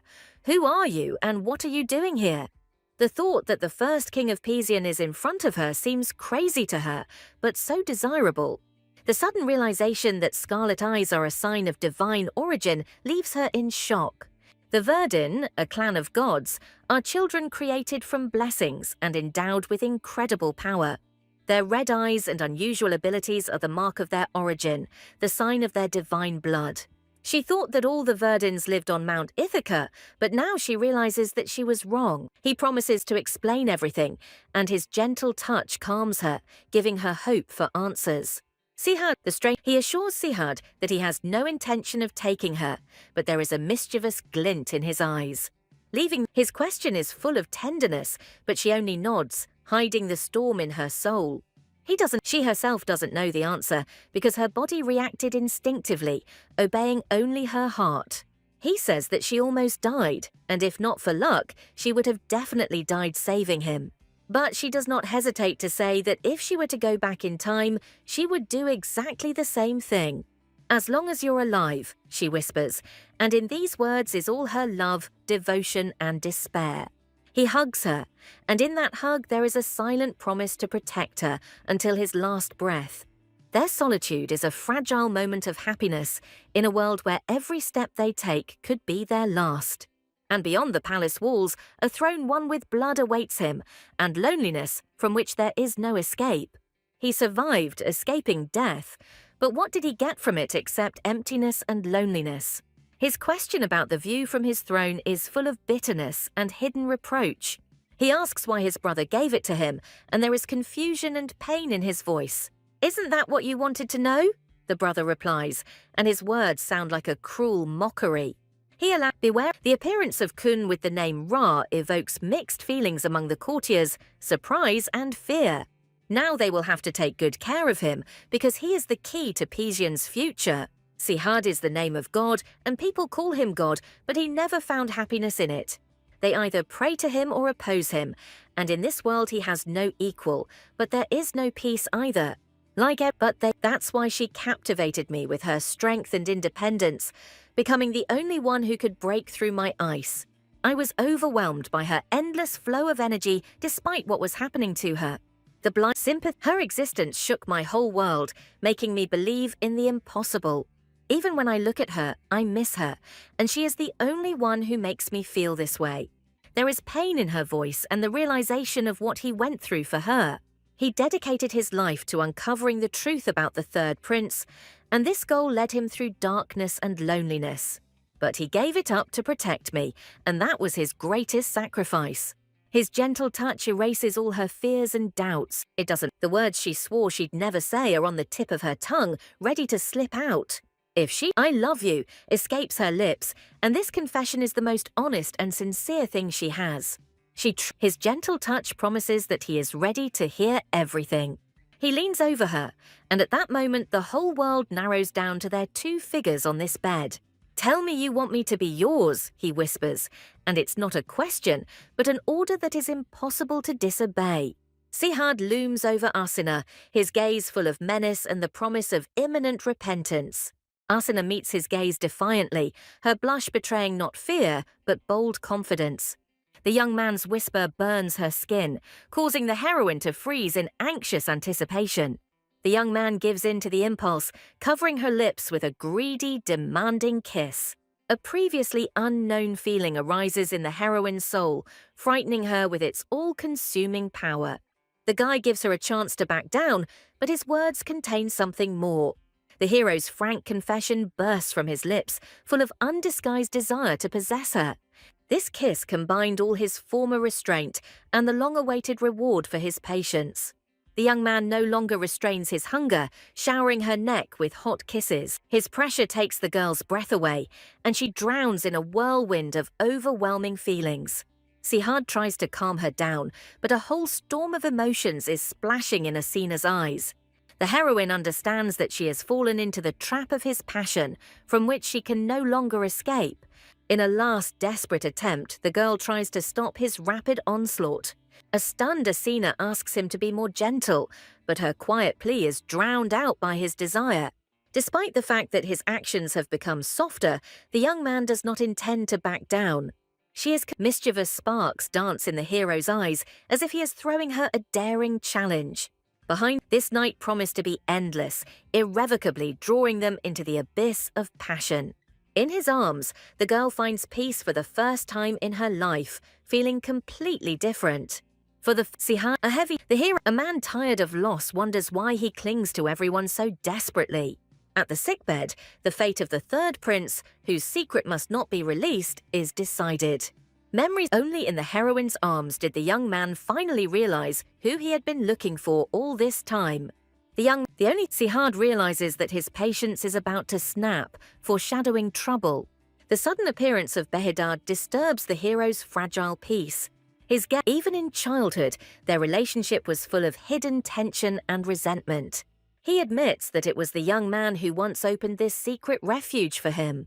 In the past, he saw his friend as only a shadow, an empty and lifeless shell. Now, Behedad is glad that the hero has found someone who makes him smile, because it is a rare gift. Sihad's friend's words take him by surprise, causing him to question his judgments of him. However, Behedad, with a mysterious smile, hints that there is one thing that dominates his thoughts. Behedad's thoughts are consumed by Pisaya, his only friend, his secret treasure. The mighty Sihad Kun, who united the tribes, was always shrouded in the aura of a deity. For Sihad, his friend was always unchanged, like a legend frozen in time. Eternal and alone, he seemed like a mythical creature hovering above the bustle of the world.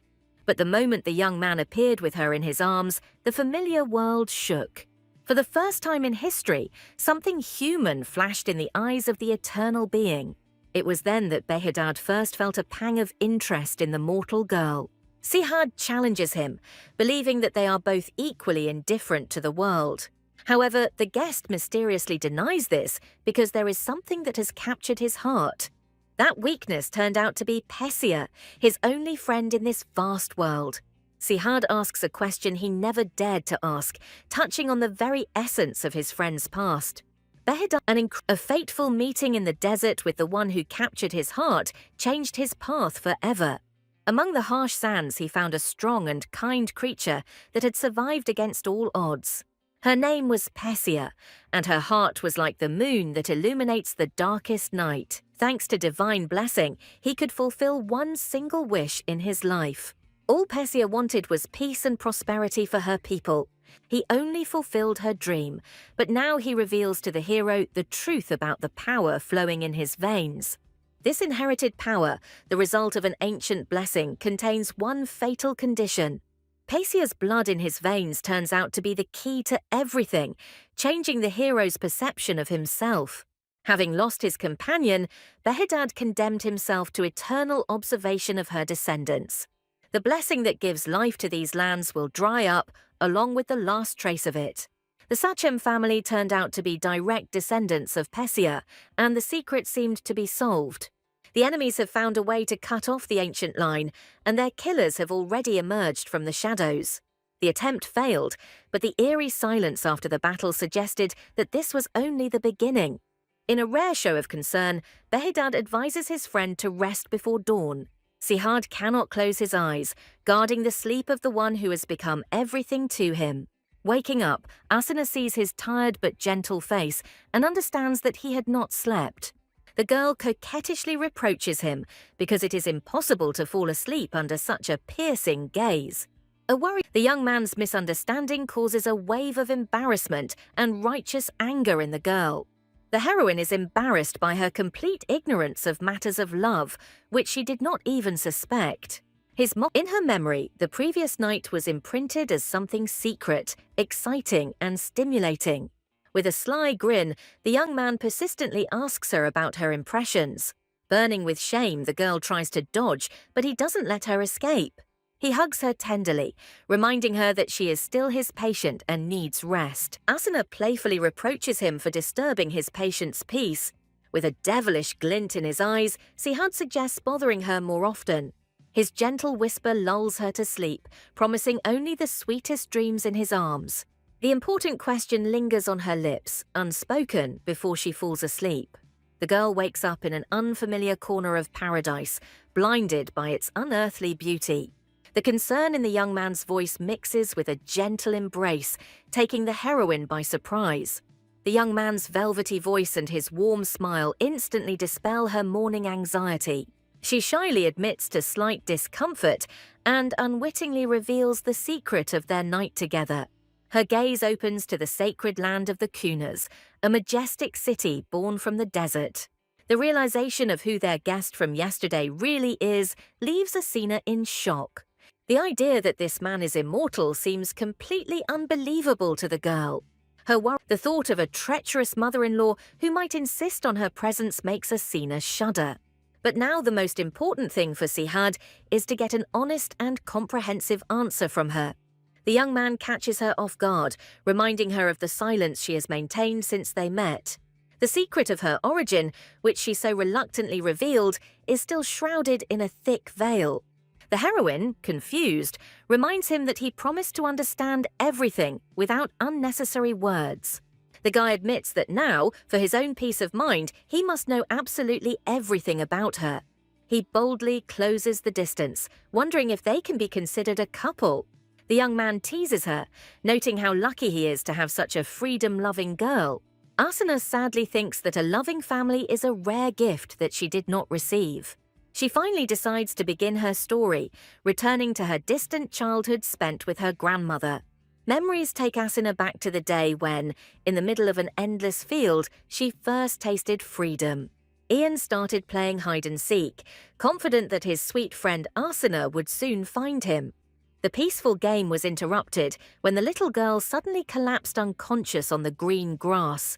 Instead of the fear of loneliness that grips other children, her heart was filled with pure delight. Pure joy shone in little Asina's eyes when she finally found her hidden friend.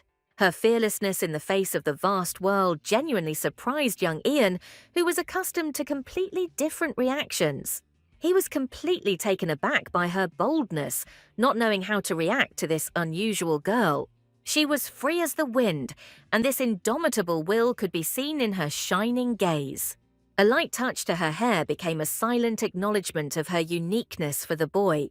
His stern warning was filled not with malice, but with genuine concern for this fearless little girl. It was at that moment that Asina first learned to enjoy the feeling of loneliness in the vast world.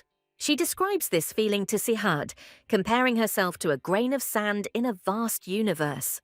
The young man gently interrupts her, assuring her that it is normal to feel broken and make mistakes. Against the backdrop of cruel memories of the past, she claims that she is not a princess, but an ordinary person. The girl feels like a part of nature, as simple and free a creature as animals and insects. This thought gives her an incomparable feeling of freedom, making her face shine with happiness. A bright image emerges of a family who, more than anything, wanted their child to shine. Looking at them, the heroine seems to begin to understand for the first time the true meaning of the word family. The more the hero learns about her inner light, the more he wants to hide it from the whole world. Her story awakens in him a dark, all-consuming desire to possess her completely. The young man's sudden desire to make sure once again that she belongs to him takes the girl by surprise. His gaze burns with desperate determination. He cares nothing but the feeling of her closeness. With unexpected audacity, Asina not only guesses his intentions, but also openly admits her own. Sihad playfully doubts her submission, but the telltale blush on her cheek speaks for itself. A triumphant smirk touches his lips, because he knows that her heart has long since given up. A kiss under a clear sky becomes a silent confirmation of their mutual attraction. Watching them from the side, Behedad realizes with a grin that everything turned out to be much more complicated. Meanwhile, something sinister is brewing in the sun-drenched residence of the Grand Vizier. The red-haired girl who arrived was greeted by an ominous silence that disrupted the usual order. Growing alarm can be heard in her voice as she tries to find out from the servant where the soldiers have disappeared to. The news of troops being sent to the capital makes the red-haired girl freeze in a cold premonition of disaster. A terrible guess pierces her mind because the soldiers could not leave without an order from Sihad himself. In her thoughts, a sinister image of her father emerges, whose ambitions push him onto the path of a coup d'état. She understands that she must stop him at any cost because the fall of Sihad will be the end for all of Persia. Meanwhile, the plot has already been set in motion, and the faithful Imam is locked in the tower by order of the Vizier. The Grand Vizier awaits the final order, which will signal the beginning of a bloody rebellion. In his greedy dreams, all of Persia is about to fall into his hands, becoming a toy in the hands of a tyrant. He plans to rule from the shadows, placing a puppet on the throne and pulling the strings of someone else's destiny. But his vanity whispers to him an even more daring plan, suggesting that he himself take the place of God. At the last moment, his daughter bursts in, her desperate cry interrupting his dark plans. The father is surprised by Jakia's sudden appearance because he was sure that she had returned home long ago. The girl falls to her knees, begging her father to stop because they will never be able to resist the power of Sihad. She reminds him of their family's debt to the late Sarkun, whose legacy they are about to betray. Her plea breaks down into a desperate whisper, in the last hope of reaching his heart blinded by ambition. But in response, she receives only cold anger. Her words are not wisdom to him, but a failure in her upbringing. With a cruel grin, he decides to remind his daughter where her place really is. A merciless order escapes his lips, condemning her to imprisonment and humiliating training in the rules of the harem. Her fate is sealed. She will remain in captivity until her father finds her a suitable husband for his intrigues. Behidad, observing all this, understands that the situation is becoming much more complicated than he expected. Sihad interrupts his thoughts, calling him to follow him, as the time for simple observation has come to an end. The simple intention to bring water for Asias is met with a silent question in the hero's eyes. Sihad, on the shore of a serene sea, Behedad invites the young man to look into the water's surface, which conceals a cruel truth. A scene of bloody chase unfolds in the reflection of the water, foreshadowing the fall of an entire city. The brutal scenes follow one another, showing how innocent people are mercilessly hunted down and captured. The vision culminates in a broken Gedik seizing power over all of Persia. Returning from the vision, Sihad looks at his friend with anger, not understanding the cruelty of this lesson. With icy calm, Behedad reminds him of the former indifference, which has now cracked. He explains that a bloody war for the throne would be a spectacle that Persia herself would not want to see. The suffering of the starving common people brings the hero back to his own past, full of pain and loneliness. Behedad decides to stay aside, completely entrusting Persia's fate into the hero's hands. From now on, all responsibility for the future of this world falls on the shoulders of Sihad and Asina. Watching them leave, the girl wonders what path the eternal king will now choose for himself. Sihad gently takes her hand, and this simple gesture becomes the beginning of their journey together. Despite her aching wounds, Asina is determined to act, because when the sun rises, they will have a lot to do. However, the young man, seeing her condition, decides to protect her from danger by going into the desert alone. Eventually, the girl reluctantly agrees, sincerely thanking him for his concern and promising to repay him in the future. Just before leaving, Behedad stops the hero to have a final, decisive conversation with him. Looking at the first king of Persia, Ashina cannot believe that this eternal being looks like her peer. But then she realizes that, like other Verdins, his appearance is deceptive and hides his true age. Behind Behedad's mask of eternal youth lies the wisdom accumulated over a long, lonely life. A man-made oasis emerges in the sand, and its mysterious creator only fuels the heroine's curiosity. The girl finds herself in a sacred place whose name, Ashme, holds the secret of the sleeping moon. Here, in the heart of the oasis, rests his eternal love, Luna Persiana, his precious Persia. The full depth of his centuries-long wait hits Asina, leaving her frozen in shock. Bound by the promise he once made, he still waits for her return, clinging to faded hope. His eternal waiting is not a curse, but a humble service to his love, his only goal. Asina understands that for eternal beings like him, experiencing the loss of a loved one is more terrible than death itself. Waiting for someone who will never return turns out to be a torture far more cruel than a quick death. He answers her question about loneliness with a warm smile, because caring for his descendants does not allow him to fade away. The ancient king, with kind curiosity, inquires about the meaning of her beautiful name, Asina. Behind her name lies a heavy prophecy, a bittersweet legacy from her parents, who saw her as the last gift of a fading clan.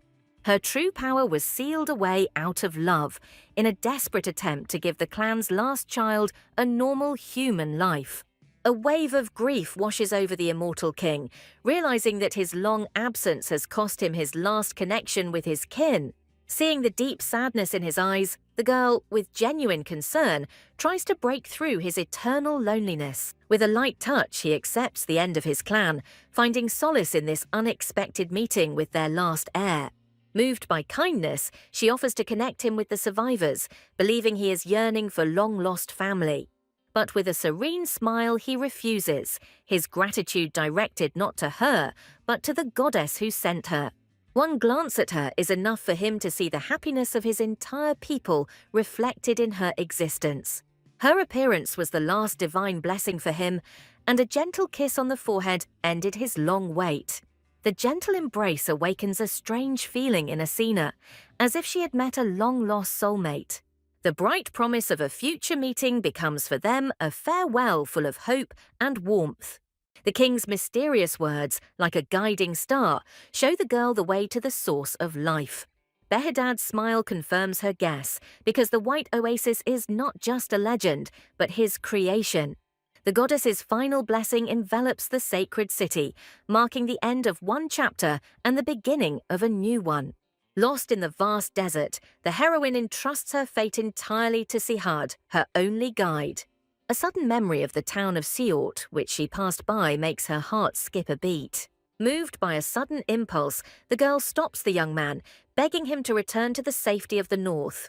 Her desperate attempt to push him away is shattered by his firm and unwavering decision to stay. A sudden kiss interrupts all arguments. It mixes his despair and unwillingness to hurt her anymore. His promise to the Duke becomes the last barrier he tries to erect between her and danger. His tight hug and vow not to let her go reveal his true feelings, which contradict his words. Deep down, the girl understands her powerlessness, but the thought of separation from him turns out to be even more terrible. She is tormented by a chilling fear that this separation could become the final line beyond which death awaits him. The faint threat of escape is not a challenge, but a desperate promise to find him if he does not return. He sees right through her, and their playful argument only highlights how much she clings to him. His confident smile and bold statement finally tear off her mask of feigned indifference. Stunned by his insight, Asuna mentally laments why her heart chose him. Casting aside all doubts, the heroine gives in to impulse and demands a kiss from him right now.